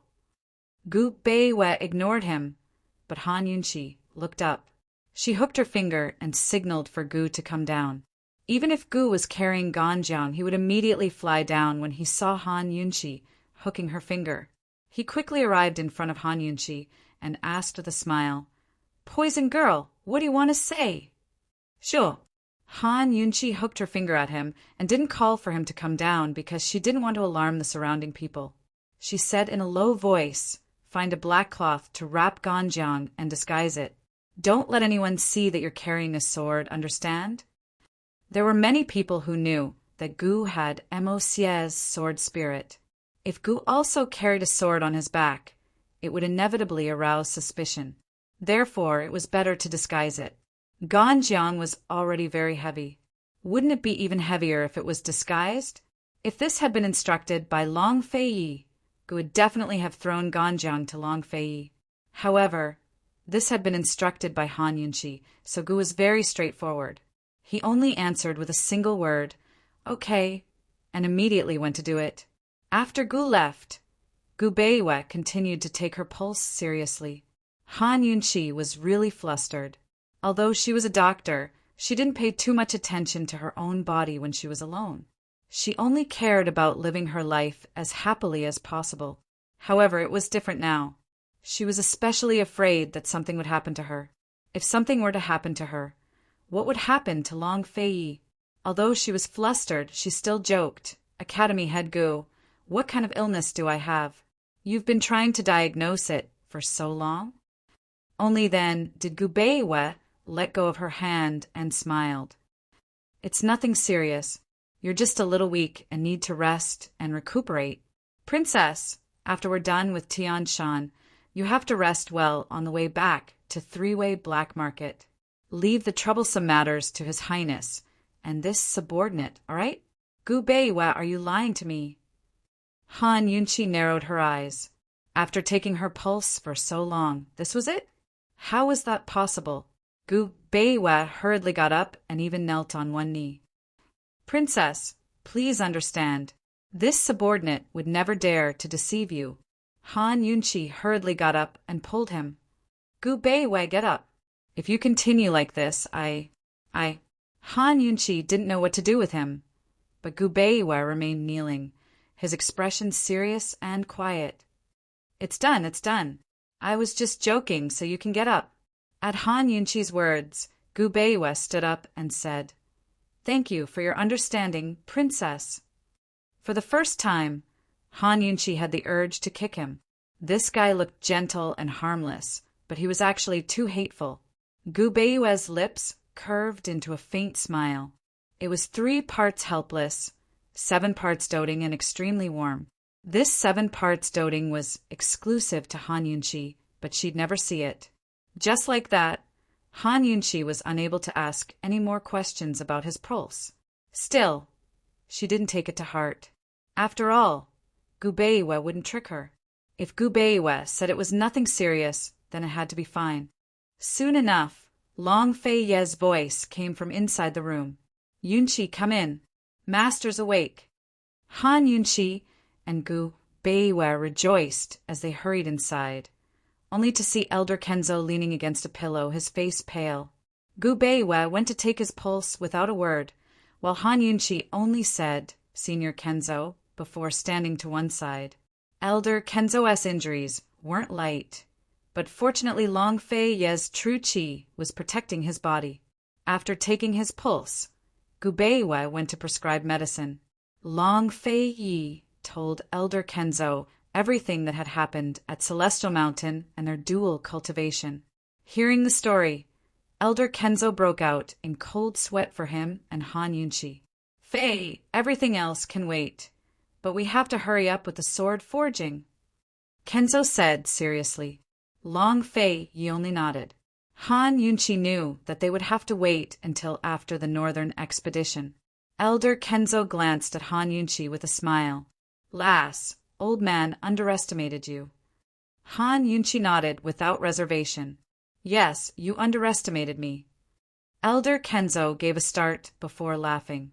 This girl was very proud, but she had the right to be proud. Senior Kenzo, because you underestimated me, you hurt me mentally. That's why I think you should compensate me. Han Yunchi said seriously. What do you want? Kenzo asked helplessly. What else did he have besides the empty title of Kenzo's sect master? Moreover, this girl was doted on by Fei. Why would she need anything from him? Han Yunchi said, Give me the manual for the Xian new swordplay. I want to practice this set of swordplay. Elder Kenzo gave a start. Ever since Duanmu Yao was imprisoned, he'd buried this matter deep in his heart. Seeing Kenzo's dilemma, Han Yunchi said seriously, Senior Kenzo, don't misunderstand. I'm not practicing the Xian new swordplay to fulfill your wishes. I think that, aside from Senior Luo Qingling, no one else will be able to make up for your regrets. Han Yunchi's words struck a chord with Elder Kenshin's heart. Regrets could never be made up for. A missed opportunity was a missed opportunity. Making up for it was just making up for it. Then what do you want to do? Elder Kenzo didn't understand. With Han Yunchi's current skills, one more set of Xian new swordplay wouldn't make much of a difference. Her poison needles were more than enough to protect herself. Cold, Han Yunchi said. I want to use the Xian new swordplay to kill Duanmu Yao. Elder Kenzo froze, while Long Fei Yi and Gubeiwa laughed soundlessly. Long Fei Yi was especially happy. Heaven knows what he was so happy about. Chapter 1070. Han Yunchi was so focused on the Xian new swordplay that she didn't even notice Long Fei Yi's strange behavior. Instead, it was the old man from Kenzo who glanced thoughtfully at Long Fei Yi. Only then did Han Yunchi look over. But Long Fei's face had long returned to its usual cold and solemn self. The old man was helpless. Han Yunchi didn't know what was going on and assumed that the old man wasn't planning to teach her the Xian new swordplay.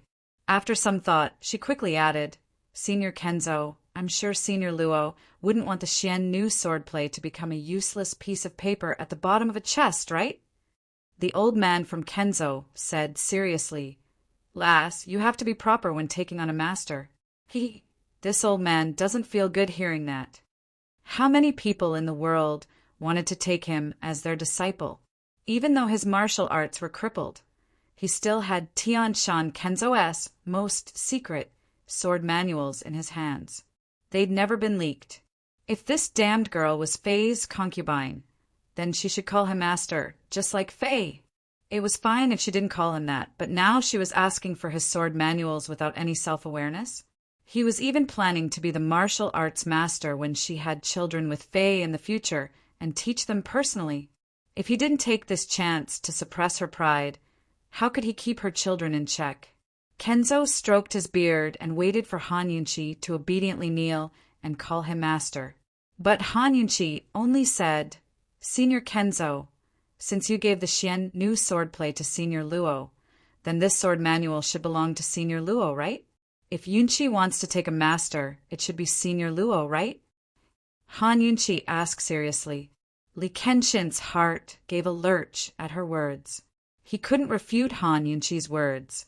Where is Senior Luo's memorial tablet? I want to go there and worship him as my master. Han Yunchi's attitude was frank. Kenshin had never thought that someone would be willing to take Luo Qingling as their master after she had passed away for so many years. He suddenly realized how wrong he was. How could he let his disciple, How could he let Duanmu Yao learn the Xian new swordplay? This sword technique belonged to Luo Qingling. Only her disciple had the right to inherit it. Good, good. Kenshin Li was extremely excited. Girl, old man will take you there. Old man will take you there right now. Kenshin Li was seriously injured, but he insisted on getting off the bed. Long Fei Yi and Gu Beiwei did not stop him either. They looked at Han Yunqi and didn't know what to say to this woman. She was so different from the rest. She was always surprising and convincing. Kenshin Li quickly brought them to a building in the 9th hall of Ninexian Hall. This building was the highest point on Celestial Mountain. Standing here, one could see the entire mountain range. Luo Qingling's memorial tablet was placed here. Kenshin Li would come here every day to offer 2 sticks of incense and chat with Luo Qingling. He would only leave when the incense burned out.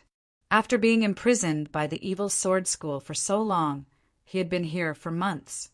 As soon as he arrived, he hurried to wipe down the memorial tablet, then the incense burner and the offering table. Han Yunqi and the rest didn't disturb Kenzo as they watched him busying himself. They simply stood outside the door and watched quietly. In the face of love, everyone was equal. No matter how high one's status or achievements were, they would always be ordinary and lowly in front of the one they loved. Han Yunqi and the rest didn't enter until the Kenzo Li was done with his work. Han Yunqi personally lit 2 sticks of incense. She looked at the small wooden tablet magnanimously and humbly. She said seriously, I, Han Yunqi, Long Fei Ye's wife, will take Senior Luo Qingling as my master today. In the future, I will devote myself to practicing the Xian new swordsmanship and pass it on to the martial arts world. Han Yunqi then knelt down without hesitation. Master, please accept a bow from your disciple. Han Yunqi seriously kowtowed 3 times, causing the sword sect master's heart to fill with emotions at the sight. He was so moved that he couldn't speak. Luo Qingling also had a disciple. He knew that from now on, Luo Qingling's name would no longer be sealed in this small building. The Xian new swordsmanship would no longer be a memory. There would be legends of her in the martial arts world. Long Fei Yi looked at Han Yunqi's back and was a little dazed. Her self-introduction was so simple and straightforward. I, Han Yunqi, Long Fei Ye's wife. She didn't recognize any of the 3 identities, daughter of the Han family, Qin Wangfei, or princess of Western Qin. She only recognized one identity, his wife, Long Fei Ye's wife. He swore to himself that he would give these 4 words the greatest glory, surpassing any identity or status in this world. After becoming his disciple, Kenshin gave the Xian new swordsmanship to Han Yunqi. Han Yunqi had the nirvana internal strength at the peak level. In fact, she had already overcome the first obstacle in practicing the Xian new swordsmanship. She only needed to master the 7 major sword styles in the Xian new swordsmanship. She spent 3 days reading the original swordsmanship. There were only 3 or 4 parts that she didn't understand. She could learn the rest by herself. Only then was Kenshin stunned by Han Yunqi's talents. He assumed that Han Yunqi would need at least a month to fully understand the swordsmanship. Kenshin had to admit that Duanmu Yao wasn't even a tenth of Han Yunqi's talent. Moreover, Han Yunqi's talents far surpassed Luo Qingling's in the past. Today he told Long Fei Yi in private, Fei, this woman is your great fortune. Long Fei only smiled and didn't reply. In 3 days, the 2 honored elders finished repairing the sword sealing platform. They took out a high-quality replica of the Ganjiang sword and locked it onto the platform. Then they stood guard on the left and right sides of the platform, exerting their strength to surround the platform with sword qi. This might not be enough to fool Bai Yanqing, but it could at least interfere with his judgment. Over the next 3 days, he also discussed the matter of forging a new sword. As the saying goes, one needs to sharpen a sword every 10 years. How could a single year be enough to make a good sword? Moreover, a sword that could withstand Mosie's sword spirit couldn't even be described as a good sword anymore. Forging a sword was no simple task. No matter how capable Yi Xiao was, he couldn't avoid the awkwardness of a cleverest housewife cooking without rice. They not only needed to find a suitable material, but a suitable fire as well. Fei, forging a sword is the most important task. Let's put the northern expedition on hold for now. The sword sect master tried his best to persuade him. The two venerables had the same opinion. They nodded and hoped that Li Jianxin, as the master, would be able to persuade his disciple. Long Fei Yi didn't speak. He had long discussed this with Han Yunqi. Whether it was saving lives or the northern expedition, neither could be delayed. That was what they owed Eastern and Western Qin, as well as the Ningqing siblings and Mu Ling. Han Yunqi thought it over, then said, "Celestial fire! If we want it to be fast, we'll have to use celestial fire to refine it. If we can find something that can withstand celestial fire, we'll be able to forge Mosie's sword in no time." "Yunqi, where are you going to find something that can withstand celestial fire?" Kenzo asked immediately. "The earthly fire Kuin furnace." "Ah, that thing's useless if you don't use it to forge a sword." An arrogant voice came from outside the door. Who else could it be but Gu? Han Yunqi jumped to her feet in delight. "That's right. That furnace can do it." Gu Beiwa was thrilled as well. "It's all thanks to Qi Xiao for thinking of this. The copper from the earthly fire Kuin furnace is perfect." The earthly fire Kuin furnace could withstand the heat of the earthly fire without being burned down, so it wouldn't be destroyed by celestial fire. Now that the furnace had lost its earthly fire, it could be melted down by celestial fire. Long Fei Yi didn't say a word, but he nodded his head. Kenzo and the two honored elders were pleasantly surprised as well, but Kenzo quickly asked, "About this matter, could Pill Master?" Before he could finish, Gu cut him off. "Leave this to me.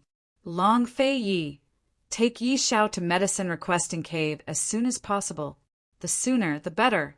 Gu walked in with a Gu Qin on his back. His figure was tall, and his red robes were enchanting. His looks were enough to topple cities, and his smile was bewitching. Those who didn't know better might think he was a Gu Qin master who wandered the world with a Gu Qin as his companion, confident and at ease. But everyone present knew that Ganjiang was hidden inside his Gu Qin, so it wasn't easy for him to carry it on his back. Actually, it wasn't just Gu. Even the two honored elders had trouble carrying Ganjiang. Only Long Fei Yi, who was the owner of Ganjiang, could easily hold the sword and unsheath it. Gu wished he could quickly reforge Mosie's sword so that Long Fei Yi could take back Ganjiang and let Mosie's sword spirit leave his body. And before Mosie's sword spirit left him, he wouldn't easily offend Long Fei Yi, because if Long Fei Yi pulled out the sword, he would be stupid. With Gu asking, the old man of alchemy would not refuse. Han Yunqi was a bit embarrassed. After all, she was the one who gave the earthly fire Kuin furnace to the old man of alchemy. Not only did she have to take it back, she might even destroy his precious furnace. This couldn't be justified. In the end, Han Yunqi personally prepared a large gift and had someone send it over. This large gift was none other than the snake pellet she obtained from the snake cave near the East Qin army camp. This thing was an extremely good supplement for refining pills. It was something that alchemists could only come across and not ask for. That day, Long Fei Yi personally wrote a letter and had someone send it to Su Donglin. He had Su Donglin personally deliver it to Yi Xiao. The matter of forging the sword could be considered settled. Even if Bai Yanqing knew that Gu had obtained Mosie's sword spirit, he couldn't guess where Mosie's sword spirit came from. He also didn't know that there was a person like Yi Xiao. However, Long Fei Yi was still cautious.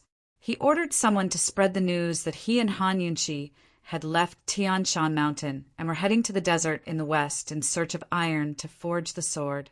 When this news was released, Han Yunqi also had people spread several false rumors.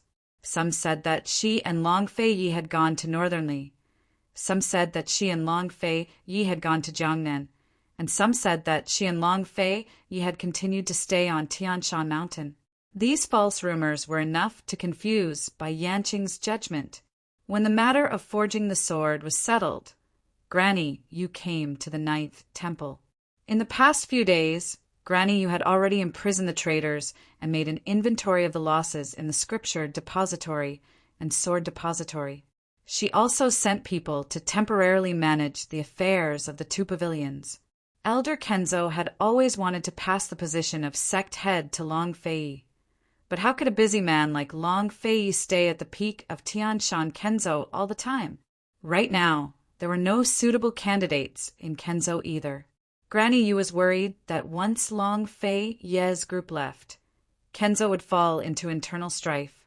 After all, after this incident, the pavilion masters and disciples of the 55 sword pavilions would be bitterly disappointed with the peak of Mount Tianshan.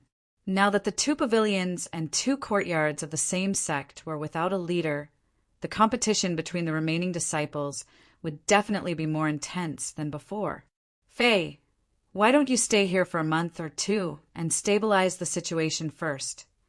Granny Yu advised earnestly. I can't do that. Han Yunqi was the first to speak.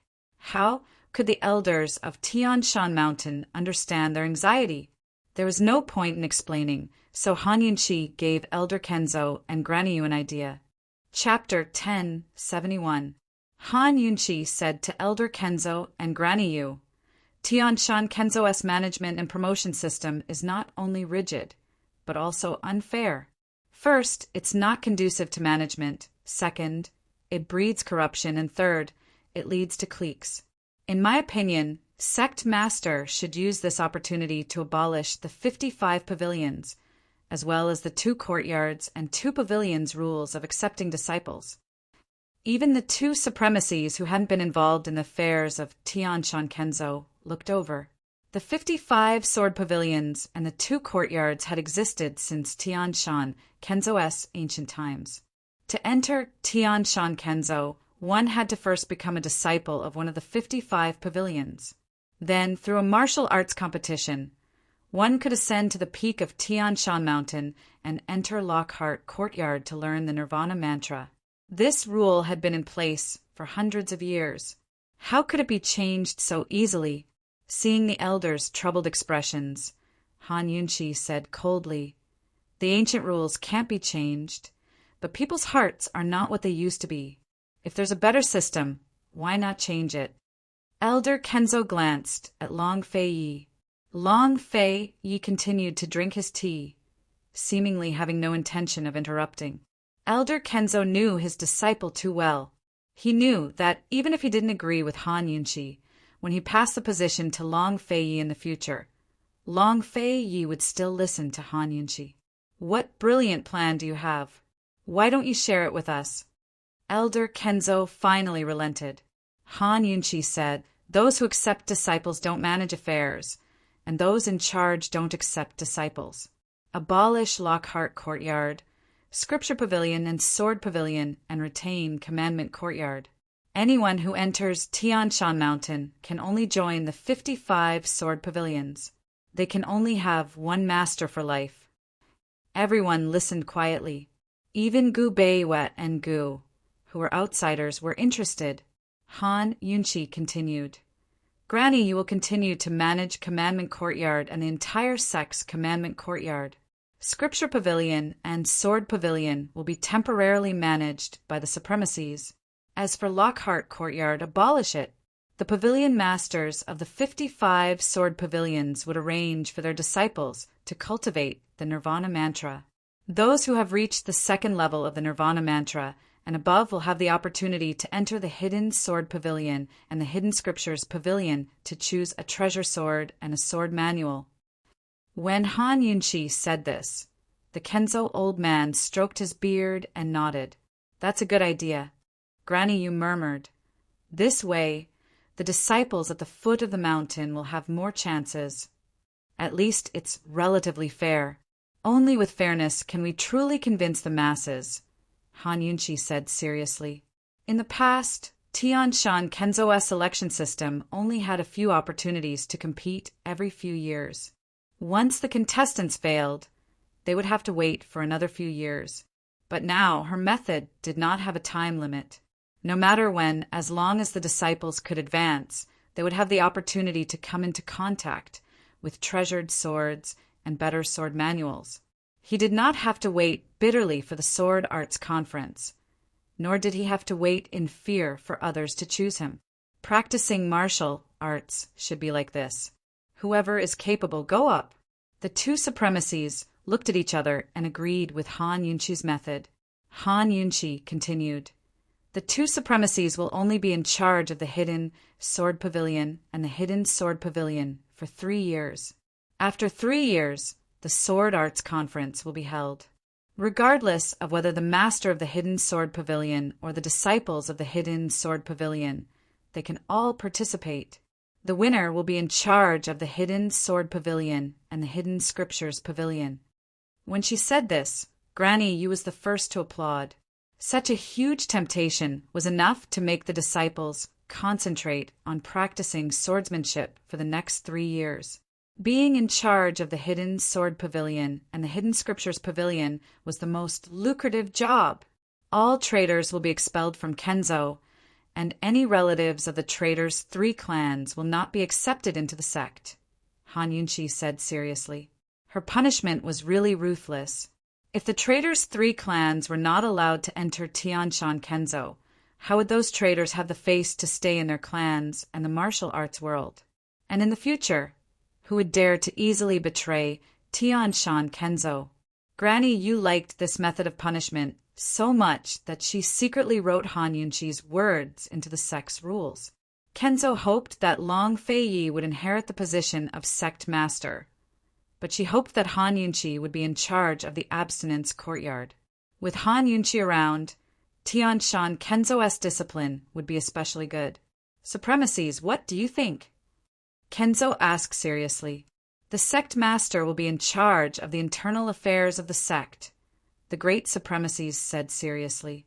With these words, Kenzo could make the decision. He said to Granny Yu, let the news out first to calm the hearts of the people.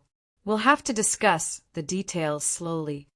Indeed, Han Yunqi only gave a rough idea. Kenzo still had to discuss a complete management and promotion system with Granny Yu and the others. Once Kenzo's situation stabilized, Long Feiyi and Han Yunqi could leave without worries. Duanmu Yao didn't show up these days, and there was no news of her. With the 3rd supremacies in Duanmu Yao's hands, Han Yunqi and the others could only deal with the situation by sticking to the status quo. After Han Yunqi figured out all the problems with the Mystic Fairy Sword Book, she secretly left the mountain with Long Feiyi, Gu Beiwe, and Gu. With Su Donglin not around, Gu Beiwe naturally took over Su Donglin's duties. He had arranged for a carriage and rations to be waiting at the foot of the mountain. Han Yunqi said as soon as she saw the carriage, let's ride horses. It'll be faster. Princess, everyone hasn't rested for months. If we keep rushing around like this, our bodies won't be able to take it. It's going to be a tough battle in Northernly, so we can use this chance to rest for a few days, Gu Beiwe said seriously. Hearing this, Long Feiyi pulled Han Yunqi onto the carriage. The difference between riding a carriage and riding a horse was only 4 or 5 days. Since Gu Beiwe had spoken, he naturally couldn't let Han Yunqi ride a horse. Han Yunqi had no choice but to sit obediently in the carriage. Gu Qishao looked at Gu Beiwe, his heart filled with gratitude. He immediately slipped into the back of the carriage and took down the Ganjiang sword. Just like that, the 2 carriages secretly left Tianshan Kenzo. Su Donglin had gone to find Yi Shao, so only Bailey Mingsheng was left to take care of Chu Shifeng. Long Feiyi had given orders for Chu Shifeng to recover his martial arts before heading to 3-way black market. There hadn't been much progress on Chu Tianin's side, so Long Feiyi's group didn't stop by Western Zhou to meet him. Instead, they headed straight for 3-way black market. Before leaving Celestial Mountain, Long Fei Yi had ordered Bailey Yuanlong to prepare for the northern expedition. He and a few deputy generals would be on standby at Three-Way Black Market to prepare for a meeting with the D-Clan. Tang Li had also finished communicating with the D-Clan and was waiting for everyone to arrive before taking action. But Long Fei Ye's group received bad news while they were still on the road. Ning Nuo had sent a letter to Bai Yuqiao, but Bai Yuqiao hadn't replied for half a month. In the past, secret letters were often delayed as well. After all, it wasn't convenient for Bai Yuqiao's side to deliver letters, but at most he delayed a letter for 10 days. There had never been so many days without a reply. Ning Nuo and Tang Li both suspected that something had happened at Tiger's prison. Everyone was shocked when they heard the news. What else could have happened at Tiger's prison? It had to be Bai Yuqiao who'd exposed himself. Although this wouldn't affect the current situation much, it was a matter of life and death for the hostages, especially Ning Qing. Han Yunxi wanted to abandon the carriage and ride back on horseback. After all, they'd rested for a few days, so Long Fei Yi had no objections. But who knew that just as the Shadow Guard arranged for a few horses to come over, Gu would inexplicably have a stomachache. He had to lie on his back to feel more comfortable. Han Yunxi and Gu Beiwe both examined him. He wasn't poisoned or sick. Both of them were at their wits' end. Even Gu Qishao was baffled. What's wrong with me? If not for the presence of Gu Beiwe, the doctor, Long Fei Yi and Han Yunxi would have suspected that Gu was faking it. Why was he in such a strange pain? Was it a coincidence? You really can't find the cause? Long Fei Yi asked seriously. I'm afraid it has something to do with his body constitution. We still have to observe him. Let's take the carriage. It's only a day or two away anyway. Gu Beiwe said softly. Although their whereabouts weren't exposed, they still had to be careful. They couldn't let Gu be too far away from them. It had to be known that if Bai Yanqing suddenly came, only Gu could guarantee their absolute safety. Long Fei Yi didn't hesitate. He had the Shadow Guard change the horses in the carriage, and the group continued to move forward. Gu laid on the carriage and gradually didn't hurt as much.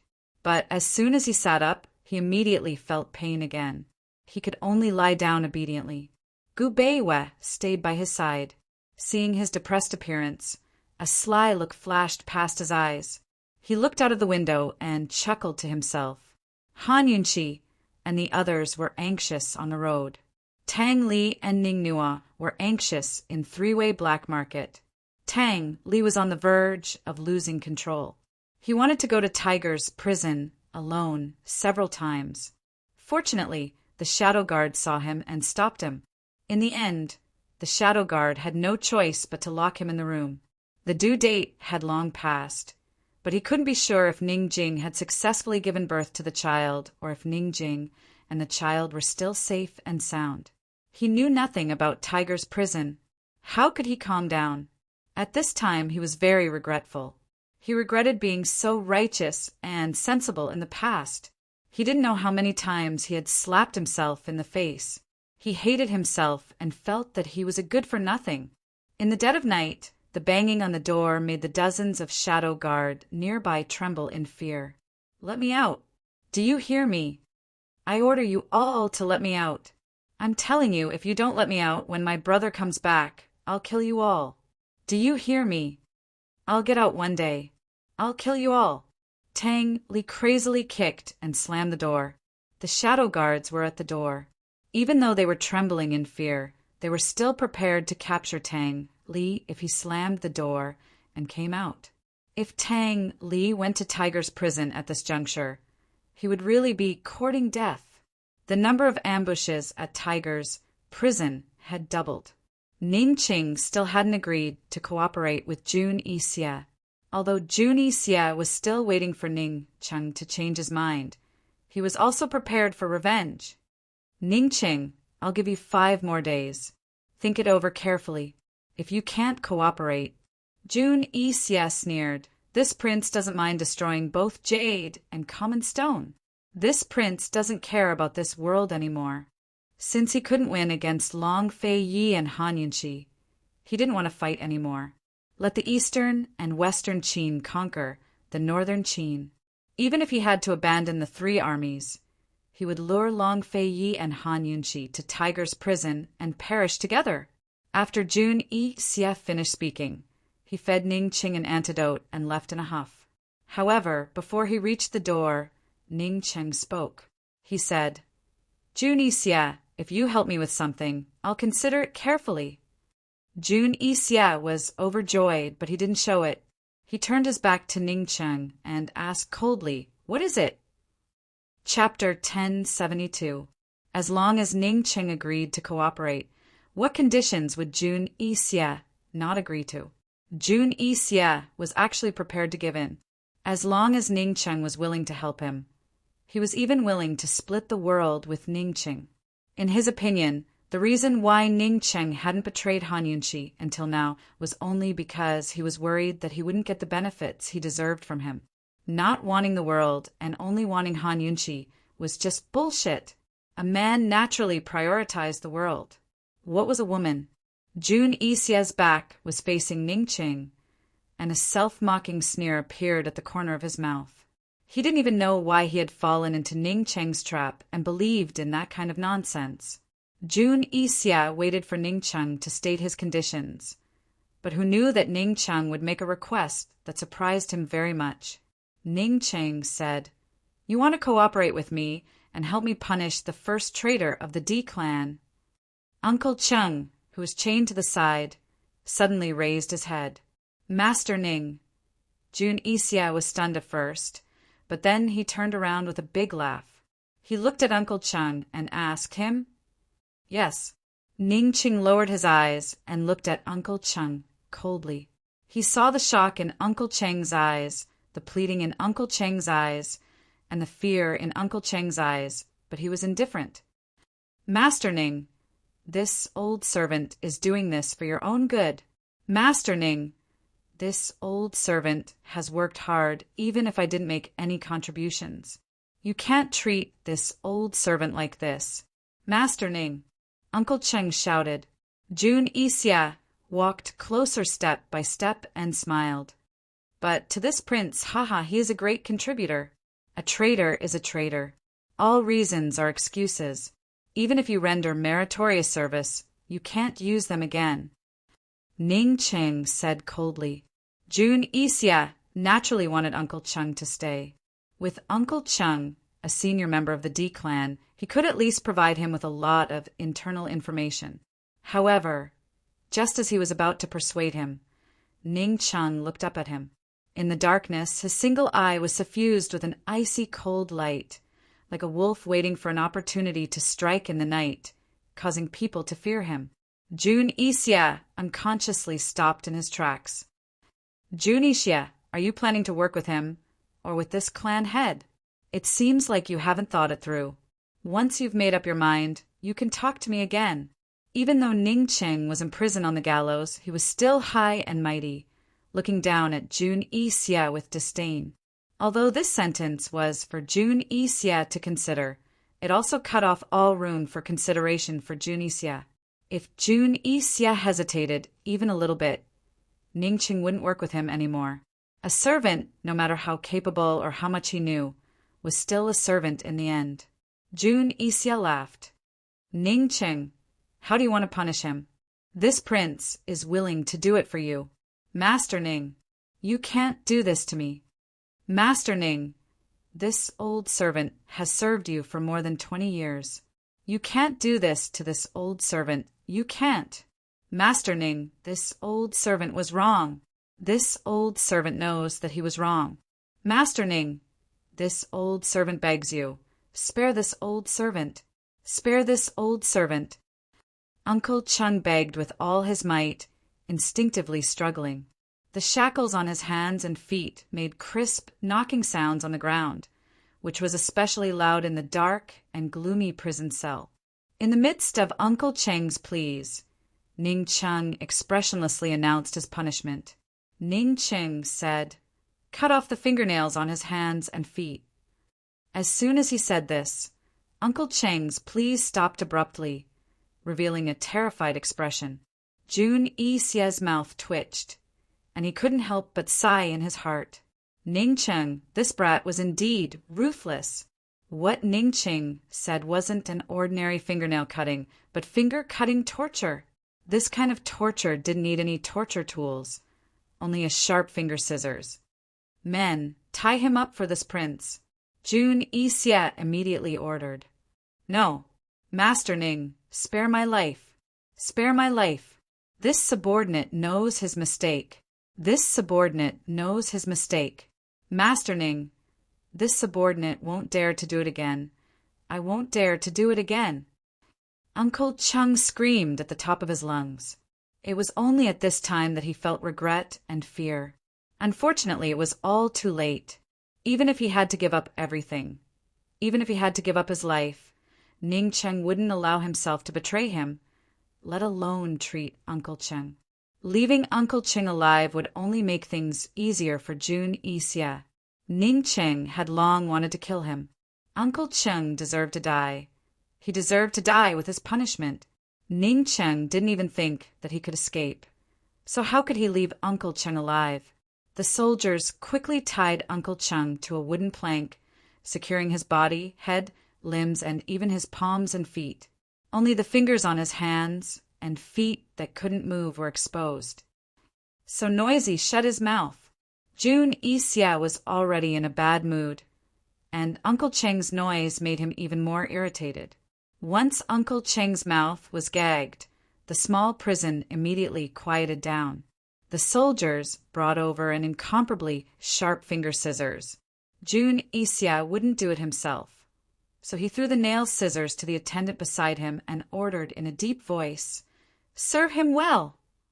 Upon hearing this, Uncle Cheng's eyes widened. He struggled, but it was a pity that even if he used all his strength, he couldn't break free from the ropes on his body. The attendant knelt at his feet on one knee and pressed down on his thumb. The blade of the scissors pierced directly into the nail, all the way to the bottom. Uncle Cheng was in so much pain that all the pores on his body opened up. He wanted to scream, but he couldn't. The attendant didn't stop there and pulled out the blade of the scissors fiercely. Following that, he began to cut vertically along the fingernail into the flesh. This wasn't a fake nail. It was clearly cutting off the entire nail. The scissors cut into the flesh bit by bit, and the pain intensified. At first, it was relatively easy, but later on, when the scissors came into contact with the flesh and the fingernail, it wasn't so easy to cut.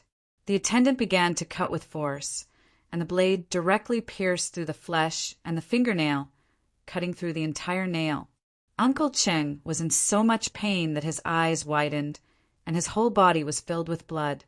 However, this was far from the most painful moment. Everything had just begun.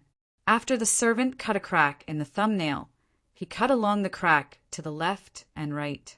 In the end, the entire thumbnail was cut off, leaving only a bloody mess. This was only the first fingernail. There were still 19 more. The attendant didn't give Uncle Cheng any breathing room and cut off the fingernails one by one. When the attendant cut off the last 3 toes, Uncle Cheng finally looked at Ningcheng. He widened his eyes and stared fixedly. There was no pleading, no resentment, nothing. He just stared fixedly. Ningcheng let him stare, expressionless. When the attendant cut off all the toes and began to cut off the fingers, Uncle Cheng finally couldn't stand it anymore. He looked at Ningcheng, and tears flowed out of his eyes. Unfortunately, Ningcheng was still indifferent and didn't even say a word. The 10 fingers were connected to the heart, and cutting off fingernails was far more painful than cutting off toenails. Uncle Cheng was in so much pain that his whole body trembled, and tears streamed down his face.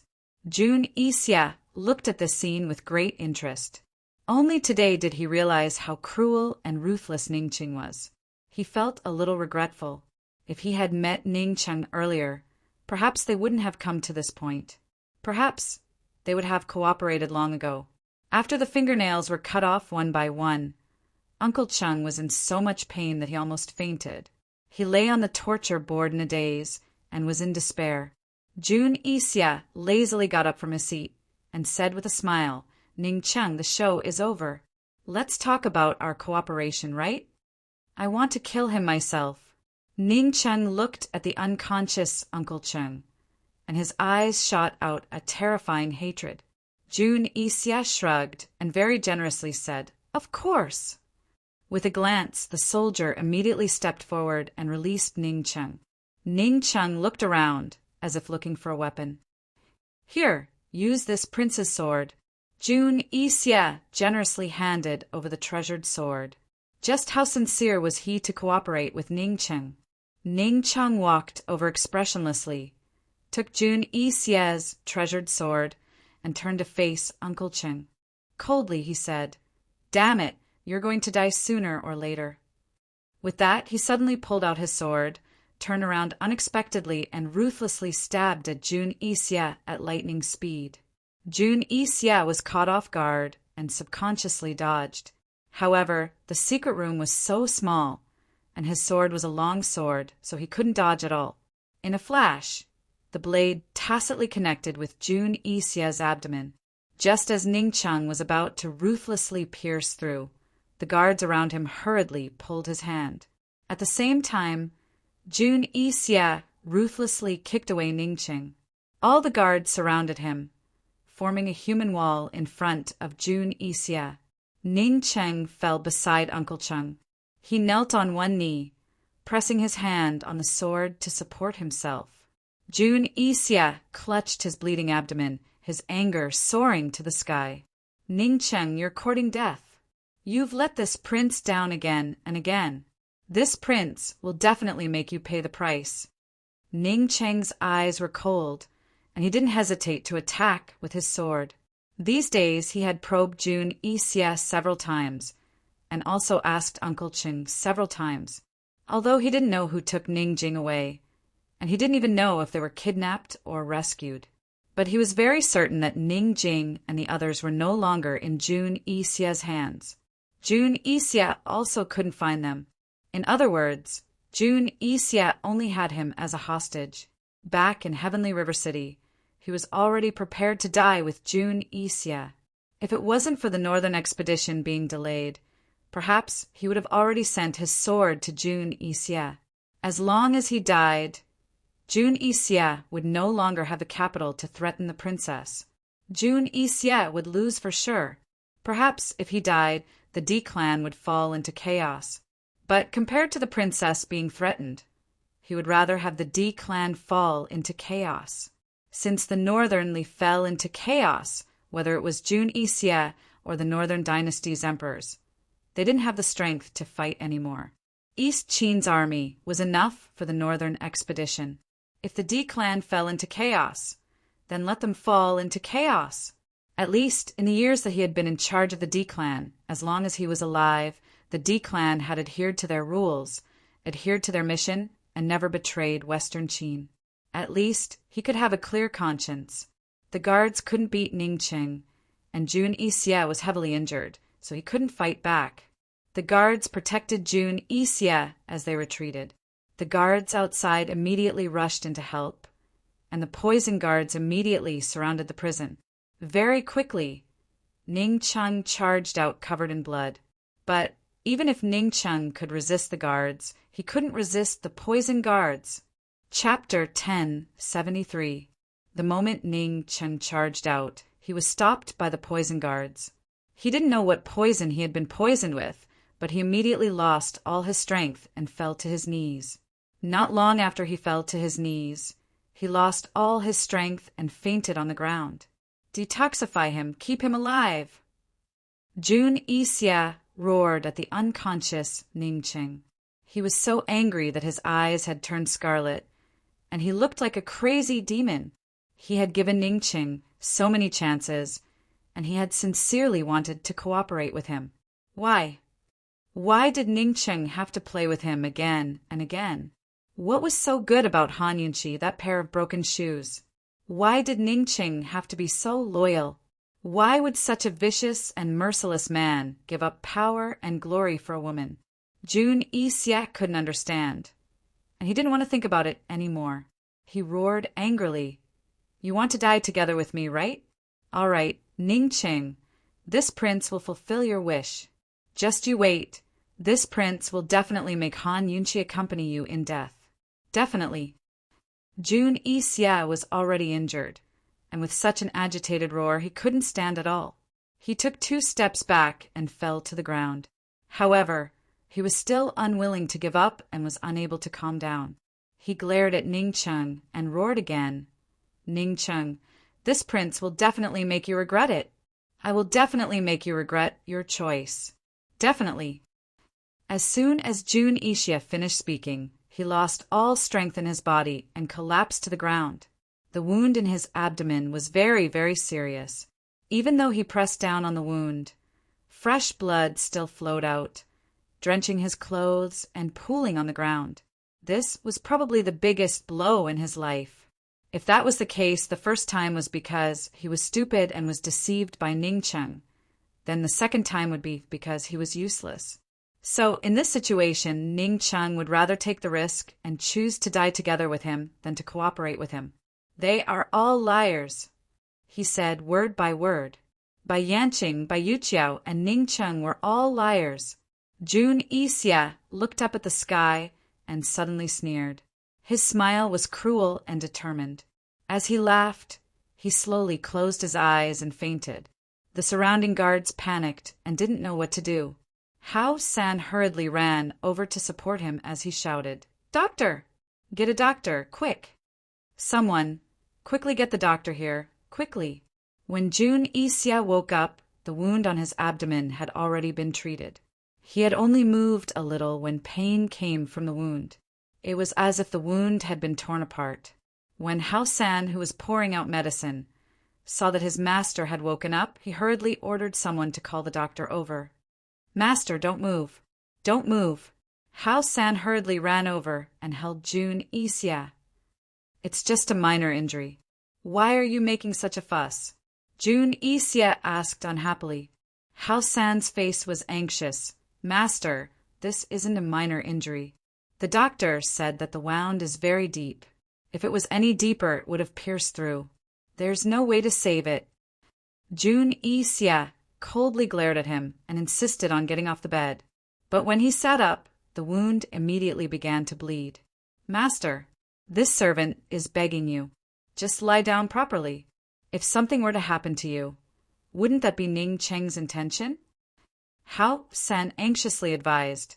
Jun Yixia also didn't expect that he would be injured so seriously. He lay back down and stared blankly at the smear of blood on his abdomen. At this time, the doctor came over.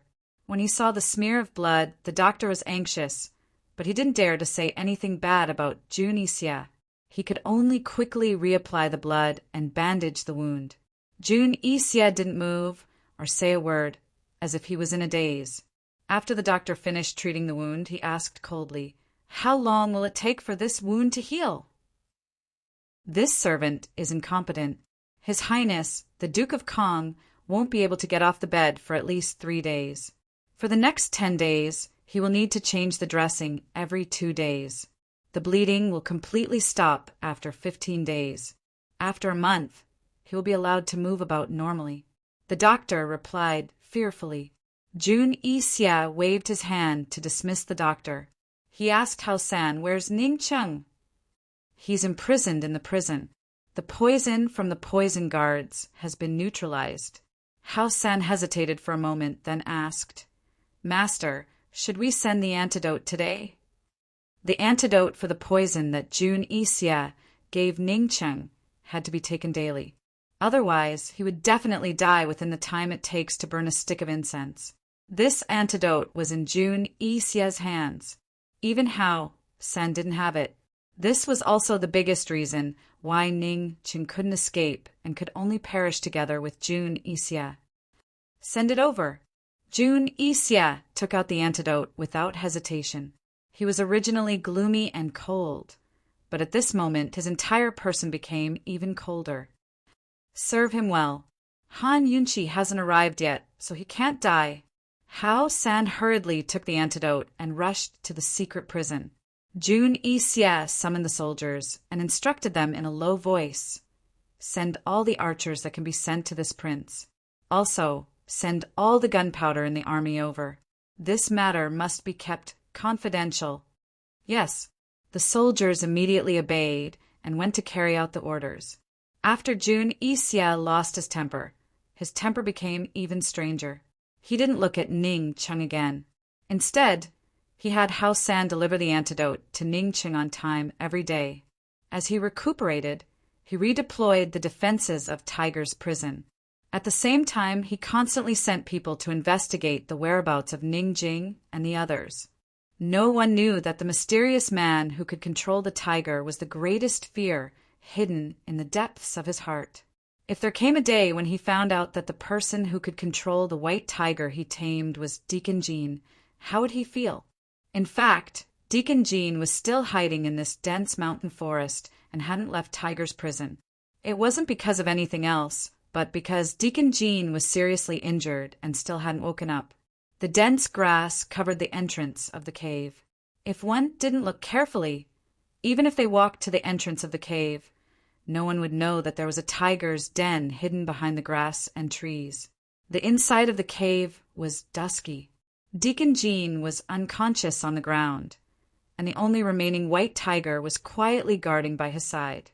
Mu Ling was hugging a baby in swaddling clothes as she leaned against the wall and dozed off. She was thin and weak to begin with, and the torment of the past few days made her even more haggard. Not to mention that she had lost a lot of weight. Her face was very pale, and there were large dark circles under her eyes. Even that pair of big, clear eyes had lost their spirit. She was very sleepy, but she still hugged the baby tightly. This baby in swaddling clothes was Ning Jing and Tang Li's daughter. Her parents weren't around, so Mu Ling made her own decision and gave her a nickname, Tang Tang. She hoped that this baby would be able to reunite with her parents one day and smile as sweet as honey. Mu Ling dozed off and unknowingly fell asleep, but soon her brows furrowed and her face gradually filled with horror. She once again dreamed of the scene on the day of their escape. That day, Bai Yuqiao and the unconscious Ning Jing rode on a white tiger together, and Su Xiaoyu rode on another one. After they fought their way out of the encirclement, they escaped first. She and Deacon Jean quickly caught up with them. However, when they escaped into the dense forest, they suddenly encountered a very terrifying man in black. She didn't know what the man in black did, but the white tiger behind them suddenly fell down and turned into a pool of blood in an instant. They were frightened, and Jean Zi told everyone to escape separately. However, before they could separate, the man in black flew towards her and Jean Zi, wanting to snatch the baby. Almost at the same time, the two tigers that Bai Yuqiao and Su Xiaoyu rode on turned into a pool of blood. Just when she and Jean Zi were in despair, Bai Yuqiao suddenly threw himself at the man in black and hugged him tightly, telling them to escape. Jean Zi didn't care about Ning Jing and Su Xiaoyu and took her and the baby to escape into the depths of the dense forest. She didn't have time to answer. Until now, she didn't know whether Ning Jing and Su Xiaoyu had successfully escaped, and she didn't know whether Bai Yuqiao was alive or dead. She couldn't imagine if she, Jean Zi, and the baby in her hands were caught by the man in black. Would they turn into a pool of blood like those tigers? Jean Zi didn't dare to be careless. Seeing that the man in black didn't chase after them, he let the white tiger run to the right, and he took her and the baby to the left. In the end, she couldn't run anymore, so Jean Zi carried her and the baby on his back. He was almost running with his life. When they ran to the tiger's den, Jean Zi put her and the baby down and was unconscious until now.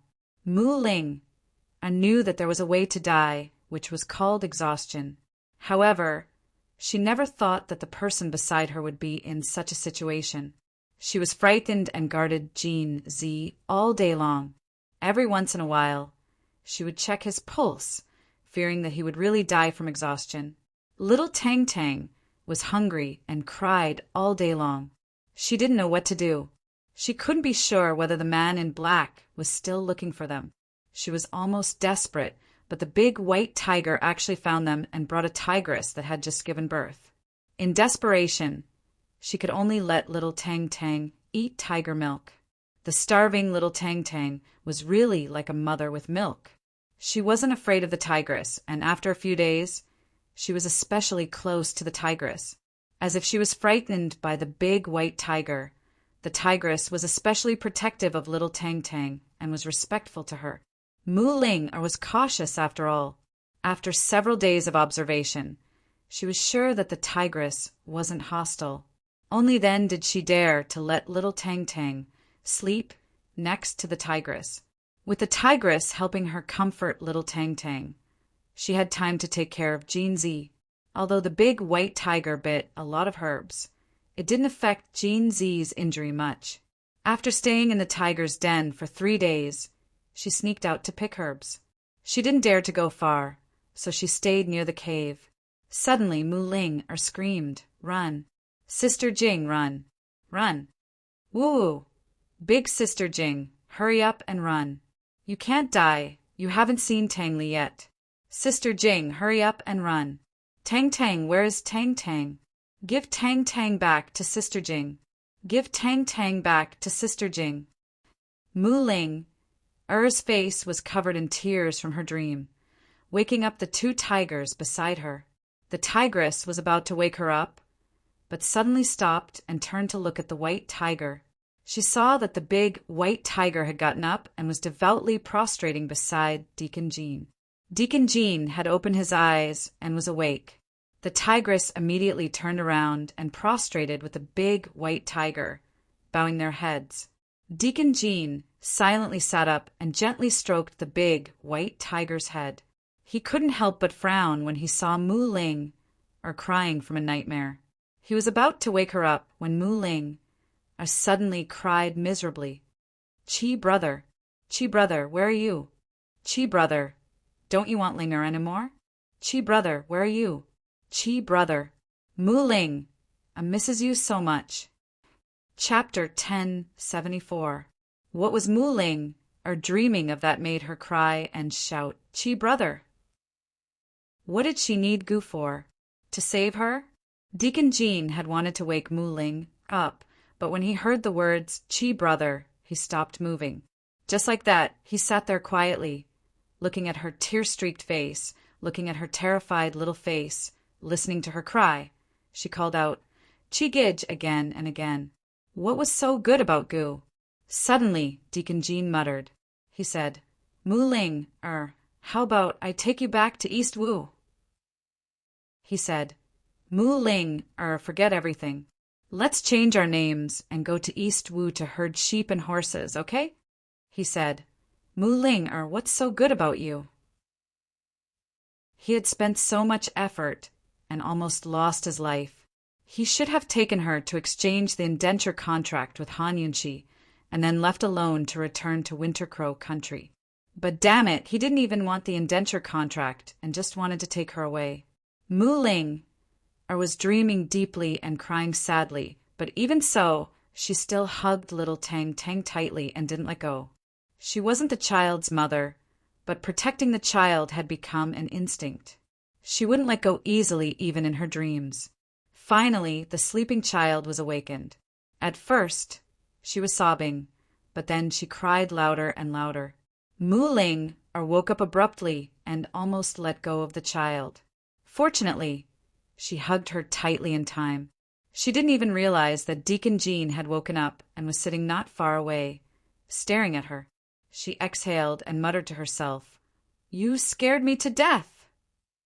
She quickly hugged little Tang Tang tightly and pressed her face against the baby's swaddling clothes. She seemed to be comforting little Tang Tang, but she was actually looking for comfort and courage from little Tang Tang. If it wasn't for the fact that little Tang Tang needed her protection, she would have broken down a long time ago. Until now, she still couldn't imagine the safety of Ningjing and Bai Yuqiao. Were they safe or in danger? "Don't cry, Tang Tang. Mother will be back soon. Little Tang Tang, be a good girl and don't cry. Mother will be back soon. Godmother won't lie. Little Tang Tang, be good. Daddy is coming to save us. Don't cry. As a mother, she had to be strong.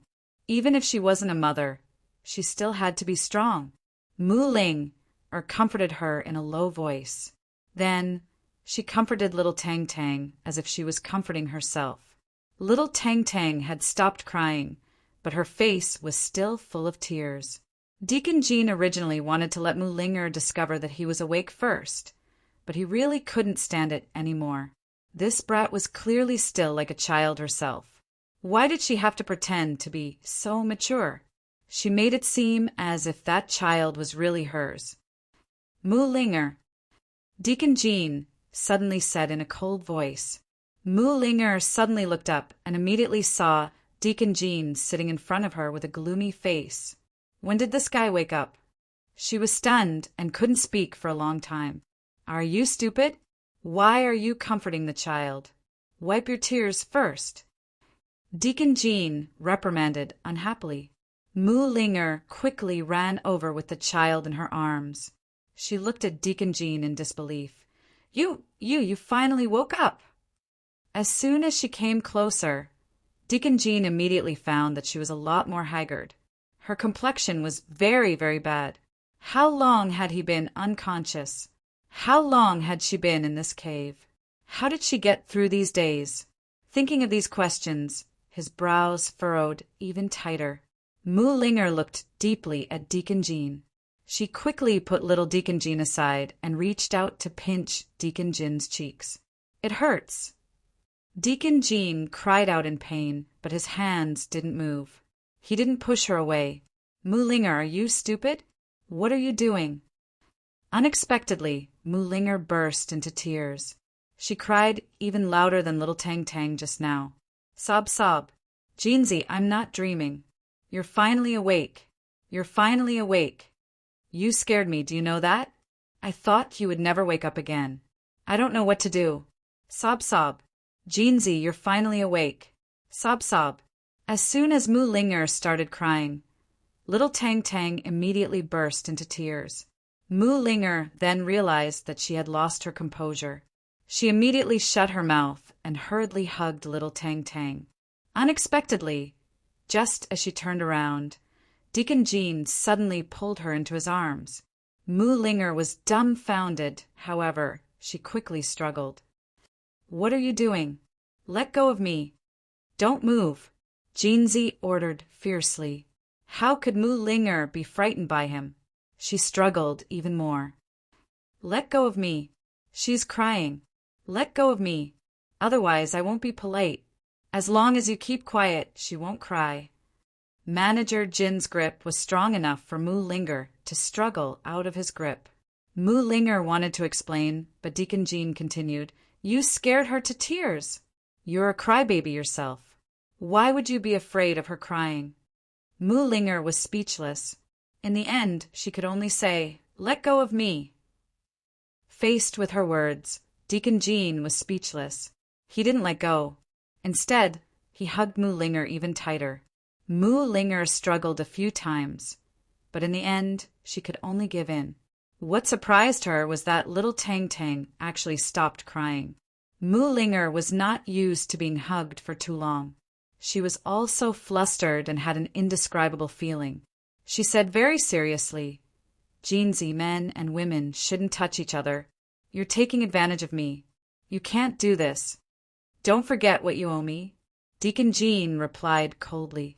She still owed him a night of company. How was a hug taking advantage of him? Who knew that Mu Linger would go back on her word?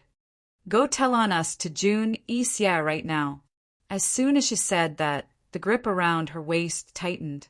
It was so tight that Mu Linger felt pain. However, Mu Linger didn't have anything on Deacon Jean, so she wasn't afraid of him. She was very stubborn and firm. Jeansy, I don't owe you anything. Let me tell you, if you want to get back the indenture agreement for my sister, let go of me immediately. From now on, keep a distance of 3 steps from me. Otherwise, my sister and brother-in-law won't let you off. Mu Linger warned sternly. Deacon Jean was unmoved.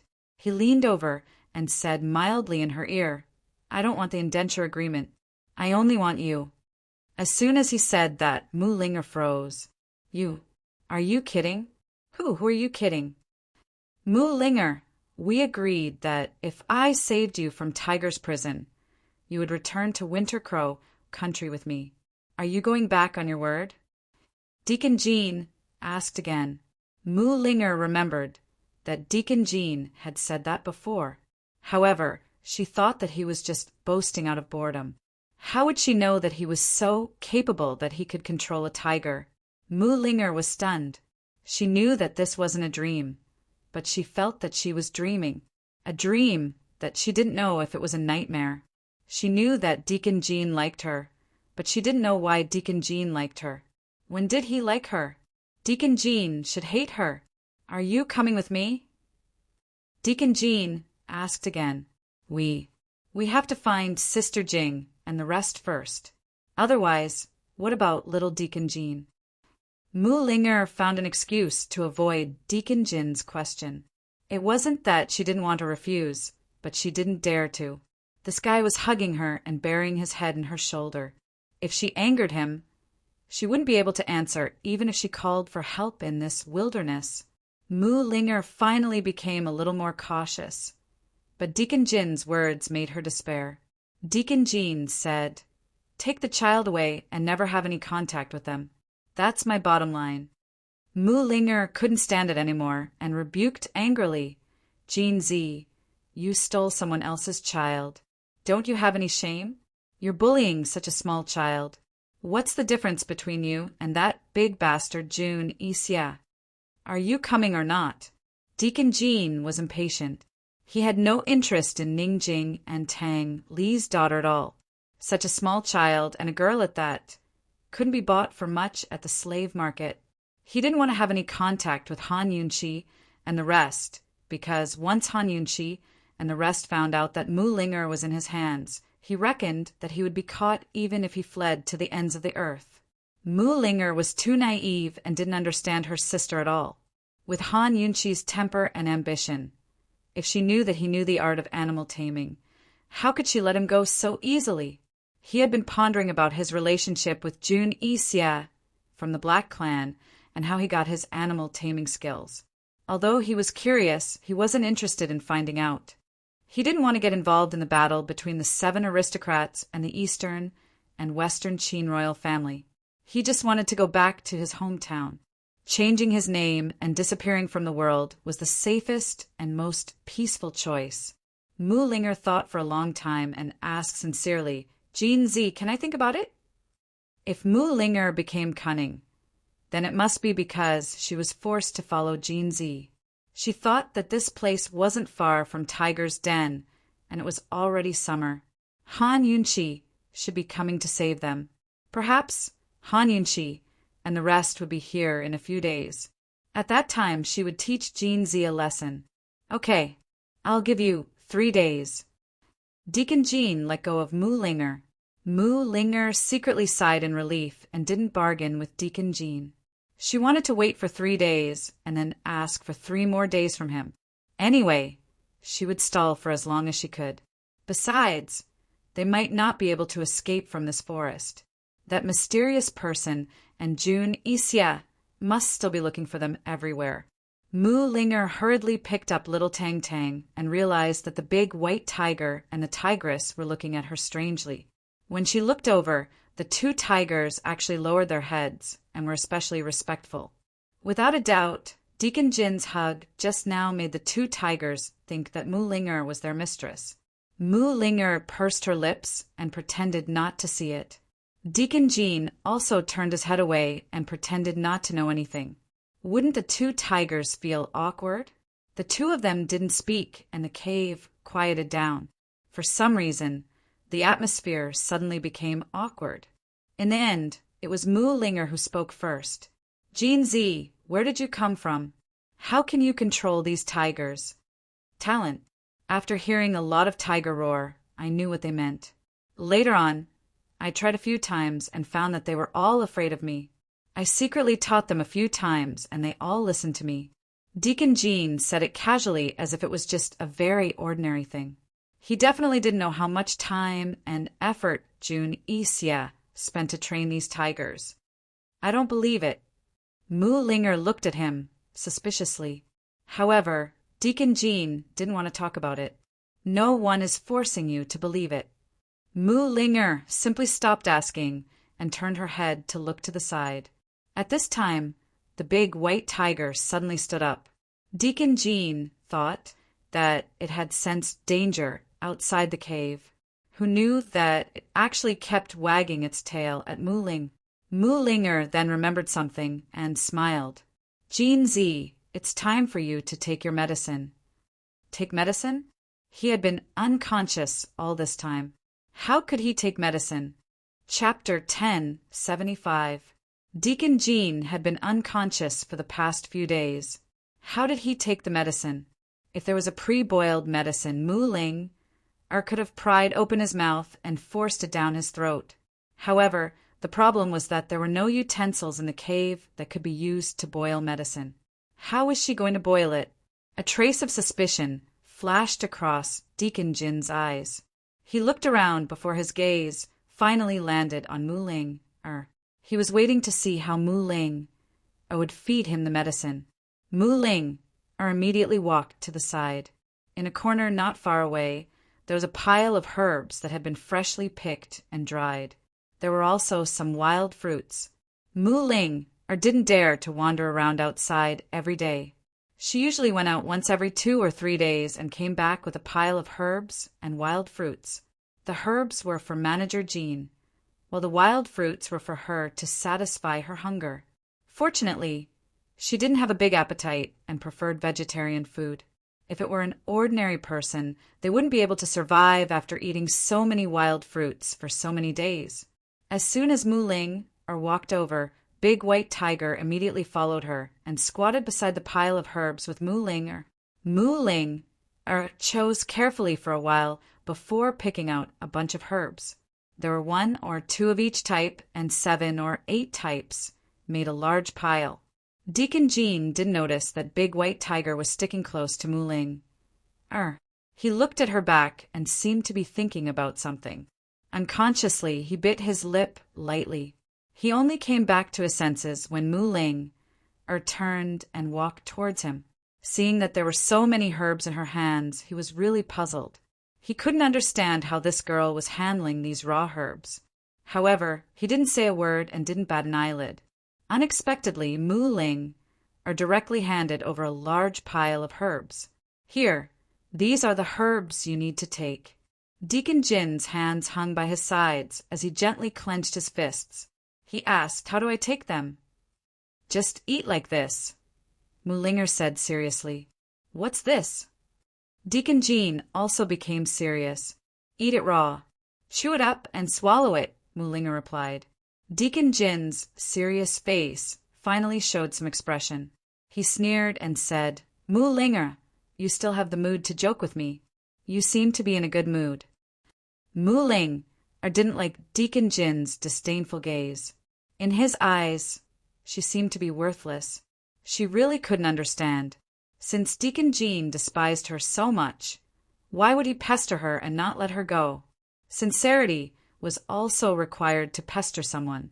Just like how she pestered Chi Brother. She was full of sincerity. She had never despised Chi Brother. As long as it was something Chi Brother said or did, she liked it all. Even if Chi Brother didn't say or do anything and just stood there, she still liked him. If you like someone, shouldn't you like everything about him with all your heart? What kind of liking was Deacon Jean? The more Mu Linger thought about it, the more depressed she became. She coldly looked back at him and replied loudly, "Jean Z, are you blind? Can't you see that there's no medicine furnace or fire here? Tell me, if I don't chew these medicines raw, how am I supposed to eat them? Don't tell me you want to suffer for a few hours to extract the essence before drinking them?" Deacon Jin's expression became even more strange. Mu Linger continued, "These medicines are only beneficial to you. Take them or leave them." Mu Linger didn't care if Deacon Jean took them or not. She stuffed a large handful of medicinal ingredients into his arms and turned to leave. Deacon Jean caught the medicinal ingredients with one hand and pulled Mu Linger's hand with the other. "Wait. Can you stop being so touchy?" Linger shook off his hand. Deacon Jean didn't pull her again and let Linger walk to the side. Linger picked up little Tang Tang from the tiger's side and sat down against the wall. Little Tang Tang was too young and spent far more time sleeping than awake. At this moment, she had already fallen asleep again.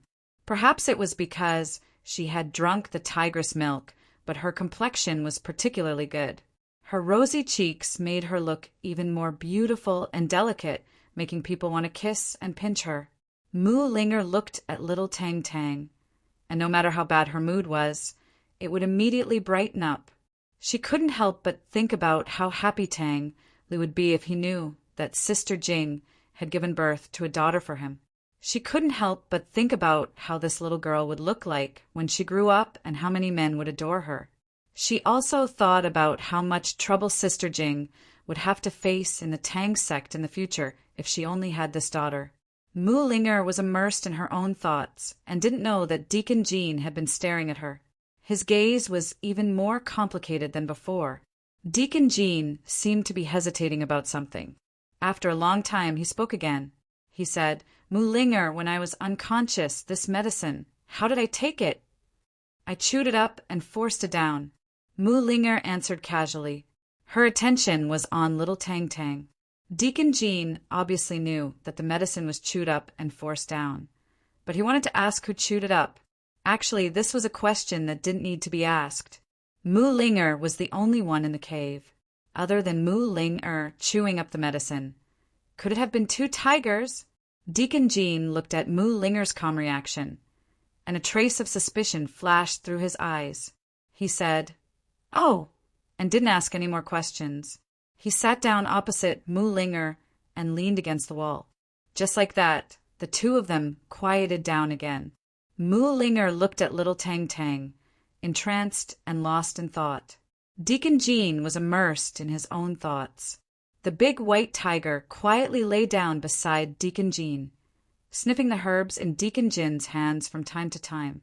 It seemed to like the smell of herbs very much. After a while, Linger inadvertently raised her head and saw that Deacon Jean hadn't taken his medicine yet. She couldn't be bothered to care about it. Anyway, this guy was already awake, so he probably wouldn't die. Linger. Deacon Jean opened his mouth. You. Linger looked up again and asked unhappily, What? You. Deacon Jean avoided her gaze and asked, You were the one who chewed up the medicine a few days ago. Linger's heart suddenly thumped. Only then did she realize the problem. She left and avoided Deacon Jin's questioning gaze. Is that so? Deacon Jean had already spoken, so he wanted to ask, clearly. He wanted Linger to admit it herself. Linger still looked away and didn't answer. Is that so? I'm asking you a question. Deacon Jean asked loudly. Linger only felt her scalp go numb. She looked at the ground beside her and wished she could just bury her head in it. Seeing that she was so nervous, Deacon Jean didn't pursue the matter. He looked away and smiled soundlessly, revealing a mouthful of white teeth. It was especially good-looking. He took a medicinal herb and chewed it. The bitter taste immediately spread in his mouth. The more he chewed and swallowed it, the more unpleasant it felt. But he chewed it tightly and tasted it. After chewing the herb, he said, This medicine is bitter enough. Linger, it's been hard on you. Linger looked at him abruptly, her face full of surprise. Jean Z, it's not me who's been hard on you. It's Big White Tiger who's been hard on you. It was the one who chewed the medicine for you. At this moment, Big White Tiger was lying at Deacon Jin's feet, looking up at him with a pious expression. Deacon Jean immediately looked at Big White Tiger and saw it grinning at him, revealing a row of white canine teeth. Deacon Jean instantly froze, dumbfounded. Linger really couldn't understand. Wasn't Deacon Jean disgusted by this method of feeding medicine? She was trembling with fear as she waited for him to flare up. Who knew that he would actually say, It's been hard on you? She was a pharmacist and had to be professional. In order to protect the patient's life, she had to make the patient take the medicine no matter what method was used. But in the face of such a situation, she still felt disgusted, really disgusted. What was Jean Z thinking? Mu Linger looked at Deacon Jean in disdain. Just as she was about to ask, Deacon Jean finally couldn't take it anymore. He got up and ran out of the cave, vomiting nonstop. Deacon Jean had been unconscious for so long. Other than drinking water, he had taken medicine. He couldn't vomit much at all. He was about to vomit out bile. After a while, he calmed down and walked back. Mu Linger didn't dare to look at him. Although the big white tiger wasn't very clear about what had happened, it could feel its master's anger, so it also obediently crawled down. For the next half of the day, Deacon Jean stared at Mu Linger coldly. Mu Linger braced herself and let him stare, but in the end, she couldn't take it anymore. She glared at him and said angrily, "What are you looking at? I don't have any other way to feed you medicine. If you don't take the medicine, your life will be in danger. Don't you know how to chew?" Deacon Jean suddenly asked loudly, "Isn't it just as disgusting?" Mu Linger retorted loudly, "It's not the same." Deacon Jean roared. Mu Linger didn't know if it was because she was shocked by his anger or because she was shocked by the words, "It's not the same." She pursed her lips and stared at him blankly, not retorting anymore. The two of them were silent for a long time before speaking at the same time. Mu Linger, Jean Z. Neither of them was angry or fierce.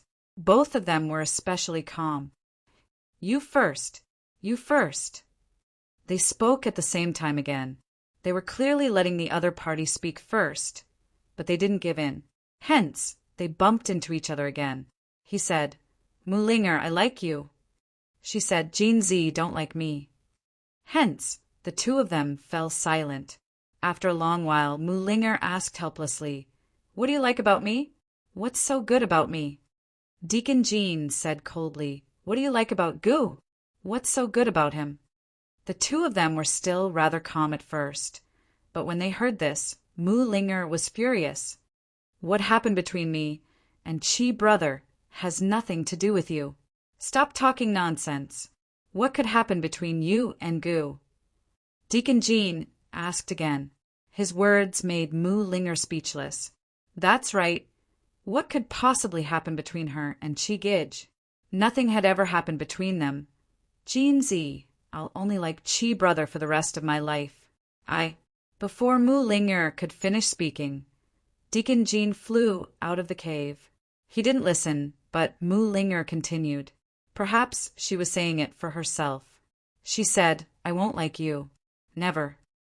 That night, Jean Z went to hunt a bunch of game and even found a pile of firewood to start a fire. Although he ignored Mu Linger, he still threw the first roasted pheasant to Mu Linger to eat. Mu Linger had been craving for it for a long time. She didn't pretend to refuse, but ate it with relish. She was really too hungry. Coldly, Deacon Jean glanced at her. It was 70% heartache and 30% helplessness. After Deacon Jean woke up, Mu Linger's food finally improved. They hid in the cave and lived day by day. 3 days passed quickly. Deacon Jean didn't mention going to Winter Crow country again. Mu Linger also pretended to forget to give him an answer. Mu Linger hoped that reinforcements would come quickly. Deacon Jean didn't tell her that there were countless elite soldiers lying in ambush in the forest. It was very dangerous. They couldn't get out at all. This information was conveyed by the tigers outside. He knew about it when he went hunting for the first time. Deacon Jean was also waiting. He was waiting for Han Yunqi and the others to break through Jun Yixie's defense line. However, it wasn't just Deacon Jean and Jun Yixie. There was another person in the forest who had been waiting for a long time. Chapter 1076. Other than Jun Yixie and Deacon Jean. There was also Bai Yanqing, who had been waiting for Han Yunqi and Long Fei Ye's arrival. He had been waiting since the beginning of spring. What he had been waiting for was not Han Yunqi and Long Fei Yi, but a piece of bad news. Han Yunqi, Long Fei Yi, Gu and Gu Beiwa did not come to save them, nor did they go north. Instead, they went to Heaven Mountain. Not only did they save Elder Kenzo and the two seniors, they also defeated the people from Evil Sword School. The Evil Sword School was basically destroyed, leaving only the Evil Sword Pavilion. Whether it was Tian Shan Kenzo or the Evil Sword Sect, Bai Yanqing did not care about them. What he wanted was the Ganjiang treasure sword. Now that Long Fei Yi and Han Yunqi knew the secret of the failure of dual cultivation, they also knew the secret of the Phoenix power. His plan had failed once again. What he did not expect was that Gu actually controlled Mo Xie's sword spirit. When did Gu obtain Mo Xie's sword spirit? Before Mo Xie's sword spirit was reforged. What could Gu use to control Mo Xie's sword spirit? Once he had the Ganjiang treasure sword and Mo Xie's sword, Long Fei Yi and Han Yunqi's dual cultivation would definitely succeed. Once Long Fei Yi truly controlled the lust bite power, he would be in danger. No matter what, he would not allow this to happen. Master, wasn't the Ganjiang treasure sword locked back? Long Fei Yi can't even control the Ganjiang treasure sword. Why do we have to worry so much? The one who spoke was a black-clothed and masked servant. Bai Yanqing said coldly, as long as the lust bite power and phoenix power work together, we can definitely subdue any ancient treasure sword. There's no way those old fogies from Tian Shan don't know about this. What Bai Yanqing regretted the most was that he had not killed those old bastards from Sky Mountain. Although the news from Sky Mountain was that the Ganjiang sword had been sealed. Who knew if this was a ploy by Long Fei Yi and Han Yunqi? After hearing his master's words, the masked servant didn't say anything else. We can't let them forge Mo Xie's sword. We can't. Bai Yanqing, who had been calm all this time, finally became anxious. Originally, he wanted to have some fun with Han Yunqi and Long Fei, but once his life was in danger, he wouldn't give them any more time. Get Duanmu Yao to hurry over. Old man wants to have a good chat with Jun Yixia. Bai Yanqing said seriously.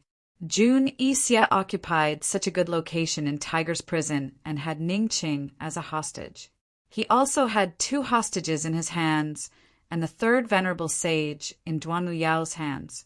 These advantages were enough for him to force Han Yunqi and Long Fei Yi into a dead end. Even if he couldn't stop the dual cultivation, he would still force them to kill each other. The descendants of Eastern and Western Qin had to bear an eternal hatred. How could they be together? A complicated look flashed past the masked servant's eyes as he advised, Master, don't be rash. If you want to kill them, won't it be easy? Don't forget your grievances. When he said this, Bai Yanqing was immediately stunned. After a while, he turned to look at the masked servant. Hao-san, where did my grievances come from? I only have hatred. That's right. This masked servant was Jun Yixia's most trusted servant, Hao-san. He was Bai Yanqing's closest servant, who later followed Jun Yixia. It was through him that Bai Yanqing was able to control Jun Yixia's every move. Master, if you want to vent your hatred, you have to be patient. Hao-san said seriously, Master, Jun Yixia has already given up everything. In less than 3 days, he will definitely send a blackmail letter to the D clan. This subordinate guarantees it. Hao-san took off his mask and revealed a sinister smile. Master, why don't we let Jun Yixia test them first? Whether or not the Ganjiang sword has fallen into their hands, or what's going on with Mo Xie's sword. We have to be clear about all these. Seeing that his master was still hesitating, Hao-san reminded again, Master, since Mo Xie's sword spirit is in Gu's hands, then it won't be difficult for them to secretly forge a sword. Long Fei Yi and Han Yunqi have a lot of treasures in their hands, so it won't be difficult to find iron to forge a sword.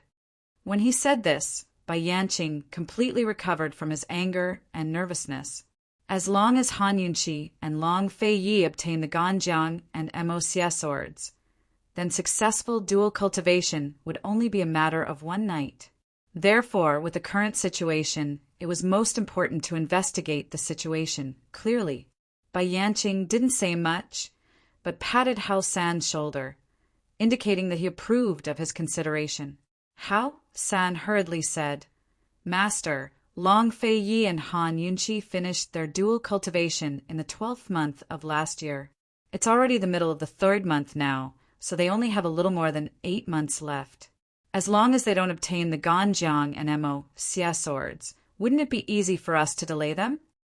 As Hao San spoke, he lowered his voice and whispered into Bai Yanqing's ear. It wasn't known what scheme he came up with, but it seemed to have gained Bai Yanqing's approval. Bai Yanqing narrowed his eyes and agreed with a resolute expression. After Hao San left, Bai Yanqing turned and walked towards the pavilion. At this time, Bai Yanqing's hostages were all locked up in a suspended pavilion hidden in the precipitous cliff. Other than Han Yunqi, only Bai Yanqing could poison and kill the tigers in such a short time. The mysterious person who ambushed Mu Linger and the others outside Tiger's prison that day was Bai Yanqing. What he really wanted was Mu Linger and Jin Zi, as well as that Su Xiaoyu. Unfortunately, he underestimated Jin Zi. He didn't capture Mu Linger and Jin Zi, but luckily he captured Su Xiaoyu. In his eyes, Su Xiaoyu was more valuable than any of them. There were individual iron cells in the pavilion, and Su Xiaoyu was locked up in the most secluded cell. From the time he kidnapped her until now, Bai Yanqing would come over every day to chat with her. Today he was still the same as usual, lighting a lantern and hanging it in front of the iron cell before sitting down cross-legged. Su Xiaoyu sat in the cell, her entire body tensed up by the iron chains, unable to move. Even if she wanted to sleep, she could only sleep sitting up. "Little girl, you just have to answer Grandpa's question. Grandpa promises to let you go." Bai Yanqing's tone was always kind. This little girl had been tortured by Bai Yuqiao for so long, but she didn't reveal any secrets. He knew that even if he beat her to death, she wouldn't reveal a single word. For this little girl, who was amenable to coaxing but not coercion, he needed to be patient. Actually, Su Xiaoyu was very afraid of Bai Yanqing. She closed her eyes, not letting herself look at him. If she didn't look, perhaps she wouldn't be afraid, right? But when she closed her eyes, the scene of them escaping and being ambushed immediately appeared. Jin Zi protected Mu Linger and the child as they escaped. Bai Yuqiao tightly hugged Bai Yanqing, wanting her and Ningjing to escape. She and Ningjing had no chance to escape, because Bai Yanqing poisoned Bai Yuqiao. She and Ningjing watched as Bai Yuqiao slowly melted from head to toe, like a snowman slowly melting, finally turning into a pool of blood. She would never forget the look in Bai Yuqiao's eyes when he looked at her before he died. It was so sad and so reluctant to part. She couldn't understand Bai Yuqiao's eyes, but she always felt that Bai Yuqiao had something to say to her, but he didn't have time to say it. These days, she had been pondering and thinking, but she really didn't understand, not at all. Bai Yuqiao saved them because he had an agreement with Ningjing. It was just a transaction.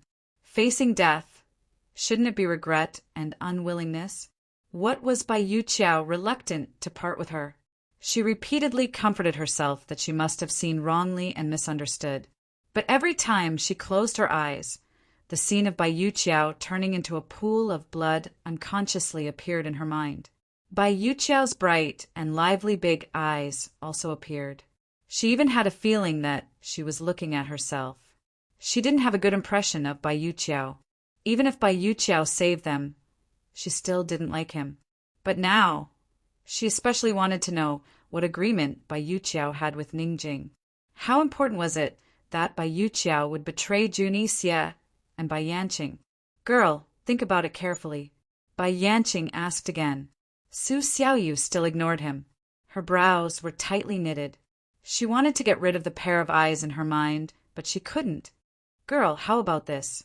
Grandpa will play a game with you." Bai Yanqing smiled and said, "Grandpa will give you 10 days to think about it.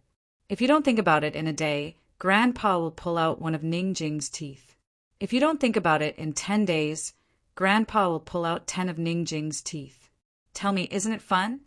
Lunatic! Su Xiaoyu suddenly roared. Bai Yanqing's lips curled into a cold smile. Looks like it will be fun. Someone, bring me a pair of pliers. Seeing Bai Yanqing stand up, Su Xiaoyu immediately surrendered. I'll talk. I'll tell you everything I know. You have to promise me one thing. Bai Yanqing was very satisfied. What is it? Tell me. Bring Ning Jing here and lock her up with me. Also, I want 2 warm beds and 3 hot meals a day. Su Xiaoyu said seriously. Ning Jing had just given birth and had been tormented until now. Even if she didn't die, she was half dead. If she let Bai Yanqing pull out another tooth, she would definitely lose her life. She could see that Bai Yanqing wouldn't hurt her. Instead, he planned to use Ning Jing to threaten her. No matter what, she had to try her best to save Ning Jing's life. Bai Yanqing laughed. Little girl, what right do you have to negotiate with old man? You can either promise me or just kill us. Su Xiaoyu glared fiercely at Bai Yanqing. Old thing, it's easy to kill people, but it's not easy to make people live. Don't think that we're afraid of death. Let me tell you, Ning Jing and I aren't afraid. Bai Yanqing had always heard that this girl, Su Xiaoyu, was very stubborn. Now that he had seen it for himself, he really admired her. He smiled and said, Little girl, why don't you pledge allegiance to me? I'll take you in as my disciple and teach you the art of poison. Those who become your disciples don't have good endings. Ha, forget it. Su Xiaoyu laughed wantonly. Bai Yanqing was finally annoyed. You refuse a toast only to be forced to drink a forfeit. He was about to order someone to open the door when Su Xiaoyu said, As far as I know, after my master got the perplexing butterfly illusion, he's been looking for something. When she said this, Bai Yanqing ordered the guards to retreat. However, Su Xiaoyu said lazily, Old grandpa, let's change the game. I'll give you 2 hours. If you send Ning Jing over and give me the things I want, I'll tell you what my master is looking for. Otherwise, I'll teach you a skill. She was threatening him. Bai Yanqing said coldly, What skill? How to kill yourself. Bai Yuqiao laughed arrogantly. Although she was imprisoned, her life was still in her own hands. Bai Yanqing wanted her to live, but she could make herself die. Yes, she was threatening Bai Yanqing. Chapter 1077. Rather than saying that Bai Yanqing was being threatened by Su Xiaoyu, it was better to say that Bai Yanqing was being played by Su Xiaoyu. Bai Yanqing's eyes slowly narrowed. He had lived for more than half his life. Yet he was actually being played by a stinky brat who was still wet behind the ears. Cold, he said. Fine, old man. I'd like to see how you're not going to kill yourself. After saying that, he immediately ordered, Men, bring Ning Jing over to old man. Hearing this, Su Xiaoyu became nervous. She clenched her fists tightly, but her expression remained stubborn and uncompromising. She was afraid, but fear wouldn't make people give up. Otherwise, she wouldn't have lasted until today. Actually, she didn't know anything about the perplexing butterfly illusion. She was just lying to Bai Yanqing. Therefore, she only had one path of retreat, and that was death. When a person only had one path of death, they could throw caution to the wind and be stubborn to the end. Bai Yanqing's cold and vicious gaze pierced through the darkness, shooting straight at her. Su Xiaoyu glared back, refusing to budge an inch. She didn't want to lose in terms of momentum. Soon, Ning Jing was brought over. After not seeing her for a few days, Ning Jing was so thin that she looked like she was suffering from some serious illness. Her face was so pale and haggard that it was indescribable. Her eyes were bloodshot, and it wasn't clear whether it was because she was too tired or because she had cried. If Tang Li saw her like this, Tang Li would definitely go crazy. Ning Jing was thrown at the door of the prison cell by the guards. She lay paralyzed on the ground, her sickly body seemingly unable to withstand a single blow. Once she fell, she couldn't stand up again. She saw Su Xiaoyu, and Su Xiaoyu also saw her. The two of them looked so pathetic and weak in each other's eyes, but they actually looked at each other and smiled. Only those who were truly stubborn could be so brave and magnanimous as to smile at each other. Su Xiaoyu was a little hesitant at first, but when she saw Ning Jing forcing a smile in her bloodshot eyes, her heart became even more determined.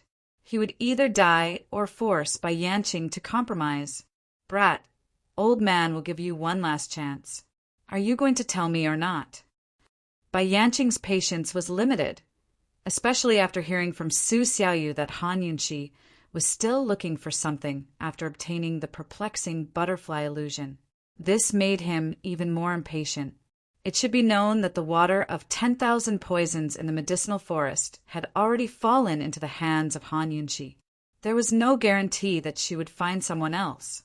He was very clear about the situation of Long Fei Yi and Han Yunqi's dual cultivation, but he wasn't clear about the situation of perplexing butterfly illusion at all.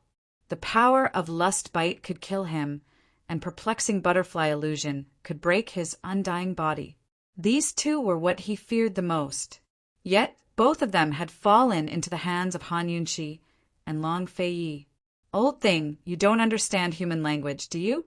I've already said everything clearly just now.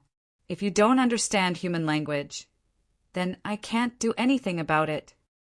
Su Xiaoyu replied impatiently. Bai Yanqing was unable to restrain his anger. He was simply angered to death. "Someone come, pull out Ning Jing's teeth for me. Pull them out one by one." Bai Yanqing said angrily. He had originally wanted to give Su Xiaoyu 10 days, but now it seemed that if he didn't act ruthlessly, this brat really didn't know what was good for her and didn't know the immensity of heaven and earth. Su Xiaoyu looked at Ning Jing indifferently. Ning Jing was very calm. She wasn't afraid because of Bai Yanqing's words. Her daughter had already been rescued by Mu Ling. This was already the best result she could hope for. Soon, 2 attendants held Ning Jing up on both sides. One of the attendants fiercely pinched her chin, forcing her to open her mouth. The other attendant brought over a pair of pliers, looking for the best place to start. "Ning Jing, this brat doesn't know any better. Perhaps you can persuade her." Bai Yanqing sneered. Ning Jing ignored him. She didn't struggle and directly closed her eyes. "Old man, pull out your front teeth first." Bai Yanqing suddenly shouted angrily. Although he was looking at Ning Jing, he glanced at Su Xiaoyu in the cell. He thought that Su Xiaoyu would also close her eyes, but who knew that Su Xiaoyu would actually open her eyes wide and stare at Ning Jing. This was the first time that Bai Yanqing had felt this kind of frustration. He didn't want to believe that a little girl, a sickly woman, could have such strong willpower. In this world, was there really someone who wasn't afraid of death? The pliers clamped onto one of Ning Jing's front teeth. The attendant forcefully pulled, and Ning Jing was in so much pain that her entire body trembled. She instinctively wanted to close her mouth. However, the attendant gripped her chin tightly, making her unable to move. The attendant kept pulling and finally loosened the root of her teeth. It had to be said, even these attendants were scared witless and their hands were trembling. Bai Yanqing was inhumanly cold-blooded. He didn't look at Ning Jing and stared at Su Xiaoyu. He didn't believe that he couldn't win against a little girl. Finally, one of her teeth was pulled out. Ning Jing's mouth was already dripping with blood. Tears slowly flowed down from the corners of her tightly shut eyes. But she didn't struggle and didn't even make a sound. Su Xiaoyu also didn't make a sound as she stared fixedly at Ning Jing. No one knew that she secretly swore in her heart. If she and Ning Jing didn't die here today, then one day she would definitely return everything that she had seen today to Bai Yanqing. She must. Waiting for no compromise, Bai Yanqing became even more furious. "Continue." Hence, the attendant pulled out Ning Jing's second tooth. Finally, at the moment when the tooth was pulled out, Ning Jing fainted from the pain. The blood on her gums didn't stop flowing. And at this moment, the corners of Su Xiaoyu's mouth also slowly flowed with blood. She had bitten her own tongue. Bai Yanqing didn't want to believe all of this, but the truth was right in front of his eyes. He looked towards Su Xiaoyu and saw Su Xiaoyu sitting in the dark prison cell. The corners of her mouth were bleeding and her expression was cold. She was even scarier than the evil children of the evil cult in Nanzhao. Bai Yanqing was stunned. "Master, if you don't help them stop the bleeding, they will die," the attendant cautiously reminded. Bai Yanqing finally regained his senses and realized that Su Xiaoyu was still threatening him. Although Bai Yanqing didn't want to admit it, he had to admit that he couldn't do anything to Su Xiaoyu. If Su Xiaoyu died, he wouldn't be able to ask about the perplexing butterfly illusion anymore. "Bring the medicine." There was no doctor here, so Bai Yanqing could only do it himself. He opened the door of the prison cell and wanted to first stop Su Xiaoyu's bleeding. But Su Xiaoyu actually turned her head away and refused to do so. "Stinky girl, don't refuse a toast, only to be forced to drink a forfeit." Bai Yanqing was so angry that he was about to go crazy. Su Xiaoyu's mouth was tightly shut as blood continued to flow out from the corners of her mouth. Cold eyes stared at Bai Yanqing. That gaze wasn't just threatening, it was practically provoking. Bai Yanqing had no choice but to first stop Ningjing's bleeding. He ordered for 2 clean blankets to be brought over and placed the unconscious Ningjing in the prison cell. At this moment, Su Xiaoyu secretly heaved a sigh of relief. She opened her mouth and vomited out a mouthful of blood. She was clearly about to faint, but she still smiled at Bai Yanqing. Her smile was especially contemptuous. Bai Yanqing clenched his fists so tightly that his knuckles cracked. He couldn't wait to kill this stinky girl with one punch, but he had no choice but to stop her bleeding. Bai Yanqing had never been so aggrieved in his life. A trace of viciousness flashed past his eyes. After Su Xiaoyu revealed the secret of the perplexing butterfly illusion, he would definitely teach her how to spell the word fear. Su Xiaoyu woke up before Ningjing. Although the wound on her tongue had stopped bleeding, it was so swollen and painful that it was difficult for her to even open her mouth, let alone speak. She saw Ningjing lying motionless under the blankets. Her body was so thin and frail that she could turn into ashes at any moment. She was scared out of her wits and hurriedly rushed over to grab Ningjing's hand. It was as if as long as she held onto Ningjing, she wouldn't disappear. Feeling the warmth of Ningjing's hand, Su Xiaoyu heaved a sigh of relief. She didn't know what she would do if Ningjing died just like that. How much meaning would there be left in her stubbornness and perseverance? After calming down, she hurriedly took Ningjing's pulse.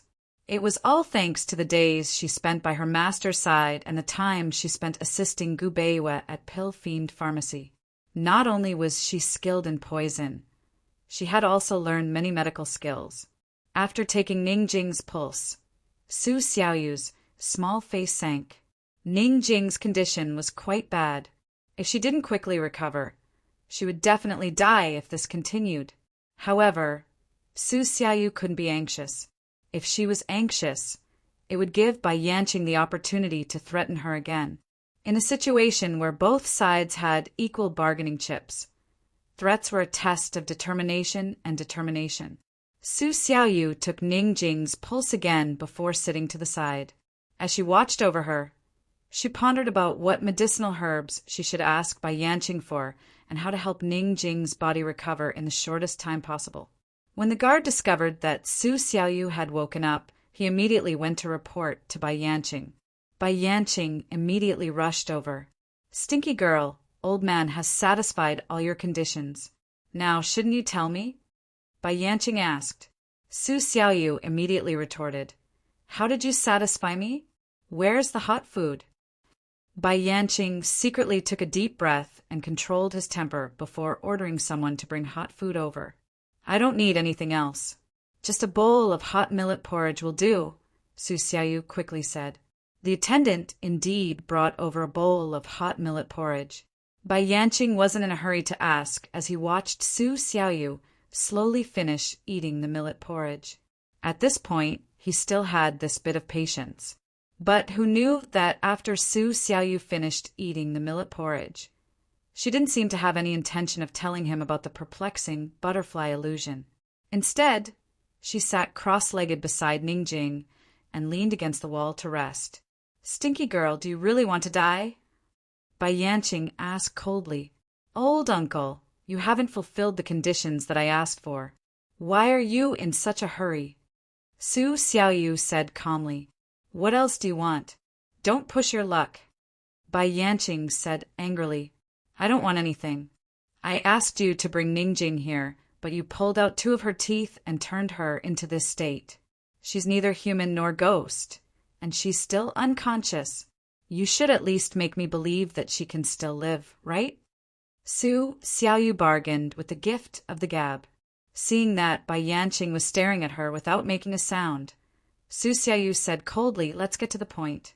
I'll write a prescription for you to continuously supply me with medicine for half a month. Also, send me hot food for 3 meals a day. After half a month, if Ningjing is still alive, I'll definitely tell you everything I know." The first time Bai Yanqing gave in, he was destined to be kidnapped by Su Xiaoyu. If he didn't agree, then all his previous concessions would have been wasted. "All right, half a month," he said ruthlessly. "Stinky girl, you have to know that there's a phrase in this world called living a life worse than death.